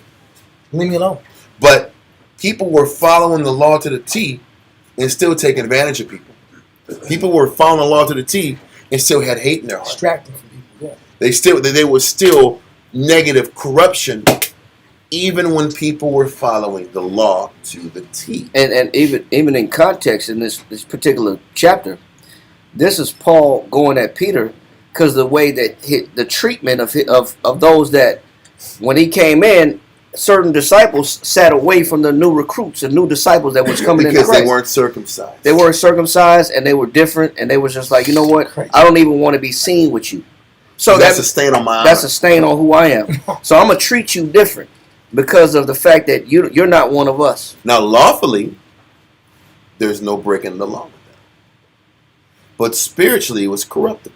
Right. And that's what Paul was trying to explain. We would sit back here and use the law to justify our hatred. Maltreatment. Yeah. We can do people wrong, All right. mask ourselves behind the law, Cause I look down on you. and still not change. Cause I look down on you. Why does your master not wash his hands before? Why don't your disciples follow the traditions of the elders and wash their hands before they eat? Why does your master eat with publicans and sinners? You know what I'm saying? All these things are what those that follow the law were asking. These were all their questions. Because you know why? Because if I'm going to classify you as a publican or a sinner, then it makes my life easy. Why does it make the Pharisees' life easy if I call you a publican and a sinner? Because it takes the magnifying glass off of me. Yeah, because what that means is I don't got to lose. Because the real, And I don't got to change. that's my point. Because the real work and the truth is to go deal with rehabilitation. That's the real work. It's the same reason why psychiatrists just medicate people. The funny thing is, most people with They be cutting our class for medical. Hey, bro. Okay, well, let me say this: when you medicate your patients, you don't have to keep tabs on them every day. You don't have to rehabilitate their thinking. You don't have to be accountable for the time it takes to rehabilitate. And we're not saying that there aren't certain chemical imbalances that require Medication. I'm not going to go into detail with certain medications, like lithium orate. There's different things that are elements and vitamins and minerals that you need to balance your thinking. But that is a reality. That's a reality. But it's overdoing of it because I don't want to deal with the day to day. And that's the point. That's the problem. And that's why some people need medication and counseling. And time. Because counseling means time. Yep. Time that you can't use to do the things you want to do. I can't financially commodify this position, so then I need to find another way to do it to commodify it. So I can make enough money because it's not worth the juice. Is not worth the squeeze. The effort is not. What are you getting from publicans and sinners? What kind of hook are you getting at? You're getting a little bit of chicken here and there. You're getting a thank you every once in a while. A little bit of chicken. You get a little bit of chicken out the deal out. They good. Brothers be cooking good out. Cooking good. Inviting How the house. about cornbread? You get some good cornbread out. You get the best cornbread in public and sinners out. They'll look out. But is it worth the hours of communication? For the wicked or for the Israelites who are on a high horse and pedestal, no. But for the ones who understand Christ, yes. Yes. This is why Christ's example was to be around the sick. Because what it does is neutralizes, like we talked about, the glamour of your position. Yeah. The guy at the top has to be the greatest servant. So if the guy at the top is the greatest servant, what are you really getting out the deal? But more work. You're not him no more. You're not him. This is why Paul said, listen, he said multiple things that destroyed the prestige of the leadership. He said, listen, the greatest amongst you, he followed what Christ said. The greatest amongst you is the greatest servant. He also said, listen, the people say that if I give unto you spiritual things, shall I not reap your carnal? Mm-hmm. But I don't even do that. I don't even reap carnal from you for the good things I give you. And they hate I him for get that one. nothing out of what I give to you. I don't get nothing back. That is what enraged his contemporaries. Or he says, man, everything I get, I earn it. I work for it every day. So I got to work for what I get. And I'm not going to sit back here and get any extra off of because I teach and give. I can't make a good living off this. That's Because how about, let's just take the Israelite out the picture. In the common church community, there are guys that just make church a business. Church has become a business. It's a business model. It's a business, bro. Well, It is a people business. were charging for counsel. Yeah. That's the worst thing in the world. Mm-hmm. Charging for counsel. Yeah. Or ATM machines in the church. Yeah. And forced payments. Forced payments. Yep. Crazy. Yep. Lock the doors. Lock the doors. People do that. Remember that? You remember A couple months ago. that? Lock the doors. I never saw that. But, A couple of months ago. Who saw that guy that got like it was on Instagram Live or Facebook Live? He got robbed in the church. He was sitting back here getting all this money, he had gold on and stuff like that. the dude with the Louis Vuitton suit? Yeah. They'd be going crazy in Africa. But that's in Texas. I mean, I thought that was the United States. Okay, that's a dude in Africa. Same thing. That's one in Louisiana. That's what it was. New York. That's where it was. Another one in I think Louisiana, Mississippi got robbed too. Man. Yeah, because you're a target. You play this game all day. You could play people's lives. Detroit happened in Detroit. Guy got robbed. Pastor got robbed in Detroit. Because you're robbing grandmas. You might as well That's be my robbed. point. That's my You're point. robbing grandma. So, would you have something else in Jeremiah? I want to kind of get back on. Well, I want to just. It was a Matthew Henry. Did you finish that Matthew? It was a Matthew Henry, and he says, he says, it says the privileges of the form of godliness are often the pride and confidence of those that are strangers and enemies to the power of it. It is common for those that are the furthest from God to boast themselves most of their being near to the church. Mm-hmm. So he's saying some people use it as bragging rights for the fact of look at the position I play in the church, or look at the role that I play in the church, or look at I'm in the church. So really, there's no need for you to judge me, judge me, or point me out, or say that I need to change anything. Because look at where I'm at. Look at what I do. Yep. And people use that as a safety net. Exactly. Falsely. Exactly. It's a false safety net, and that's why the Most High told Jeremiah to tell the people that for those to tell them to stop saying these lying words. The temple of the Lord, the temple of the Lord. The temple of the Lord is not going to keep you safe from the Most High's judgment. Wow. Just because you're in the church. And that goes for that middle group, which is the largest group that we got. You have people that denounce serving the Most High. Then you got this large group of people that hover around but don't take change serious. Floaters. Can I pull one scripture to help with this? It's real quick. Ezekiel 33 and 31. And I'll read it because it's not like a new scripture. Ezekiel 33 and 31. Slow down. And they come unto thee. Yeah. As the people sitteth. Well, where are they sitting at? The front yard? They're sitting in the temple.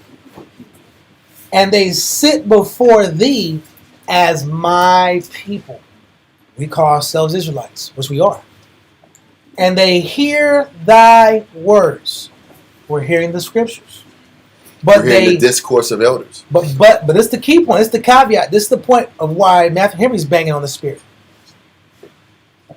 But they will not do them. For with their mouth they show much love. I love the Lord. Yahweh Shemel Shabbat. But their heart, this is the point Ward's hitting up, goes after their covetousness. Is it really about the Lord or is it about what you want? What's more important? Your freedom? Your pleasure? Your comfort? Is it about obedience and submission to the book? Or is it about, I did just enough, I don't want any more pressure than this because I have to have a good Jesus life balance. Mm-hmm. You're going to compartmentalize Jesus. He can only be in this section of my life. Mm-hmm. I'm going to give him 20% of my life and the other 80% is for me. Mm-hmm. I gave him something. Done. And I guess based on the question that just was brought out, this online, it's what we don't have proper ability to do is to teach people a proper work-life balance with living a life in the world or living a life in the truth halfway. We can't do that. Maybe psychologists can do that. Maybe trained professionals can teach it that way. But what we focus on teaching is people who understand how to commit all the way, and we can teach people that way. But it's very hard to teach people and counsel people if they're not around every day to get work done.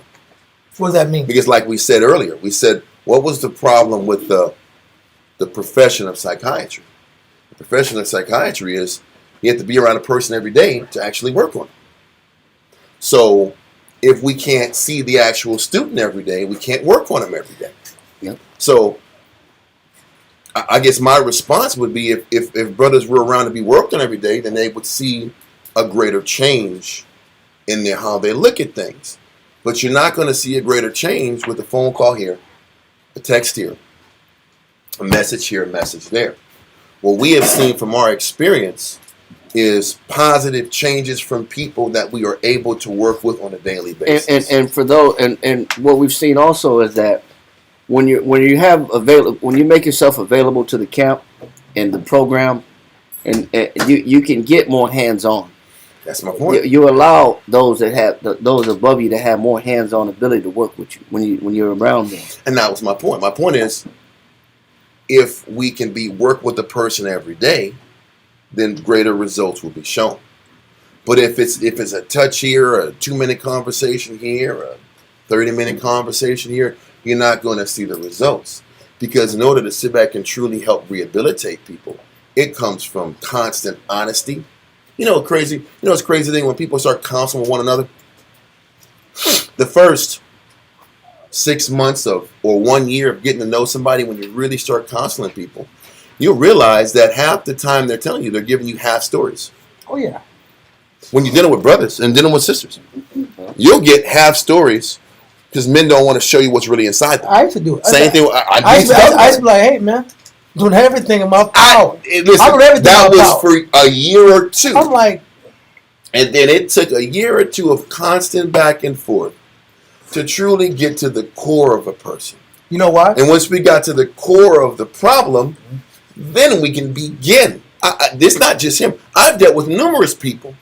When you counsel people, you get the representative for the first year or two, and that's with people that you see every day. Now, hold on a second. The people that you don't see every day, you get the representative for 5 years, and then you wonder how come this counsel ain't working? Because you're giving counsel as a representative, so you don't get the real person. You don't get to see the worst of a person because you really can't help them until you see the worst of that person, and the whole real comes out to be seen. Now you can work with somebody. Like a relationship. Mm-hmm. I want to say this one point. I'm not trying to You're good. The mental delusion. I'm not saying the crazy delusion. I'm talking just the basic false idea is that the question is, how real do I have to be to get what I want? Because I want the blessing, but do I have to be that real? And so let me give you 75% real. And then hopefully the Most High He'll give me the blessing. I know, but I'm just like, let me give you half the real version of me, and I'm gonna hope the Most High just overlooks the part that I'm hiding or holding back or retaining, and I hope I get the blessing. And then the Most High extends it out again. You're like, I'm not getting the blessing. Okay, I'm gonna give you 60% of the real problem. And the Most High is like, He gives you a little blessing, and He pulls it back. You're like, I thought you would have blessed me. You're like, no, I'm not blessed. You come 100%. Because very few people are straight shooters and tell you everything off the cuff initially. Very few people, but what I've known from my 20 plus years counseling people, the straight shooters have the greatest and quickest opportunity to change. The quiet and reserved ones, they take forever to get fixed. Yeah, that's real. Because it takes forever to even say what's really going on. This is from experience. And that's because that's what they want to give you. They want to give you symptoms, and we have to be literally Christ and mind read. Doesn't happen. It doesn't work. So when people, there's a lot of people in Israel that say, yeah, counsel doesn't work. Well, counsel doesn't work because it's a two-way street. The student or the person that wants to get counsel has to be completely transparent, and that rarely happens. So if there is no transparency from the person who wants solutions, you're not being fair, and you're not being fair and expecting the answer you need for your spirit, unless you're honest and are willing to let a person know the worst part of you. Because once you show the worst part of you, now we can begin. That's what people don't get. Until you disclose what's the real sickness, you really can't begin in actually helping yourself. Even a doctor can't do it. That's it ain't just us. Yeah. A doctor's like, they gotta run 1,000 tests, and they can't find the disease. Then we gotta wait 3 months, and we're gonna see if it progresses or not. We'll see if it get better or not. Then 3 months come back around, and then they look at you. They do some blood work. We see your T cells are kind of low. Your blood cells are kind of low. There's something that's stopping your production of these blood cells. And then also, one thing about the psychological practice, because we know brothers who actually go there, a lot of times their solutions is about just running from your battle. That's what psychological guys do. Oh, if this is stressing you out, let it go. You ready? I literally talked to a brother literally like a week ago. And he said, yeah, I've talked to my psychiatrist, and it says, you need to get away from those brothers. Oh. You need to get away from this battle. So their answer is always the weak route. You know what? You're stressed out. Take self-help days. Take vacations. Take breaks. Ease the flesh. If it's not medication they offer you, which is the medical way of running from your problems. A form of escape. Take self-help days. Go ahead and take breaks. Just run from your battle. But how many times in real life you can just run from your stress? Oh, it's not real. You can't run from your kids. Can you run from your kids? Is that a real long-term solution? It's just take self-help days. It really isn't a long-term solution. It's a short-term pacification of a problem. Yeah. But that is what you get when you go to professionals. Professionals is going to give you an easy out. Either you're going to take a pill for an easy out, or you're going to be instructed to run away from what keeps happening to you. Am I right or wrong? Oh, that's a toxic relationship. You have to remove that toxic relationship away from you. Well, how? So you're saying leaving a toxic relationship means me breaking the law. So is that a solution that I can actually do? No. So that can't work for me. You get the point? No, on this for investment. That is what the medical association world teaches you, to run from your spiritual battles. So trained professionals can give you advice that works from a worldly perspective. I agree with that. But it doesn't help deal with spiritual battles. There's no way anybody can tell me that medically trained professionals can teach you the spirit. They can't. They teach you how to feed the flesh. They give you some good. Pacify the they're flesh. Good at. It's like Esau. Esau is phenomenal at identifying problems. Yeah. But they're not phenomenal at solving problems. The funny thing is, I send on my TikTok, I see these Edomites that talk about how to like alleviate mental stress and this and this. The funny thing is, it only works what he's saying when you implement it with scriptural concepts. Yeah. He'll say, yeah, you got to sit back and vocalize the stressor, and sometimes the easy answer is just walking. And I'm like, but you got to have some spirit with that concept to help piece it together. Because if you don't have spiritual, scriptural concepts to fit in with Edomite strategies, it's not going to work. That's my point. Yes. If you don't implement the spirit, you can't fix the demons that chase you all the damn time. Yeah. That's all it is. And that's exactly. And then you can't get the spiritual answer if you don't come around enough to get to allow people to read out, give you a readout and really see you. They got to see you.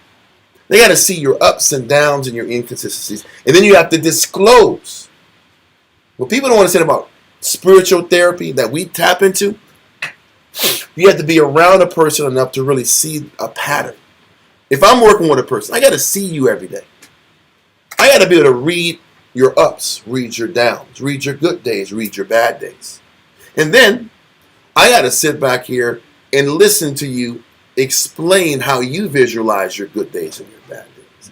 And visualize how you justify your madness. And does your mind shift? And then, as we progressively work on counseling, it doesn't matter what I see and what I say. If I can't help you see the problem that's in you from the counselor's perspective, nothing gets fixed in. What am I trying to say? People say this counseling doesn't work. Well, are you humble enough to receive counseling? Do you disclose your problems enough to get fixed? Are you honest about yourself enough that once the problem is seen, you can accept it? There's so many different layers to rehabilitation.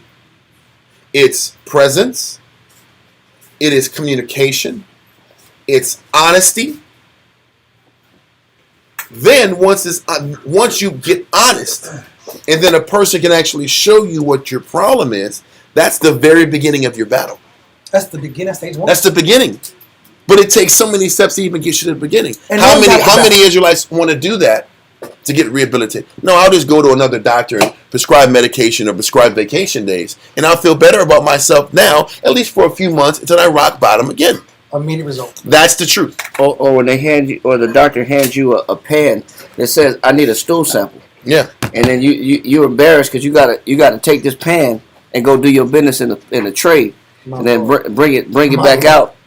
Like and then recognize that bloody stool. Yeah, then it's like, okay, are you gonna forfeit the shame, or are you gonna say, let me go to another doctor that ain't gonna require it? Maybe the next doctor's not gonna ask for that. Yeah, exactly. Where I can still get the medicine I need without actually I'll say humiliating myself. Yeah. People do it all the time. Facts. And then they'll quickly dismiss rehabilitation that requires you to actually put some work in. Because rehabilitation doesn't work unless you can disclose and be shameless and let people see the worst of you. That's the truth. If you can't do that, then you're not going to get fixed. And then you're going to say, oh, the camp couldn't fix me. The teachers couldn't rehabilitate. So the question is, was it the fact that we couldn't rehabilitate you, or you didn't allow people to rehabilitate you? I'll prove it. Go to Jeremiah. Go to Jeremiah chapter 3 and read verse 3. Jeremiah chapter 3 and verse 3. Therefore the showers have been withholden. The Most High said, therefore the what? The showers have been withholden. Showers are things necessary for development. Showers are rains that are predicated on growth. They're rains that allow, whether it be the early showers, the early and latter rain that the Bible talks about, that you need for your crops to grow. The Most High said, I will hold back showers from you. Read on. And there has been no latter rain. It says, and there had been no what? Latter rain. So the early and latter rain are both the spring crops and the fall crops. Both of them need showers to grow. So he says the Most High will hold back the things necessary for your development. Why is that? And thou hast a whore's forehead. It said because our people have the forehead of a what? Whore. With the forehead of a whore. What does that mean? Does that mean that we got foreheads that like Star Trek foreheads that like Klingons? That we got Klingon style foreheads? What is that? What is that? You know them Klingons. They got them eyebrows like the Grinch stole Christmas eyebrows. No. Does he mean? What is he saying that we got the forehead of a whore? What he's saying is he's going to explain why the Most High don't bless us when we want blessings. Read. Thou refusest to be ashamed. Because he said what he's talking about, that whore's forehead is a person that don't want to be what? Ashamed. I don't want to be ashamed. So that forehead is a forehead that don't want to be embarrassed, that don't want to be ashamed, that don't want to be honest, that don't want to be sincere about the things that's in this person. And the dynamic, the crazy part about it is, we want what the Most High has to give us as far as validation and blessings, and to honor our sacrifices. He says, but the problem is, you got to go to verse 1. Go back to verse 1. Verse 1. Jeremiah chapter 3 and verse 1. They say, if a man put away his wife, and she go from him, and become another man's, shall he return unto her again? So if the Most High is using marriage as an analogy, he's using a man putting away his wife and she going to deal with another man, and they say, shall this man take this woman back after she done already been with that man already? Read on. Shall not the land be greatly polluted? So what the analogy is showing contamination. He's using this analogy to show that woman is contaminated for that particular man if he brings her back. That's contamination and pollution. That's confusion. Read on. But thou hast played the harlot. He said, but Israel does what? Play the harlot. So we want what the Most High has to give us as far as blessings, showers, and validation and approval. He says, but the problem is we play the what? The harlot. So, and by playing the harlot, what does that mean? Read on. With many lovers. He says, we want the world. So the problem is we want what the Most High has to give us, but we also want the what? Double-minded. We also want the world. So how can you get blessed when you don't want to be embarrassed, you don't want to be ashamed, you have a whore's forehead, meaning you want validation from the Most High, but you also want the world too. Because my life serving the Most High is not enough. That is the root of the adulterer. What the Most High has given me is not enough. So I got to go get what I want on the side. Because what the Most High gave me is not sufficient. But we expect blessings though. And that's what's crazy about That's it. why it calls us an adulterous generation. Because what's That the makes root sense. of an adulteress? I'm not happy with what the Most High, my lot in life. I'm not happy with the husband the Lord has given me. I'm not happy as a man with what the Most High The gave life my He's life. given. So let me go get it my way. Yep. And at the cost of losing my relationship with the person that's in front of me. Or with the life the Most High has given me. Yep. That's adultery. Men do it and women do it. Not just women. It's not. We condemn it when women do it, but when men Because do men it, can't, we men just can't do take it. Well, men can't take it when women do it. But we Yeah. do it all the time with the Lord. Yep. You good with that? I'm gonna say this: it's a great point to establish that because it paints the real problem why we don't change. Done. We don't change because when you said refusal to be ashamed, the fear of the shame Great verse. or the Jeremiah. aversion. 3 And what? 3 and, and 3. The Three and avert. three Yeah, and it was, Jeremiah 3:3 is phenomenal. 3 and 3. The aversion to the concept of shame means I'll never progress. Because in order to sit back here to let another person see you is shameful. I'm not letting you in. It's like that movie years ago. We used to teach about brothers always use the example of the concept of the movie Inception, with whatever that chick is named from Fly Girl. She used to dance for Jennifer Hudson. Jennifer Love. Jennifer Lopez. Yeah, J-Lo. J-Lo did the movie Inception. No, it wasn't Inception. It wasn't Inception. You can't say that on TV, man. But wait, I didn't know. No, it wasn't. Inception was Leonardo DiCaprio.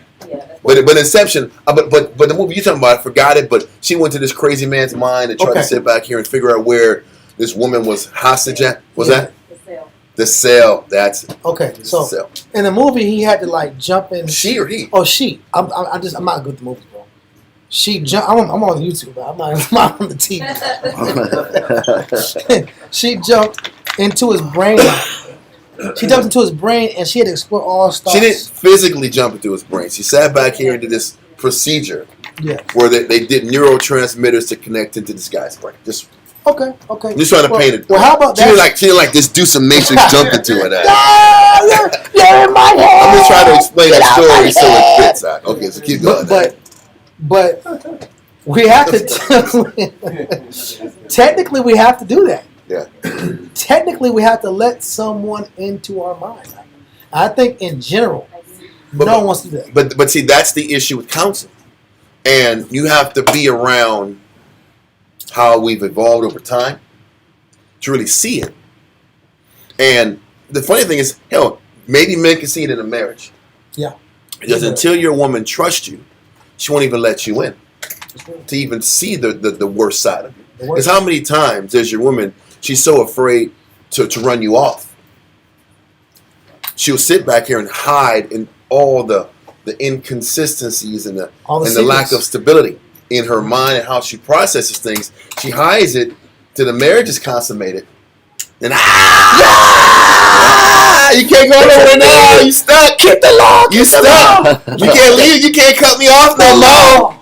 There's no hiding. And even that. Got him. And even that. And I'm. You signed the contract. You signed the contract. I did sign the contract. It's that, and it's even that. There's a slow seepage of what the problems are. And this is with men. It takes. I always say, I'm like down here. It takes like 5 to 7 years to develop a brother. Average. Because Everybody's super strong and nobody wants to show where the weakness is at. Same thing with women. They're not going to show what the problem is. But because they don't trust that if they show the weakness, they'll be respected and loved the same. But they have to learn to trust their mate and let them see the worst so they can actually get worked on.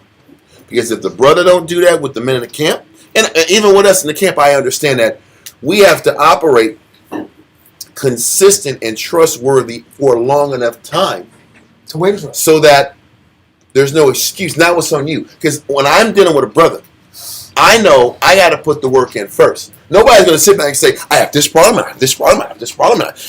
Nobody's going to do that. You got to be stable and consistent and earn the right Earn trust. for somebody to tell you what their problems are. But once it goes back to the same thing, you got to see me every day to trust me. If you're not around, you will never get to the point where you will trust me. So you got to see me every day. You have to see me consistent to learn trust. So Then you can talk about the It's a problem. two-way street then? That's what I keep saying. You got to see me on point, then trust me enough. Now the ball's in your court. If I've earned your trust, now why can't you tell me your problems? Because you're going to have to show me the inner demon to get the actual spiritual food you need to get fixed. So half the time we're in this waiting game, waiting for you to sit back here and trust enough But to let a person in. But while we're in that waiting game, other people are taking that same medicine, same advice, same counsel, same information, and growing by it. Yep. While we're waiting on another individual, male or female, to divulge the issue. And this is why certain people get blessed quicker, and others either regress or they tread water and go nowhere. Because what it's going to take is that's why the humble actually grow. The people that are willing to be transparent about their conditions and lay it out for people, they get healed. That's why the scripture says, confess your faults one to another, then you will be healed. That's James 5:16. But you can't confess what's really inside of you unless you trust the teachers the Most High has provided you, or the husband the Most High has provided you. Because you can't get healed without the confession. But the confession comes when you trust the person enough to divulge the worst of you. But the crazy thing is, I also talked to this other brother who deals with psychology, and they say, yeah, I feel more comfortable telling a complete stranger my problems than the people I work with every day. Huh. People do that. People will It's still not getting solved. People will trust an Edomite with their dirty laundry versus a brother who's worked with them for years. So then what you'll get for your trust in the nation, you'll get Edomite solutions. And Edomite solutions, more times than not, doesn't deal with the confrontation of fighting you. It deals with the ease of avoidance. The comfort of avoidance. Yeah. That's what psychology always goes into. Just avoid it. The only psychology I think was real to play advocate, whatever, Devil's advocate. devil's advocate, right? Was I think that's why I had a class about when a person's afraid of something, they make them like touch the spider. Yeah, they're talking about how therapists, a good therapist, That's good therapy. will walk a person through their fear. But that's most of the time, we're not paying for it. We're paying for them. We're paying for those dudes that got B's and C's in psychiatry. Right. This is like getting a court-appointed lawyer. Right. Yeah. That cat wasn't top of his class if he was a court-appointed lawyer. No, man. This ain't your passion. What's the maximum time you can take the bar exam? Like 3? Maybe 3 times. I think Kim K took it like 9 out. But like the minimum you can probably take in the bar is like 3 times. Yeah. So these cats that are court appointed, they take it like 3 times. The people that we're paying money for psychiatrists, they barely made it in. Well, the court appointed don't belong to no firm. Because you know why? Because the firm don't want them. Hey, that's what I'm The saying. firm wants the best of the best of the best. Yeah. So what you're saying, Shamshawan, is good therapy. Yeah. I'm gonna walk you through fighting your battles. If a therapist is helping you fight your battles, cool. As long as he's not giving you drugs, cool. But I'm gonna say that's what brothers at 4444 Walls Road do. We'll walk you through your battle, and we'll be there every day. versus paying crazy amounts of money once a week. And we do it for free. We do it for free. So what's the difference? I don't want to look bad. It's the difference. I don't want you to judge me for you seeing my weakness. That's the difference. But instead of saying that, I'll say you can't help me. Because that's easier to accept. I can look myself in the mirror and say, I have a good reason why I'm not humble enough to face my shame in front of the people that I'm supposed to work with every day. Because we don't want to do that. We're going to keep this allure of stability. I'll say that they can't solve my problems. They can't help me. They can't solve my problems. They're not, sufficient. But how about we see the dysfunction anyway? So you might as well just say it so we can work on it. It's not like we don't see the dysfunction. We see it. It's convenient to say someone can't solve your problem. Of course. Because that way you don't have to lose that. Now I can be a victim. You don't have to be ashamed. Now I can be an adulteress. Right. Or an adulterer. Now I can go ahead because nobody can help me. Now I have to forge my own path. Yeah. And be the adulterer that I want to be from the first place. And make the independent move. Thank you. Because because there's nobody to help me, so it's the only person that can look after me is me. Of course. So let me do me.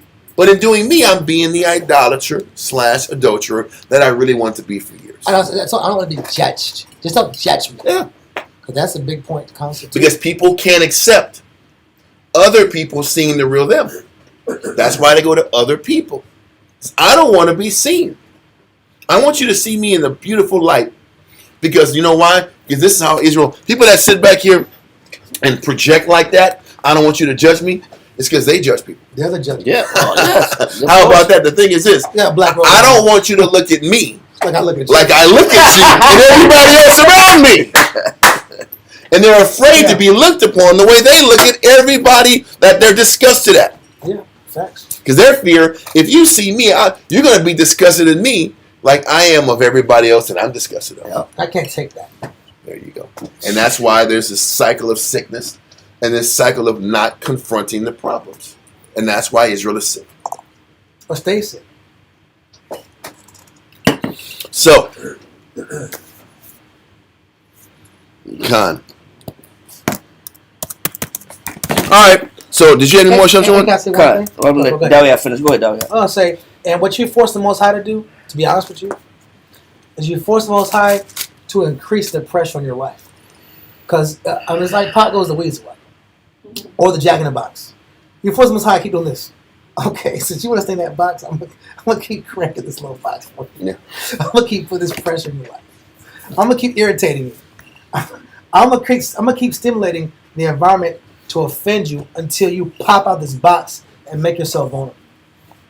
Yeah. Or you'll just keep suffering in silence. Yeah. Or that. There we go. That happens too. Happens a lot. You have something else you want? God. Isaiah 50 and 10 and 11.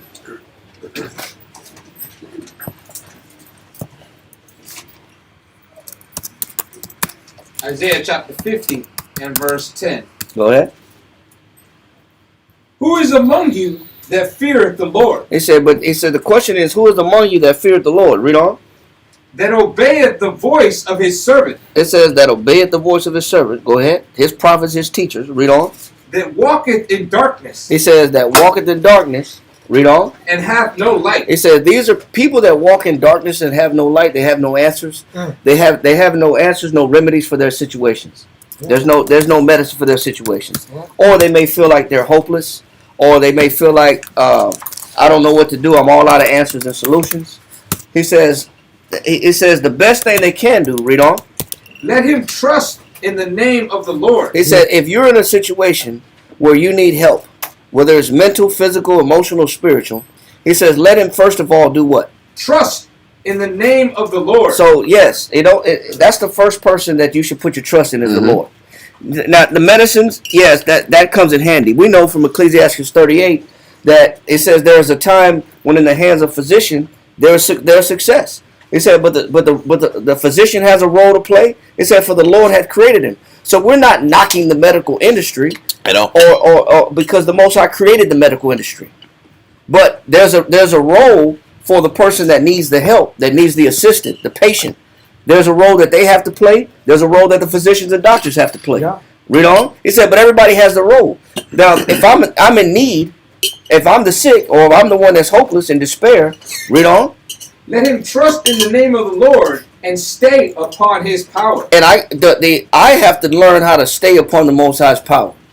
And what I can never do, if I'm the one that's sick or in need of assistance, help, or medical, spiritual, or emotional advice or comfort, what I can never do is what? Read on.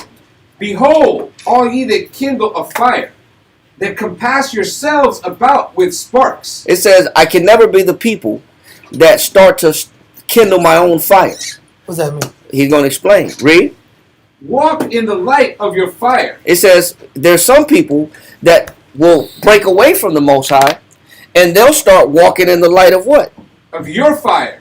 So that means some people will walk in the light of their own fire. What does that mean? That means I create my own inspiration. This is what you can never do. I create my own answers. I come up with my own answers. I come up with my own solutions. I can solve my own problems. I don't need nobody's help. These are those that walk in the light of their own fire. I created the fire, so I trust in the fire that I created. Meaning, it's the same way of saying that cursed is the man that trusteth in man and maketh flesh his arm. I can never be the person that can come up with my own solutions to solve my own problems. Because to do that is to detach yourself from the Most High. But a lot of people will say, well, I want what the Most High has to give me, but you know what? I'm going to start kindling these sticks, and I'm going to start walking after the light that I create. I'm going to find my own way.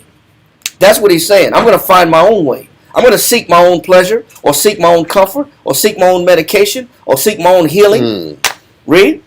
And in the sparks that ye have kindled. It said, and the sparks that you have kindled. Read. Your patterns, the patterns you choose to hold on to, because you did it. Because you can trust in you. Yeah. You can't trust in nobody else. You don't trust nobody else. Read on. This shall ye have of my hand. And he says, this is what you're going to get from me if you decide to start walking by the light of your own fire, making your own decisions, trying to remedy your own sickness. And the sparks are the remnants of what that initial fire was. So that initial train of thinking, that initial way of doing, you initiate a certain way of looking at things, and you just follow the sparks that grow and expand after that. The embers that come from the embers that come from that fire that you spark, that thinking process, that justification you have to do what you want to do. He says, when you keep following that justification, the ways that you want to look at things, and every other thought that proceeds from that initial thought you have, there's a certain consequence to that. Like the old leaven. We all see every Passover about the leavened bread, and that you gotta make bread without what? Without leaven. Because it's the old flavor.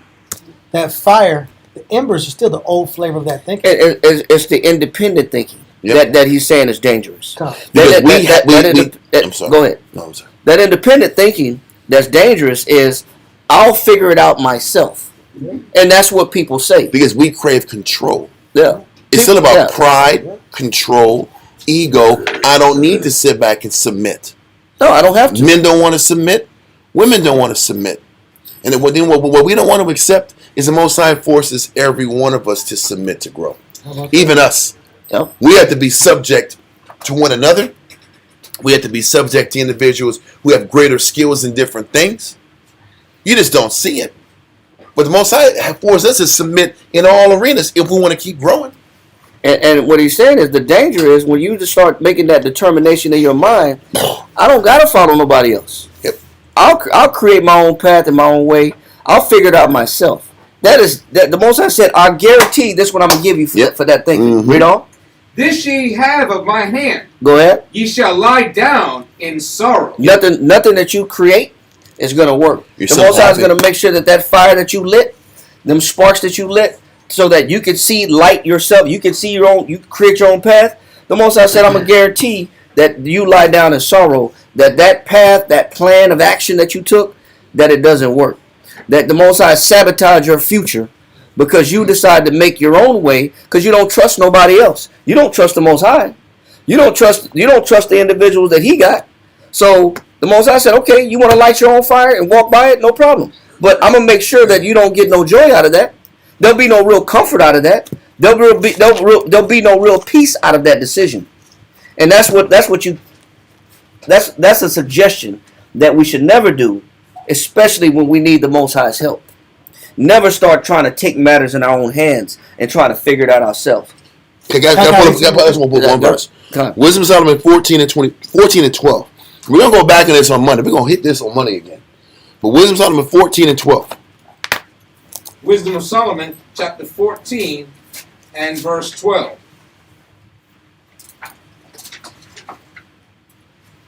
Wisdom of Solomon, chapter 14 and verse 12.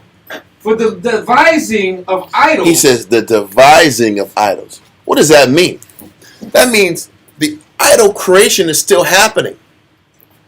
Do you think idols is just Molech and Dagon and all those idols we followed back in the day?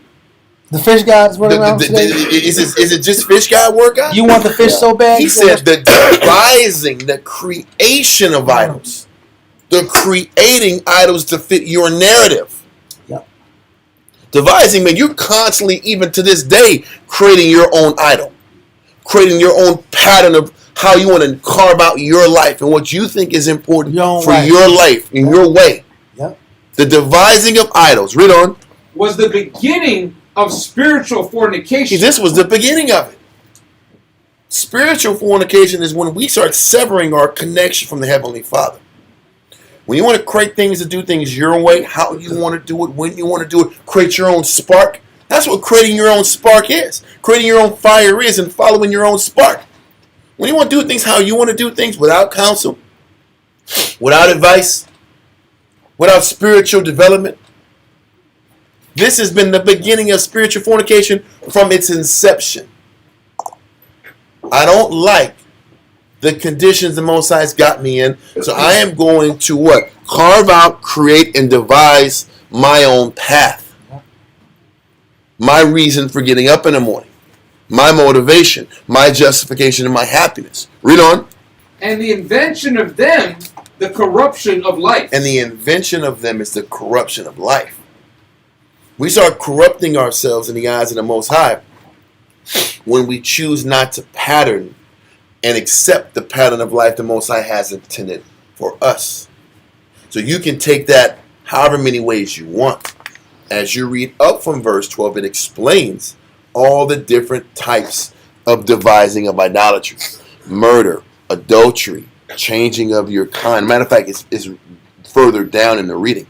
But that has always been the problem between us and the Heavenly Father. Just not accepting the path the Most High is putting us through. I gotta pull this. This is not a scripture. This is a poem called Invictus. All right, it's a famous poem because it encapsulates the thinking of the world. All right, Invictus. It's called Invictus by William Ernest Henley. Okay. All right. Out of the night. We get psychological. No, I just this thinking. Yeah. This thinking is like they actually teach this in school. I know. I'm just being simple. Okay. When you said that, I thought about the cologne Invictus side. Yeah. I like that cologne. Don't get rid of that. We sell that. Yeah. I'm sorry.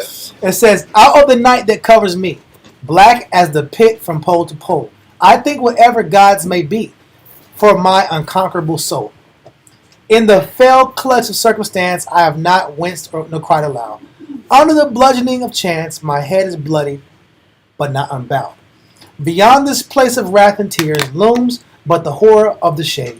And yet the menace of the years finds and shall find me unafraid. It matters not how straight the gate, how charged with punishments the scroll. I am the master of my fate. I am the captain of my soul. That's the captain of my soul quote that's always quoted in movies. It's quoted in books. It's quoted.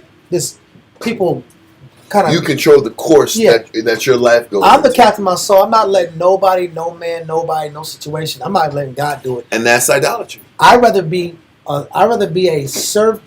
king in hell than a servant in heaven. Yeah. That's people say these things. Yes. Because this is a spirit. They just encapsulate it in art. They use art to encapsulate it. They use movies to encapsulate it. Yeah. But you're just saying, I'm unconquerable, and not even God will conquer me.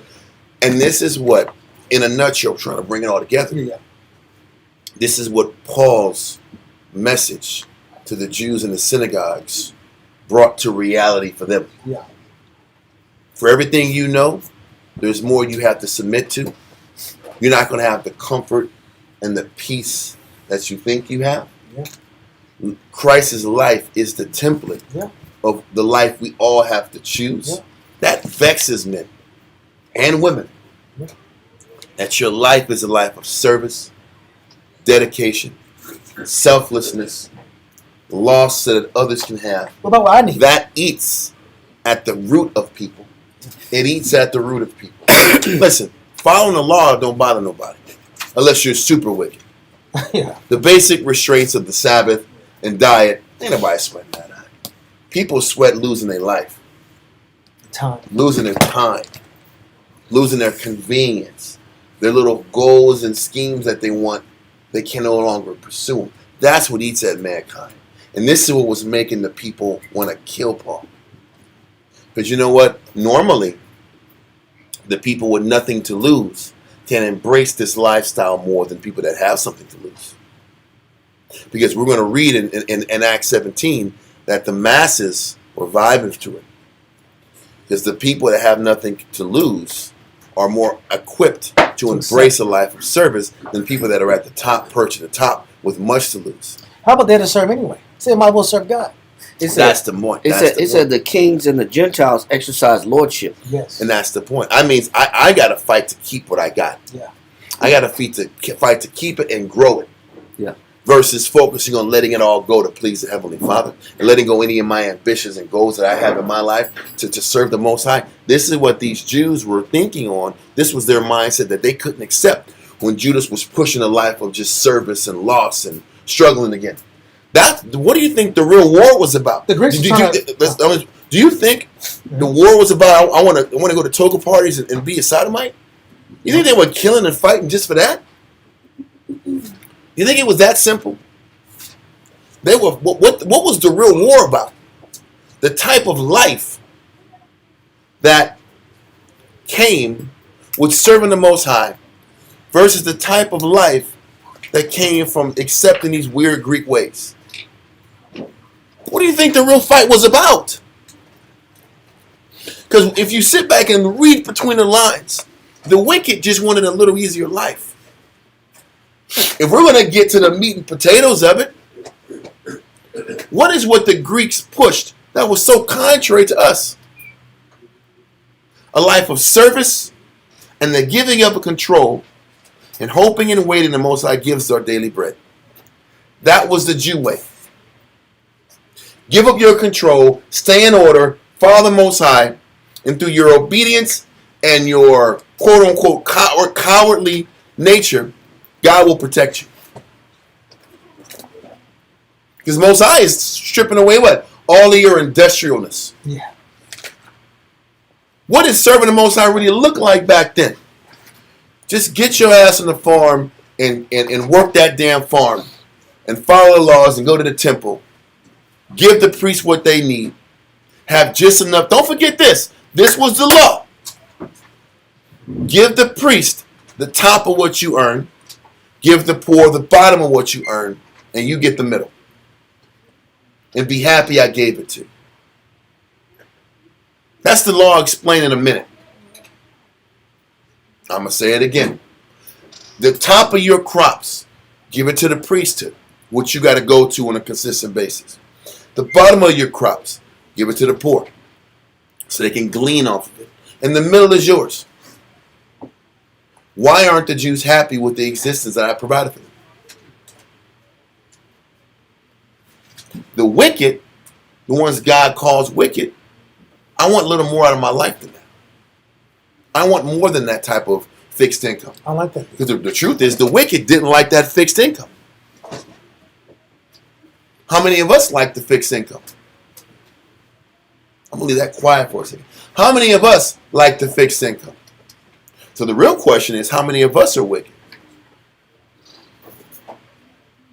When you say Oh, fixed hold on, income, I'm going to say it again. What was that? Well, I'm just The asking. fixed income what is the is, fixed income? what did the scripture? We're going to this. Once we're done with shame, we're going to the other part that I got. What did the Most High assure us? What did He promise us for serving Him? National sovereignty, freedom from wars, enough food to take care of your family, and the opportunity to teach and develop your children to serve the Most High too. That's what Deuteronomy 28, verse 1 to 14 was. But in that, if you look at the meat and potatoes, the crops you get, got to get divvied up 3 ways. Your family, the priest, the family, and the poor. So when everything is done, how much do you have left? Somebody try. That door locked. Don't you stand back, please. Might be locked. So the point is this. It goes back to the question. After everybody gets taken care of, the priests get taken care of, the servants of the Most, your family gets taken care of, and the poor get taken care of, how much do you have left? Yeah. You know what it is? There's no real savings. And no splurge money. There's no splurge money, and there's no saving. So you got to work to the next harvest to get the same thing that you got the last season. Oh, man, that's just work. And then, but the trade-off, there's no wars, and you're free to serve the Most High. And I will give you your daily bread, because that's what Christ taught. But when you get to the meat and potatoes of our people, we don't want daily bread. Nope, that's why the scripture said, and the children of Israel said, we loathe this light bread. Done. And that's the point. We hate this light bread. But the light bread is enough bread in the eyes of the Most High. So if you really sit back and look at the wicked that we're reading about in 1 Maccabees chapter 9, the real question is, how wicked were they? And was their wickedness in comparison to what we battle every day? Because we want to vilify the wicked in 1 Maccabees chapter 9, like they just love drinking blood, and they were sitting back here going to the Blue Oyster every night. For those who know the Blue Oyster, it was back in Police Academy. Like that's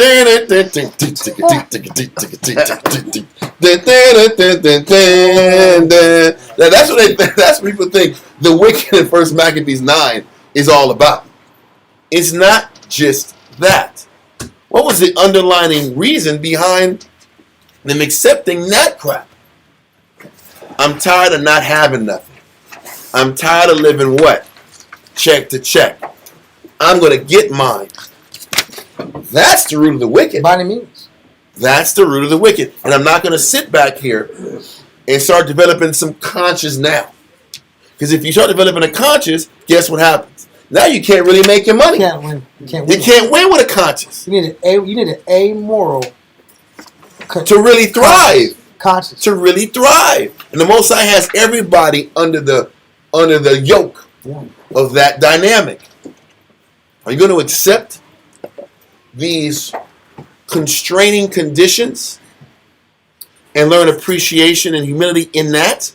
Or are you going to fight for what you want at the risk of breaking away from these conditions and breaking away from the Most High's will? And Paul is saying the same thing. You got to suffer like Christ suffered.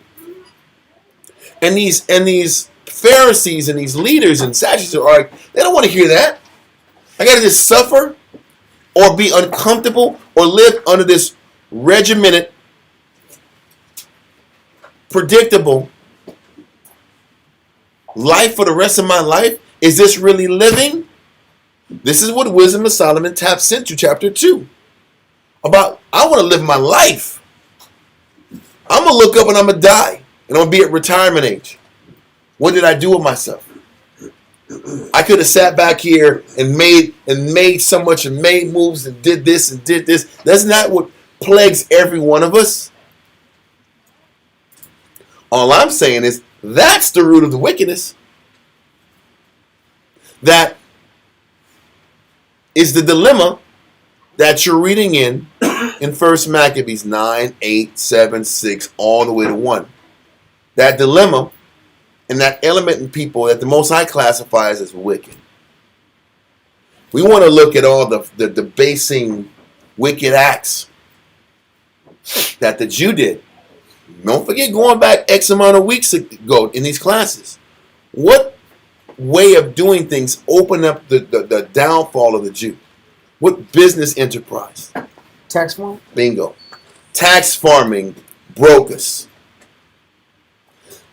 Introducing tax farming as a way to make money destroyed the nation. And it came from half-breeds, Ammonites and Levite mixes, that Nehemiah said don't allow to be in the temple. The Tobias. Or the Tobias. That element told the Jew you can have more than just living check to check. And that broke us. Because when you're living check to check or harvest to harvest, you had to depend on what? Because when you live like that, then guess what determines your crops growing? Before your obedience. And how did the Most High check you? By your disobedience.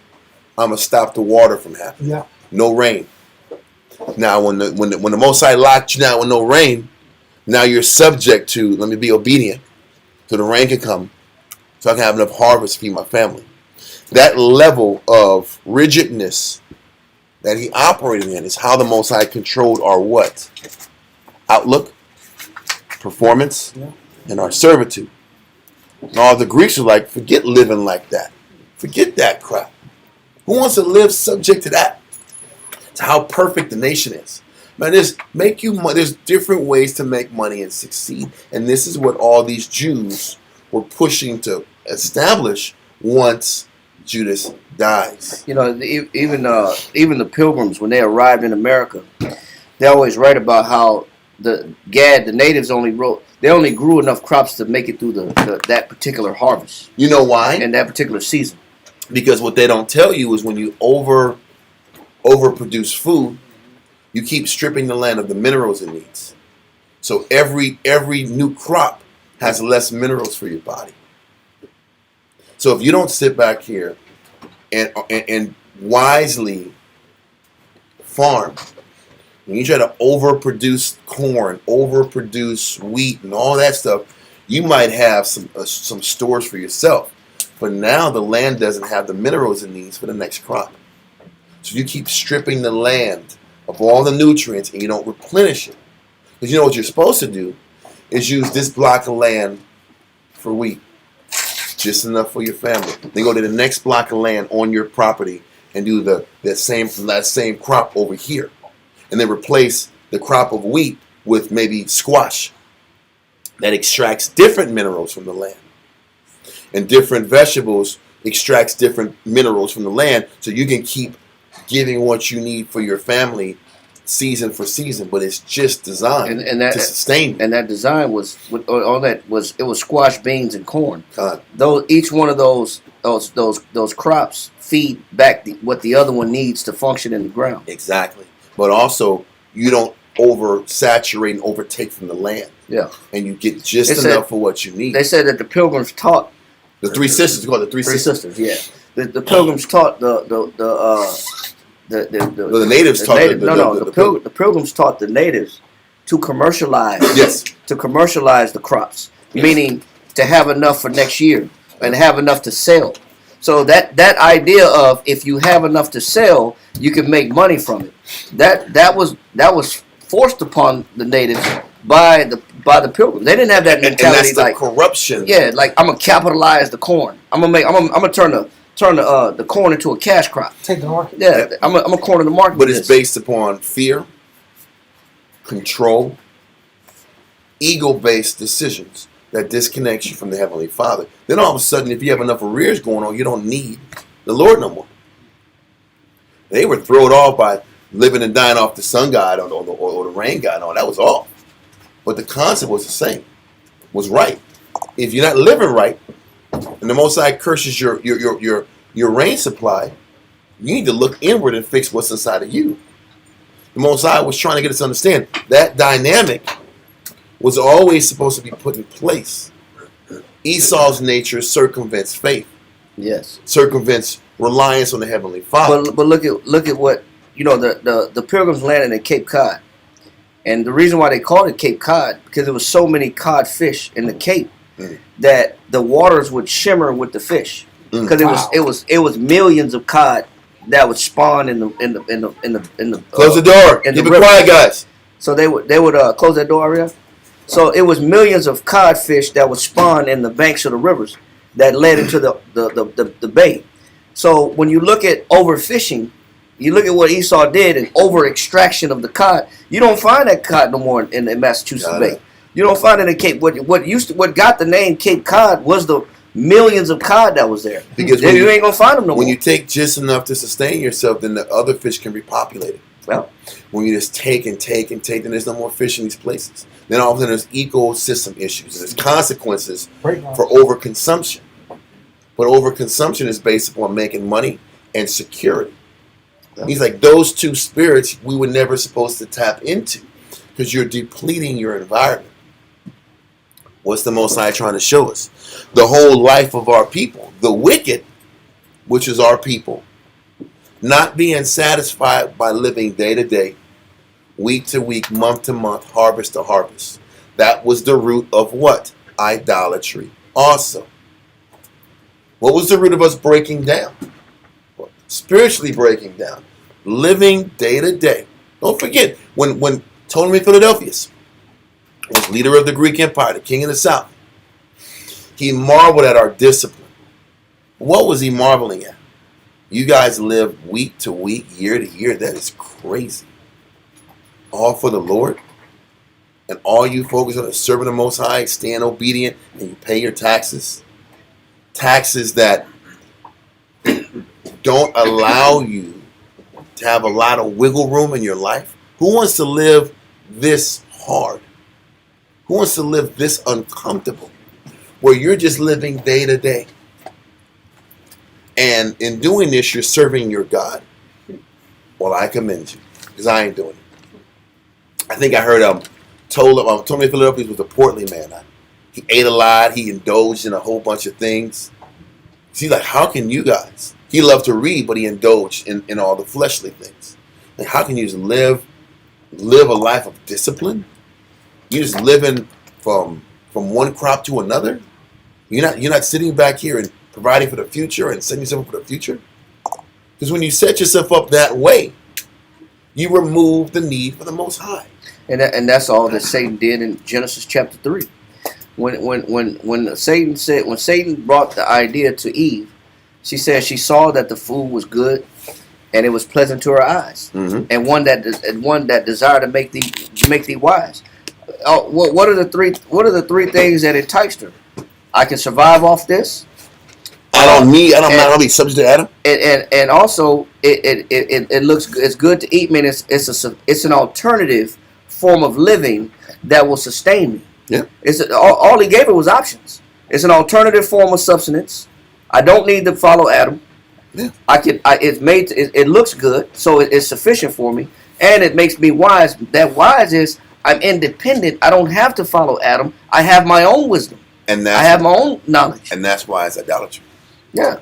Was it just the knowledge? Well, that's what you're saying. That's why what people say the apple. Was it an apple that Eve ate, or was it her embarking on what idolatry brings to you? It was, and it was the path that went against the Most High's way that just benefited you and detached you from needing the Heavenly Father.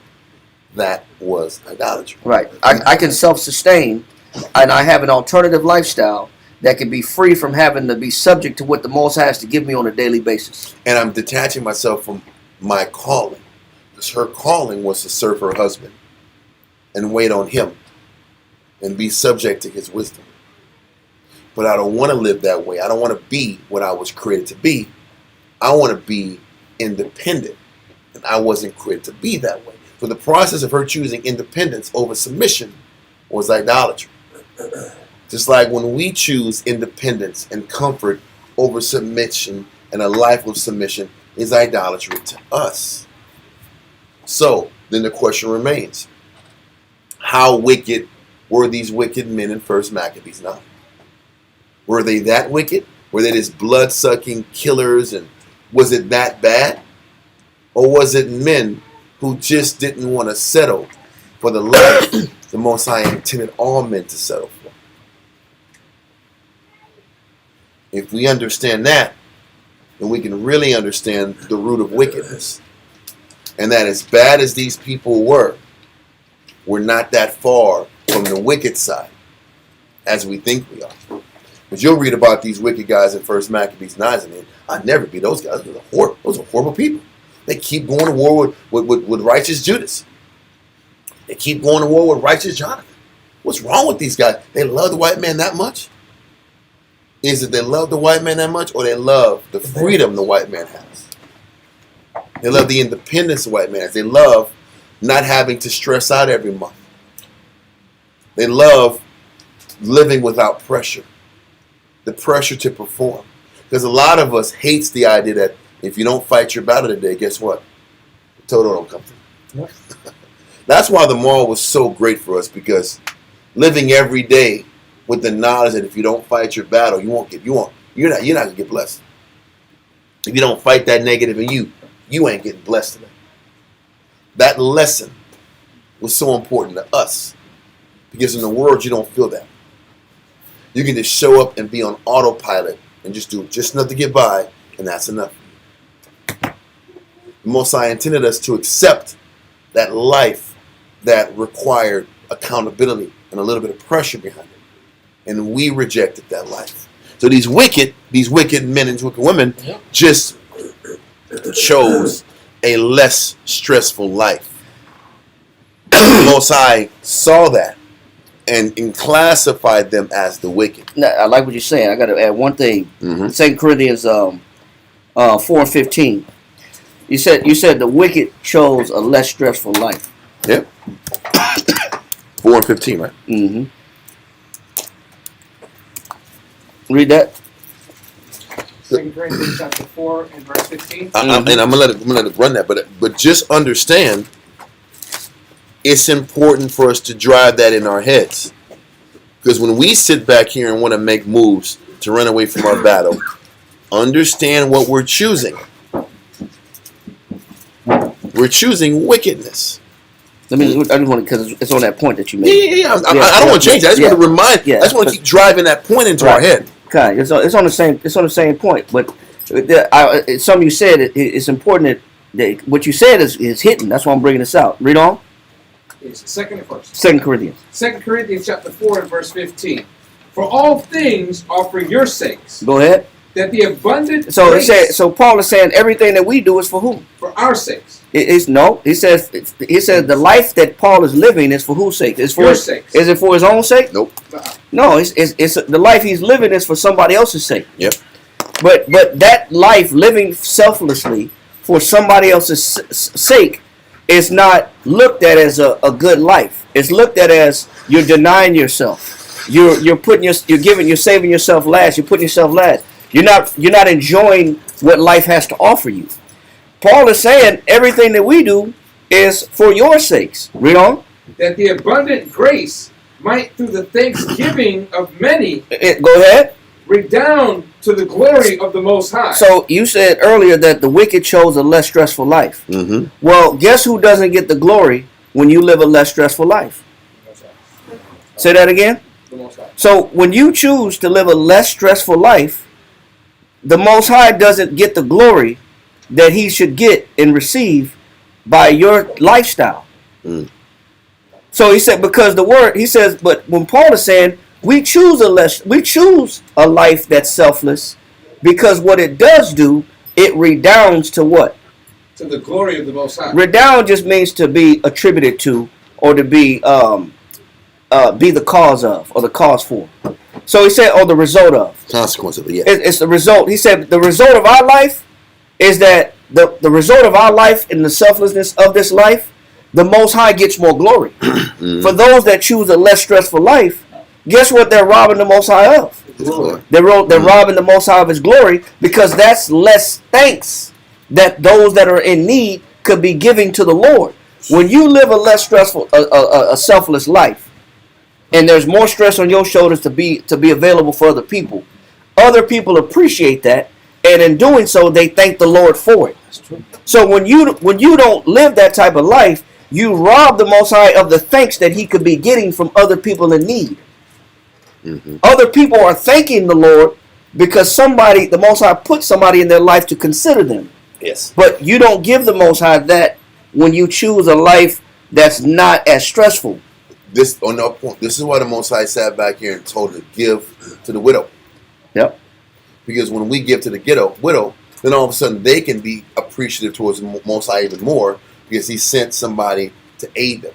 Or the fatherless. Or the fatherless. When the fatherless get the attention that they need, then that fatherless child can be appreciative that the Most High never turned His back on him. Right, and that's more thanks and praise that the Most High receives. Yes. But when you choose to live a self-sustaining life, yes, where all you care about is yourself and that's all you worried about, you rob the Most High of the thanks He can be receiving from other people in need. Because other people that could have been depending on you. Because other people are sitting back here, their needs are still unattended. Exactly, and the Most High don't get that praise. Read on. Verse 16. For which cause we faint not. And it says, because Paul understands this, I'm not going to take no thanks and praise from the Lord's mouth or from his dwelling. I'm not going to steal no thanks and no praise from the Lord, because he knows that his life is bringing more praise and thanks and thankfulness to the Lord. And when he says, for which cause we faint not, Paul is like, because you have to make a conscientious choice to put the body of Christ first, so that the fatherless and the widows can have greater experiences in praising the Most High and be thankful that the Most High has come through for them. We can't get tired and weary and weak with the reality of that. In order for the fatherless and the widows to come up, somebody got to what? Somebody got to lose. Right. This is why he's saying you can't faint in that exchange, because this is an exchange. In order for the sick to get what they need, in order for the neglected to have what they want, the people that know more, have a greater understanding, have to give up that control. It goes opposite of that survival of the fittest nature. Yes.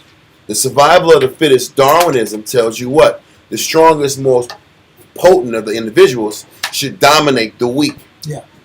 But scripturally, it's not that way. The people with the greatest capacity to handle things should give that to the people who don't have it. And in doing that, Paul is encouraging those who choose this path not to get weary or faint in this capacity. Continue. I'm sorry. Read. For which cause we faint not. But though our outward man But perish. Paul said, while other people are thanking God for his selflessness, what's happening with him? But though our outward man perish. But see, he's saying the outward man, on the outside, it looks like I'm suffering. I'm going without. Because in order for there's haves and there's have-nots. In order for the have-nots to have, the haves have to give. That's the point. So, he's worn out. His outward is worn out because he's having to stretch out, whether it's finances or time or his mind or his energy, has to get disseminated to so many more people, and he has to lose out. So that's the outward man is wearing down, because there's always a what? A need. There's always a sick mind. There's always people who need counsel. There's always somebody who needs attention. There's always somebody who needs to extract something from you more than what they can give back to you. And he says, even though my outward is perishing and wearing down, because I'm giving more than I'm gaining. Read on. Yet the inward man is renewed day by day. Because I'm growing spiritually. And also, he knows why he's doing it. Yes. Because that's what, if you know why you do what you do, it won't bother you so much. That's true. If you know that what the purpose of me living this life in a selfless manner is beneficial to those in need around me, plus it brings thanks to the Most High, then I don't feel so bad for losing. I can accept it. You can accept it. You can accept that type of life. But a lot of people can't accept this life because they can't see the big picture. The big picture is the Most High is getting praise. He's getting glory from it, and those around me are benefiting from it. And if you can understand that, then it can help you suffer a little bit longer. It can help you tolerate people that need you all the time or have their hand out. Right. It can help you sustain your joy from and being a cheerful giver. Because if you don't understand why you're doing what you're doing, you're not going to do it for long. And once again, why are we going here? Because when the Tobiah's introduced, that selfish nature, or let me take it back, I can't even say that.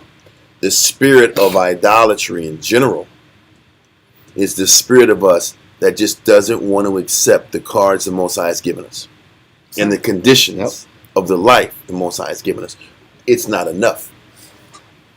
And Paul is trying to teach us, because don't forget, when he's talking about living your life for the sick, he's still telling you the law, right or wrong. He's still teaching the law, because the law says you're supposed to sit back and take care of the widow and the fatherless child. We're supposed to focus our energies and our resources on the sick. That's the law from the beginning, but the law wasn't followed. So Paul is hyper focusing on the spirit of the law that we avoid while keeping the law. Because you know why it's not I'm followed. going to say that again real quick. I just want to repeat that statement. Paul was focusing on the spirit of the law that we avoid while following the law. That's why the Pharisees wanted to kill him and beat on him, because they would follow the law and miss the weightier matters of the law. Purposely. Because the weightier matters of the law was about, you'll give up your time for the sick. You'll heal the sick. You'll give up your extra for the people who need. That's the weightier matters. Versus some just basic informational arguments. You know, the crazy thing is, what's that tree? Is it Treehouse that Israel's on? Clubhouse. Listen, I don't know that. Treehouse, Clubhouse, Outhouse. It's really Outhouse. You should call it Outhouse. It should be the shit house out. Is it because they're not? Why don't Israel debate on how much they got to give to the next man? Everybody wants to argue about everything but what really matters. Why don't the debate go into how much more you got to give to the sick of Israel? Yes, sir. Why don't you sit back and give more of your time to Israel who needs your time? Then all of a sudden, shit house won't have no business. Nobody wants to talk about that. Let's talk about how much more you got to sacrifice out of your life to make sure Israel is developed. Or who wanted to outside of street speaking. Outside of street speaking, how much more are you giving to your people? Outside of that, listen, instead of dealing with red and blue colors of blood out, purple, white and green, let's get all that out the way. What are you doing for your nation? How much are you counseling for your people? How many of y'all are rehabilitating the nation one day at a time? If that's the focus, then there's no need to argue over Clubhouse. It's virtually not even needed anymore. Because that's what this is about. Those are the weightier matters of the law that we gloss over and don't want to focus on. Because if that was the focus, everybody would get quiet. Because nobody wants to make that the priority about what it takes to serve the Most High. And that's what Paul is teaching. And that's why they want him dead. What were they saying in Acts 17? You got to suffer to please Christ. Christ had to suffer. But how did Christ suffer?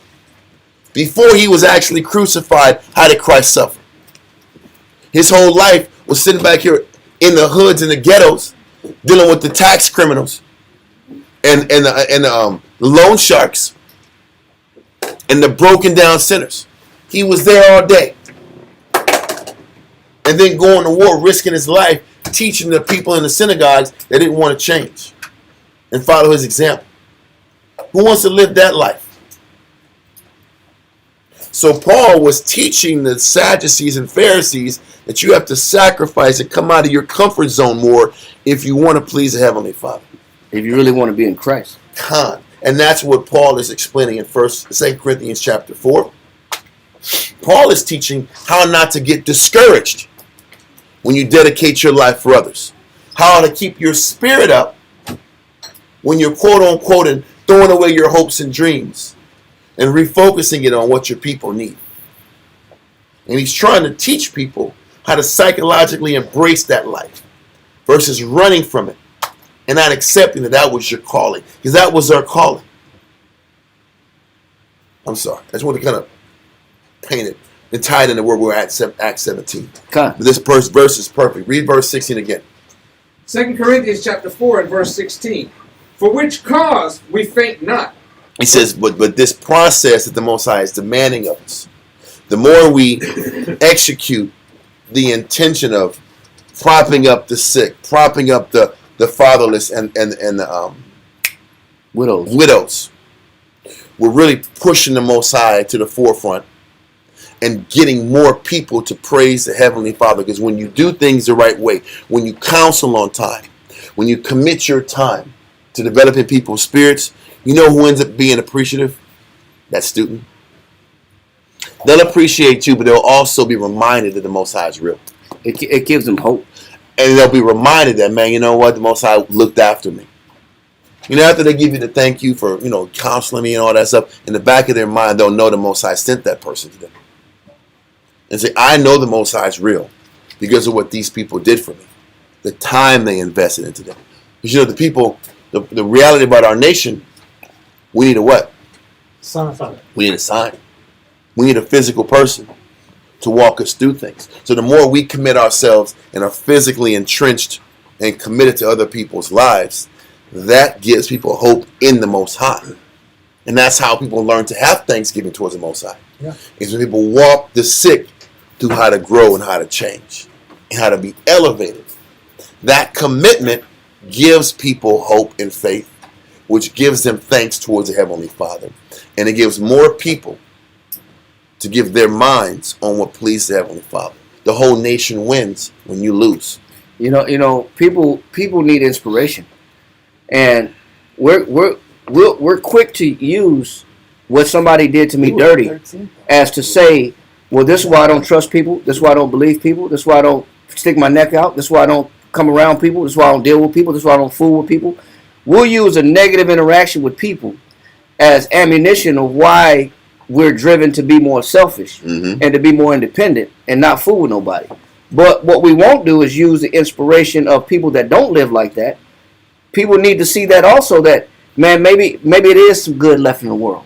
I'm glad the Lord at least put this person in this mind frame, in this mentality to be available to me, because I was just about to give up on people. Yep. I was just about to give up on religion. On the Most High. I was just about to give up on the Bible. I was just about to give up on church. Being spiritual. I was just about to give up on hope. So people need inspiration, and they're going to pull inspiration from either way.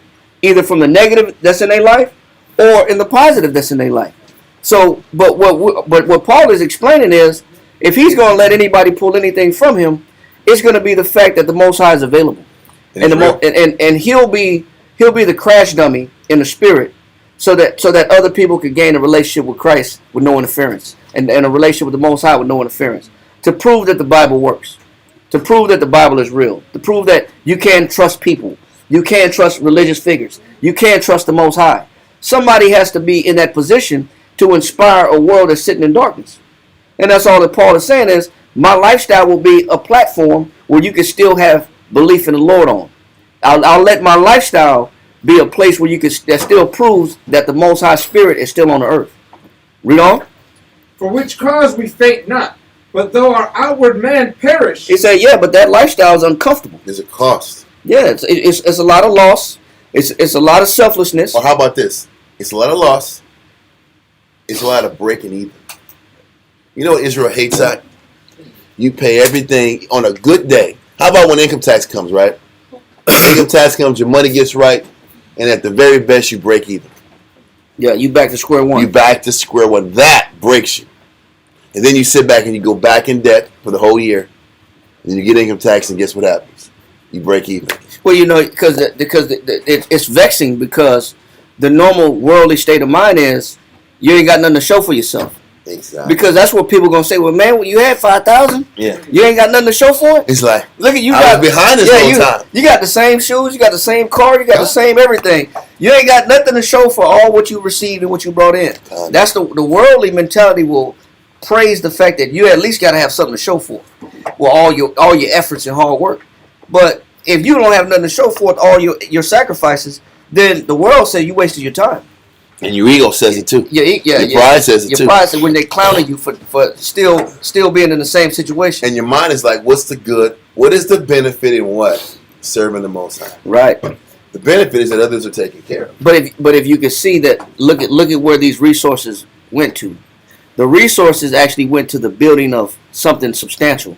then you're not worried about the feeling that can come from breaking even. Yep. That feel that, man, I ain't got nothing left. Because that'll play in a person's mind all About day. me. And all that playing on a person's mind is what leads a person to wickedness. Yeah. Because when it's playing on your mind, your next answer is then I gotta come up. I gotta make some moves to get on top. Or what people say, I got to create a side hustle. That's my point. A side hustle is just a hustle for me. And you know what a side hustle is? I'm gonna give less to the Most High in the pursuit of this side hustle. You still gotta give less to the Most High. You're less accessible. You're not around as much. But you got to sit back and go make it on the other side. First, having faith and trusting the Most High is going to come through for you. The deception is, like the scripture talk about the deceitfulness of riches. Yeah. The deception is, I can have a side hustle and still serve the Lord at the same capacity. There you go. And that's why Christ said no man can serve two masters. You can't, because either you're going to serve yourself or you're going to serve the Most High. Yep. You're going to keep getting drawn further away day by day. Yep. So this is important because if you want to stay in the spirit, the outward is going to lose. The financial comfort is going to lose. Your body's going to break down. The choices. The choices of choosing the nation over yourself, you are in the physical going to lose on the outside, but spiritually, you're building stronger and stronger every day, and you're building treasures in heaven. Now, can you accept that trade-off? And the other way, when you pursue yourself over the body, your outward gains and your spirit dies. Now we understand why the wicked were the wicked. Why the ones who were antagonists of the Heavenly Father, why were they the antagonists? They were the antagonists because they just didn't accept this was the life that me and my family have to be subject to for the rest of our lives. Living check to check, but having safety and peace in my life. Do all Israelites got to be poor and angry? Because those questions get asked. All the time. Why are all Israelites poor and angry? Broken angry?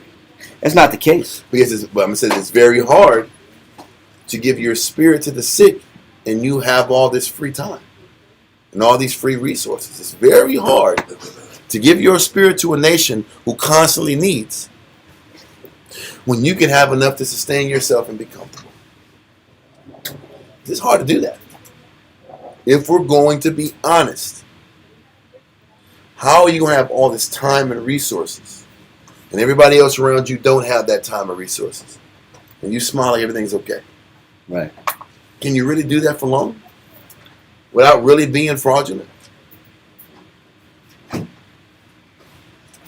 So anyway, I hope going into this kind of explains the wicked pro-Greek guys versus the 2,000 men or less who stood on principle. Don't forget, the 2,000 men or less had to live in mountains, had to live in caves, had to live in swamps. How many of y'all could do that? How many of us could live in swamps for righteousness' sake? How many of us could live in caves with no foreseeable future for righteousness' sake? And we're human. And we're human. That's what I'm saying. I'm painting it like this because this is easier said than done. Yeah, because it won't make it sound like we've mastered the art of sacrifice. Of course not. Because think about this. It ain't like it would be easier to deal with this if it was just you and yourself. You got children on the floor. You got children in tents. Children in marshlands getting eaten by mosquitoes. It's a different ballgame. You got family that have to suffer this damn life. I'm just trying to paint out why one was the wicked and why one was the righteous. And the dynamic between the two. And why these 1,000 men and women were so much more special and separate from the rest. Because a lot of them might not have been committed to making money and corrupting people. The other ones just stayed in the middle and didn't put their foot down. Unless they saw the righteous gaining momentum. That's when the Most High didn't classify them as the righteous. He's letting you know the righteous were the ones who were willing to live this torturous life. He's saying the wicked were the ones who were committed to gaining or committed to saving their hides.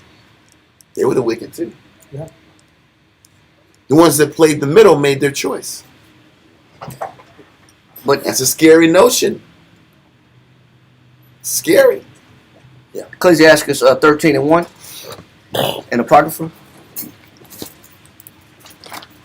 Ecclesiastes chapter 13. And before Shamshwan goes in this, we are not trying to slow down this class as slow as it's going, but these are real issues that we all have to face. We can sit back and would y'all rather just run through the information or actually extrapolate everything we can to paint the conditions of the society at the time. It's really easy to say the wicked man over here and the righteous man over there. But when you bring real life into it, then you think about camp life. How hard camp life has been. How hard camp life is now. How camp life will be down the line. And then you can see when people make decisions to not be around. You can understand why. But you can also understand why they did it, but still recognize that it was wrong. You got to be able to see it that way. You got to do the lens of history and take it to present day. Sorry. Keep going. This just hit me just while going through this class. Read this right here. Ecclesiastes chapter 13 and verse 1. He that toucheth pitch. Now, you know, when you touch pitch is tar. Anybody ever touch a telephone pole and they got tar left on their hands? Yeah. Or you try to climb a telephone pole and your clothes are pitched out, dirty, and got tar all over them? Yep. That's what pitch is. Pitch is tar. He said, he that touches pitch or tar, read on. Shall be defiled. It said, yeah, you're gonna. There's some residue from that tar that's gonna remain on you. There's some leftovers from that tar that's gonna remain on you. You're not gonna climb a pole and walk away not dirty, or a telephone pole that's full of tar, or you're not gonna tar a roof and not walk away with no tar on your body. He says anybody that touch it is gonna have a residue on you. But what residue is he referring to? The residue that he's referring to is not tar itself, but he's gonna explain. Read on.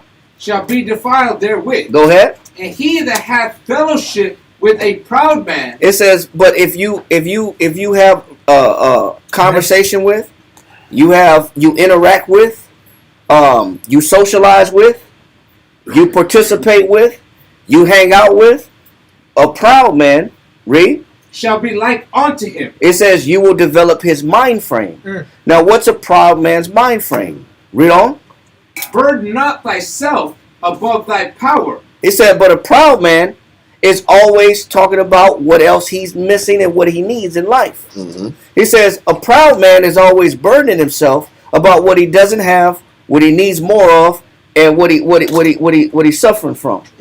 He says a proud man is always about gain, acquisition, and obtaining more.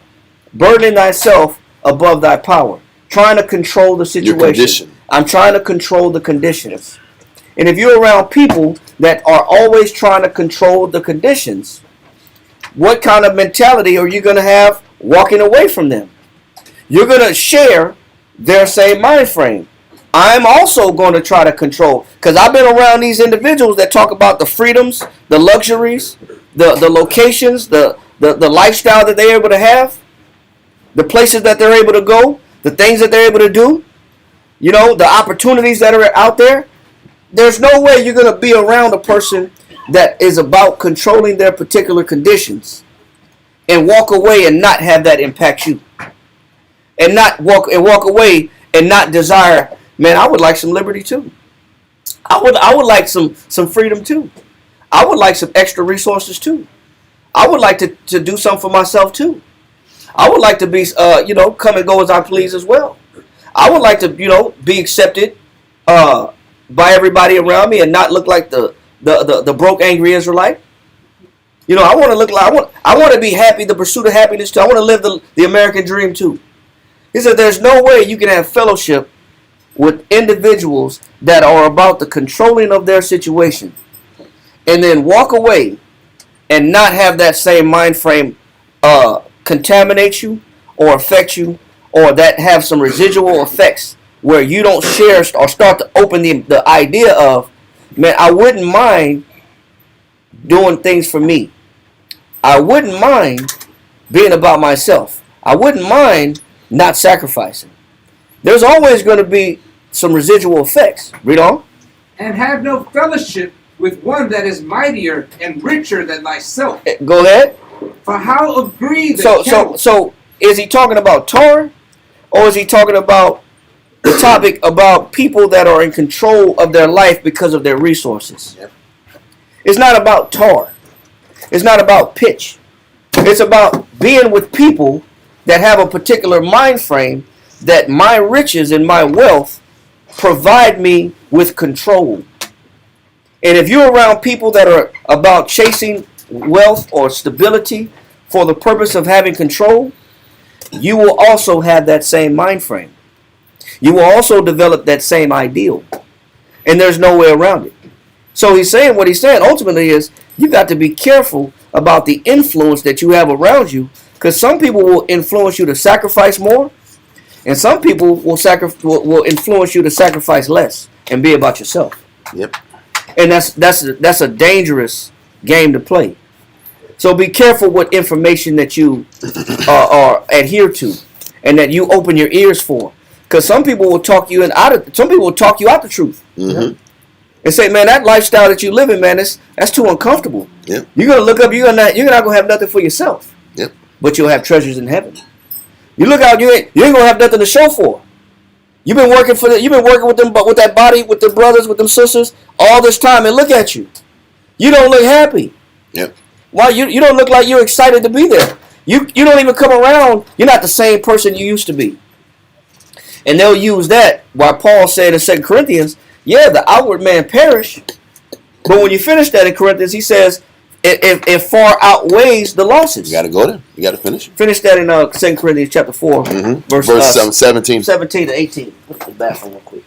It says the inward man is renewed day by day, because when you sit back here, read that last part of verse 16, the last sentence. 2 Corinthians chapter 4 and verse 16. Shalom. But though our outward man perish, yet the inward man is renewed day by day. Because a lot of times you ask yourself in the middle of your battle, do I have enough to keep giving every day? And the answer is yes, because when you give today, there's always the Spirit will always give you enough to give the next day. There's also this psychological thought that, you know what, you can only give so much before you got to get something for yourself. That's not true. Yeah. Most High is telling you, there is enough in the tank to give to your nation every day, and there'll be enough the next day to give to your people the next day. There'll be enough to counsel and give the next day. There's always enough to give. There's more in you than you think. Read on. Verse 17. For our light affliction. And what is the light affliction? Paul is explaining here. The light affliction is inconvenience. The light affliction that Paul is explaining is you come last. You're not going to get what you think you want out the deal. He's saying that is light. The losses you get or you don't get to achieve in your life, the little goals and plans you might have had in your head that are thwarted or that are squeezed out, is light affliction in comparison to what you're gaining on the other side. Read on. Which is but for a moment. It's just for a moment. Whatever you might not have gotten in your lifetime, whatever opportunities that were forfeited so that Israel can gain, is light affliction. Read on. It's not that bad. It's not that bad. We look at the things that we might not have an opportunity to gain as cataclysmic losses. They're not. We think they are, but they're not. We exaggerate. We exaggerate the things we don't have. We make more, we bring more attention to the things that we think we deserve. He said that's light affliction. You losing this time, losing this resource, losing this control is light. Read on. Worketh for us a far more exceeding and eternal weight of glory. The losses that you choose to give up so that the widow can have, the fatherless can have, he says it ends up working for you a far more exceeding and eternal weight of glory. Because the question goes back to this. What are you living this life for? Are you living this life to be honored in the eyes of the Most High and to produce glorious works in His eyes? Or are you doing this for you to come up? Because if you're doing this for you to come up, then yes, this is major affliction about losing your life for the nation's sake. But if this is about gaining glory in the Most High's eyes, every time you choose the body's needs over yours, you gain an additional crown on your head. You gain an additional glory or beautiful expectation the Most High puts on you. He looks at you with a greater light. So what are you doing it for? And if you're doing it for the Most High's glory, then you should be happy about everything you forfeited for the Most High. Because the question is, do we have to be Israelites and be poor, broke, or angry? People always ask those questions all the time, man. Because that's what it appears on the outside. And that's what eats at the Jew. Most of our people are not going to argue about the doctrine, the basic doctrine. The basic doctrine is undisputable. That's not why men quit. But what we have to understand is that there's a trade-off, and that's all that Paul is explaining. Exactly. He's explaining the trade-off. Yeah, you might suffer individually a little bit, he said, but you have a permanent weight of glory, meaning what you do lasts a long time in the eyes of the Most High. It lasts eternal. He said eternal. Exactly. That means it doesn't end. That's an appreciation from the Lord that the Most High says that it's like a treasure in heaven. It never loses its value. Because light affliction is 70 years of living. Yeah. 80 years of living is light. But can you do something within that 70, 80 years that can last for an eternity? That's the point. That's the point. What he's saying, living for you, there's no glory in that. He says temporary if it's not eternal. It's 80 years. That's nothing. Living for you is you get what you put into it. You put in for you, you got 80 years of your benefit for you. That's why that guy that stacked up all that money and broke down barns and made bigger barns, he couldn't take that to the kingdom. He died. His kids ran through that product within a couple years. And then there's nothing to show for his life on earth and the dedication he committed every day. Truthfully, when we die under the earth, you know what the truth is? We might be forgotten, but the works we commit to the Most High won't be. Nope. He said where moth or rust did not corrupt. That means it doesn't age. It doesn't lose its value. It ages like fine wine. Yep. It's better return. So the sacrifice that we commit never get old, and it's nothing but glory. So every time we choose the sick and the brotherhood or the sisterhood over us, we keep gaining glory in His eyes. And that's what this is about. The fulfillment that Christ gives you in return for your sacrifice is worth it, versus personal acquisition and emptiness. Mm-hmm. Okay. So with that, I want to go finish up Acts 17 real quick. Let's go back to Acts 17 and verse 3 and work our way to verse 6. Acts chapter 17 and verse 3. Opening and alleging that Christ must needs have suffered and risen again from the dead. Christ had to suffer and rise from the dead for numerous reasons. The first thing was the symbolizing and letting us know Christ had to suffer. You have to suffer for righteousness' sake. Why is that parallel so important to embrace for that time period? Because leadership in Israel didn't think they had to suffer and follow the law. They thought they can follow the law and avoid suffering and still be honored in the eyes of the Heavenly Father. He is explaining that you have to serve the Most High, follow the law, and embrace a life of suffering. That's what he taught the congregation in Thessalonica for 3 weeks straight.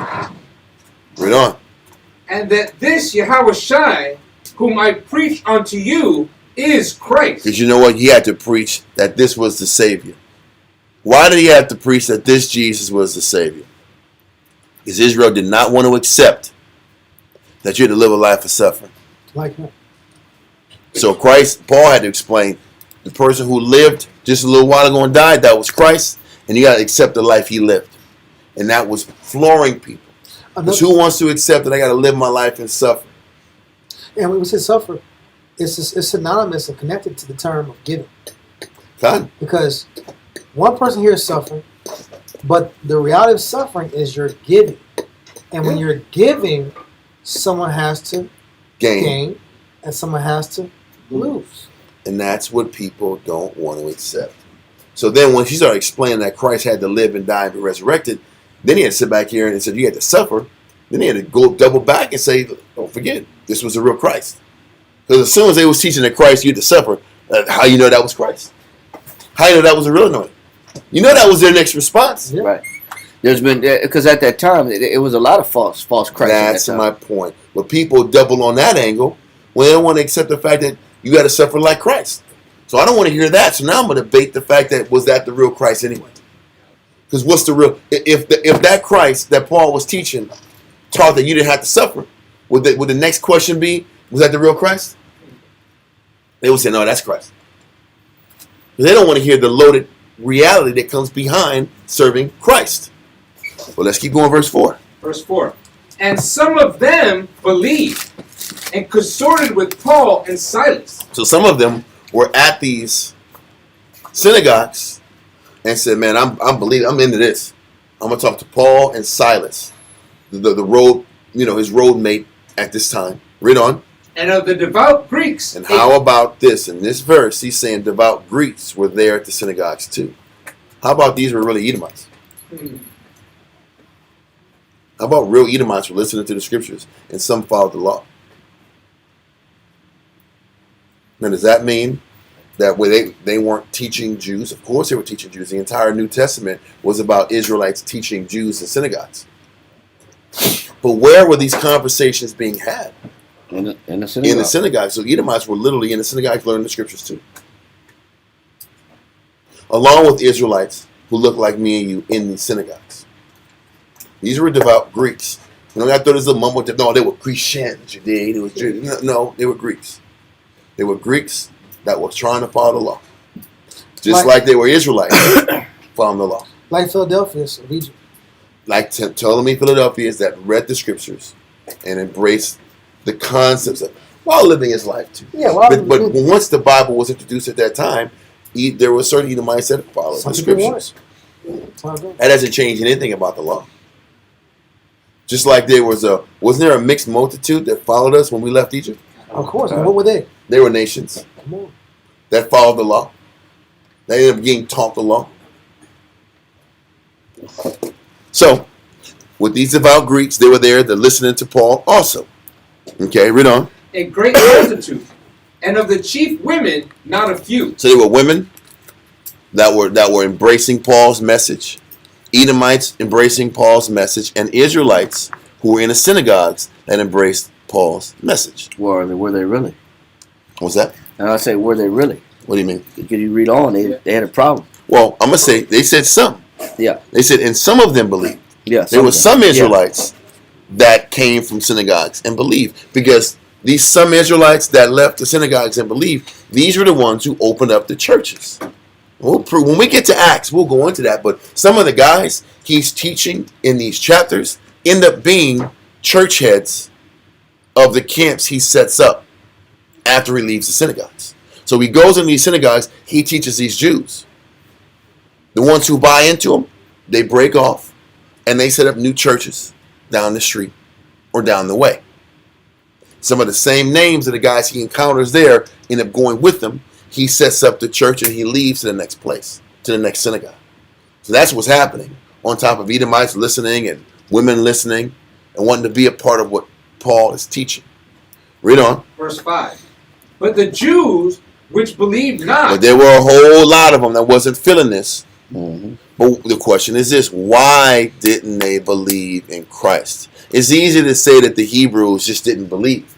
But why didn't they believe in Christ? Was it the fact that because in believing in Christ also means that you had to accept what?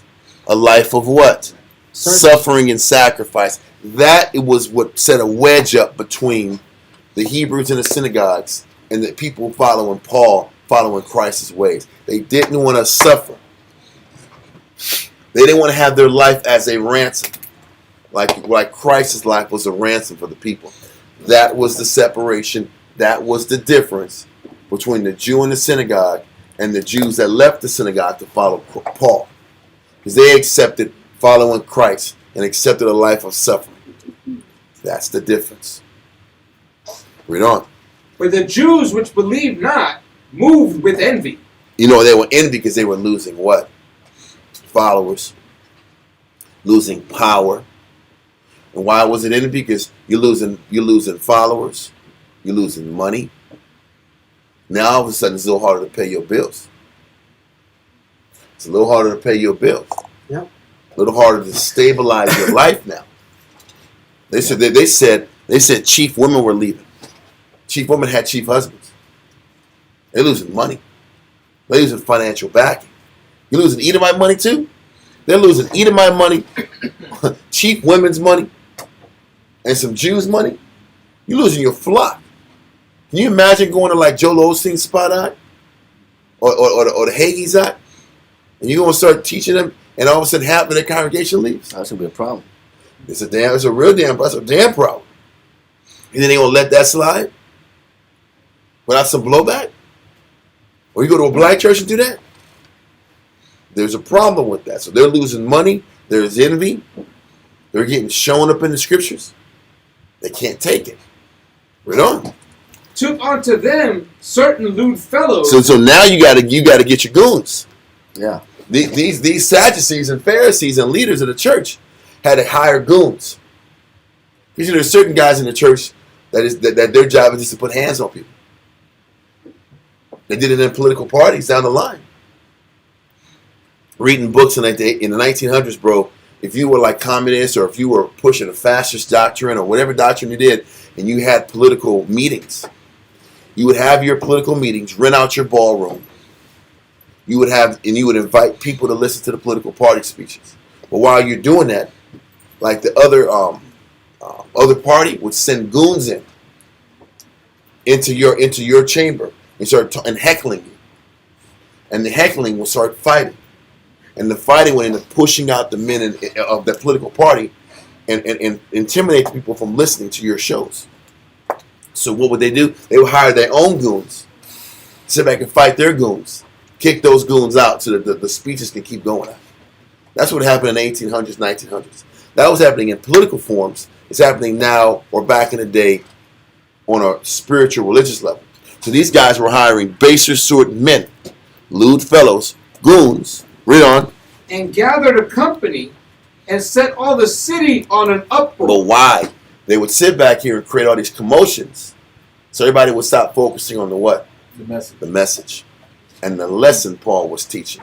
Because you had to create this fighting and this argument and commotion so that the message wouldn't get into the people's minds. That was the only way they could figure out how to outwork Paul. Create chaos. Read on. Read on. And assaulted the house of Jason, and sought to bring them out to the people. So they sat back here and assaulted a group of people that were following Paul.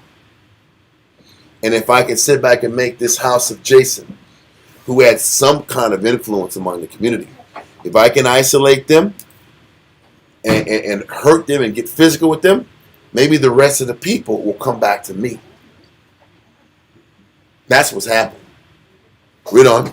And when they found them not, they drew Jason and certain brethren into the rulers of the city, crying, These that have turned the world upside down are come hither also. So the rest of this chapter deals with the fact that there was a handful of men that didn't give in to the status quo. Yep.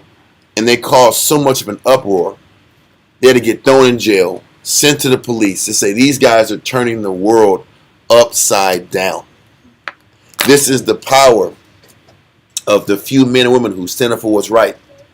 Even though we're the minority, even though there's not a lot of us, if we just stay true to the values the Most High teaches us, we can still turn the world upside down. This is why in 1 Maccabees chapter 9, the wicked were so afraid of that small influence still. Even though Judas was dead, their focus was still to find out any more righteous individuals had to get annihilated and taken off the board in order for the wicked to stay at peace and to keep prospering. This example in Acts 17 just shows the power of standing up for what's right, teaching the right message, and being honorable puts the wicked, or puts the people whose intentions aren't as pure as theirs, on notice. And the ones whose intentions aren't pure, now they're uncomfortable.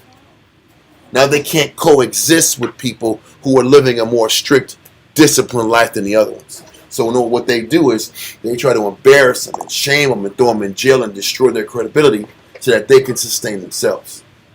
Does that make sense? We're not able to get to the rest of the topic because I think we've kind of overshot our time.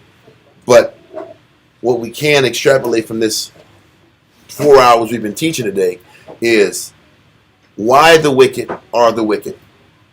Hopefully we have a better understanding that the wicked are the wicked because they just weren't accepting the life that the Most High chose, which we know now is adultery and idolatry. When you don't accept the life the Most High gives you, they had to go outside of the day-to-day, get just enough to survive lifestyle. They didn't want that, so they chose the Greek way. That was the root of the wicked's position. The better deal. Judas and then Jonathan labored to stay uncomfortable, stay in order, live off the Most High. And their lifestyle was in direct opposition to the wicked's lifestyle. And it kept them in such an uncomfortable state that they had to go about trying to kill them and persecute them, even though their leader was dead. And what you see is they start tightening up the noose in Israelite regions even worse than before. It said, as we read on in the topic, that it was the days after Judas was like the days when there was no judge on earth. Damn. Or pretty much when there was nobody, everybody did what they wanted to do.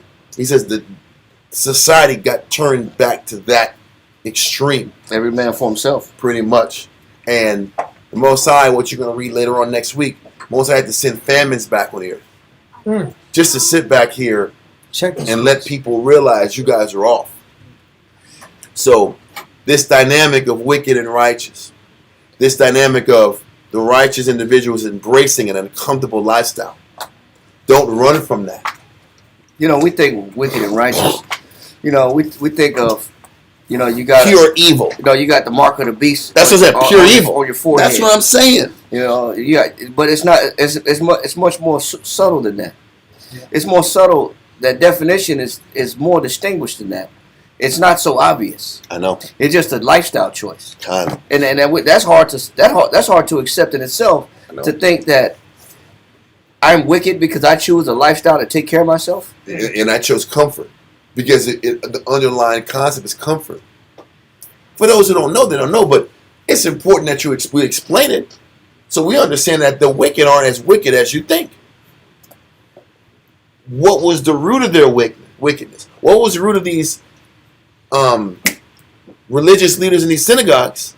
What was the root of the concept? What was the root of the teaching of Christ that aggravated them so much? I won't risk myself for the spiritually deficient. I'm not going to put my neck on the line. I'm not going to lose. I'm not going to suffer for the rest of my life. That was the root of it.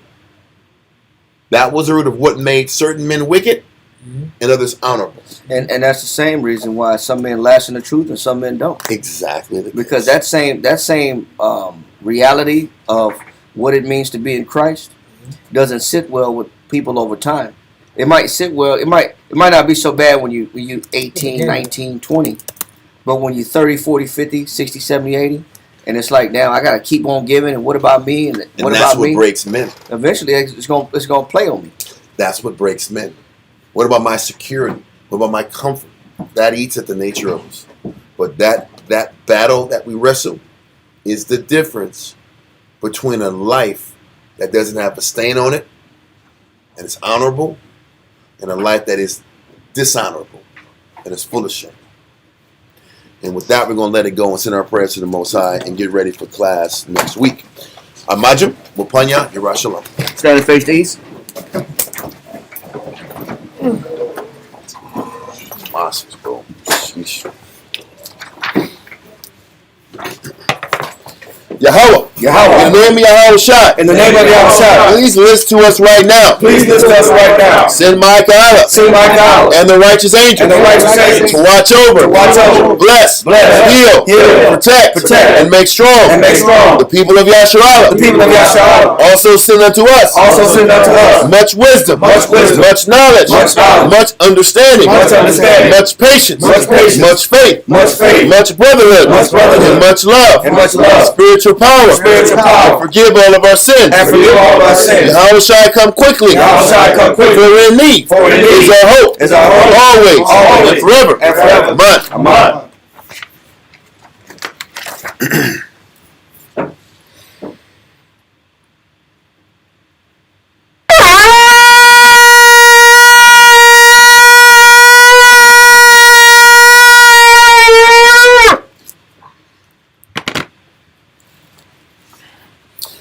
How about Shem Yahshai?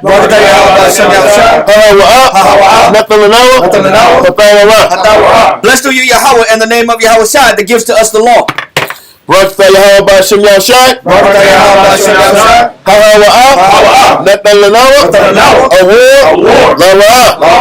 Blessed are you, Yahweh, in the name of Yahushua that gives to us light to see. Blessed are Yahweh Shem Yahshai.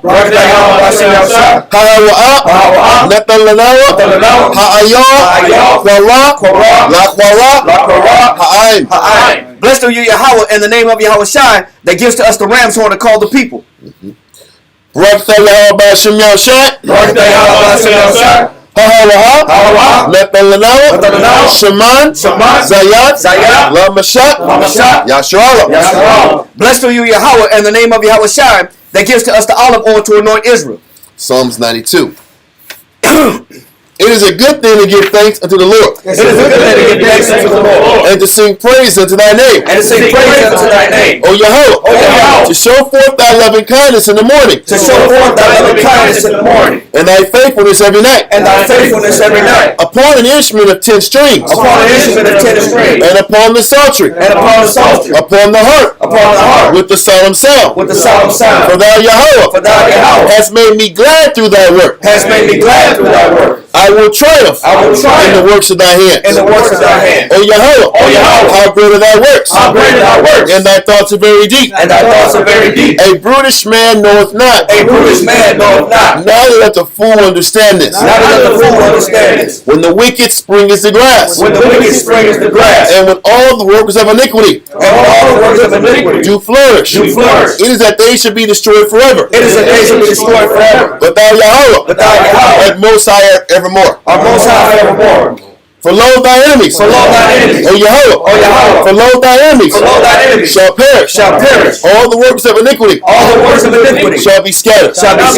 But my horn shalt thou exalt. Like the horn of a unicorn. I shall be anointed with fresh oil. Mine eye also shall see. My desire. On my enemies. And my ear shall hear. My desire. Of the wicked. That rise up against me. The righteous shall flourish like the palm tree. He shall grow like a cedar in Lebanon.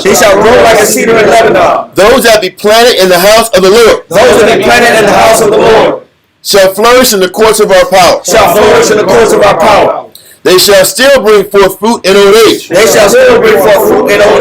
shall be fat and flourishing. To show that the Lord is upright.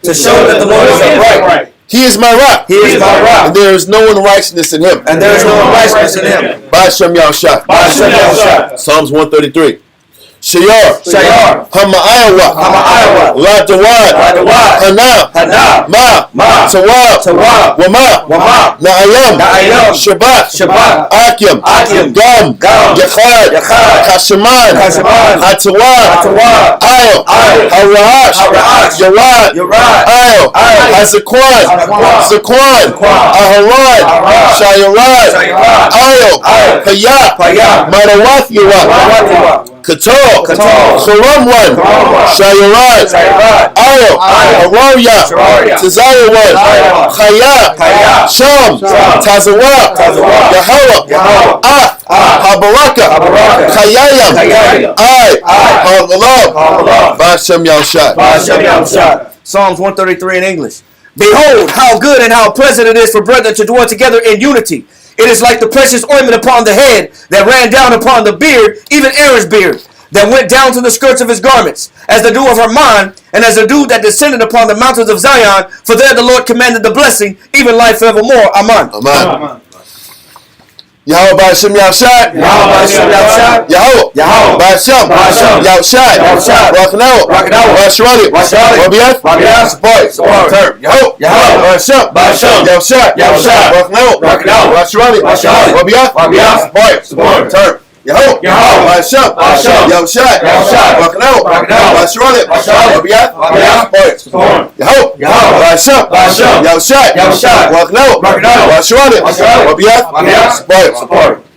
Barak they help. Barak they help. Barak they help shot. Barak they help shot. Barak they help. Barak they help. Barak they help shot. Barak they help shot. Barak they help. Barak they help. Barak they help shot. Barak they help shot. Barak they help. Barak they help. Barak they help shot. Barak they help shot. All knowledge. All knowledge. All wisdom. All wisdom. All understanding. All understanding. All mercy. All mercy. All patience. All patience. All love. All love. All power. All power. From your help. From your help. All power. All power. From your help. From your help. All power. All power. From your help. From your help. Ba'ashem. Ba'ashem. Yahushai. Yahushai. The water. The water. Yad. Yad. Aman. Aman. Circle up. My water color. Come. Saluting out in the heavenly order. Yahweh. Why Yahweh Shai? Well, call Yasharallah. Men of Israel. Emergence. Barak. Yahweh Ba'ashem Yahushai. Kwam Yasharallah. Kwam Yasharallah. Kwam Yasharallah. Kwam Yasharallah. Kwam Yasharallah. Kwam Yasharallah. Yashmatak. Turn and face the sisters. Mon Shabbat. Sisters, please stand. Sister, please stand. Slide. You good? It's the first time. Saluting out the daughters of Zion. Men of Israel. Emergence. Barak. Yahweh Ba'ashem Yahushai. Yes, Matap. Dismissed. Voila. Israel, throughout tuning in. See you on Monday. Take care. King establish the rise.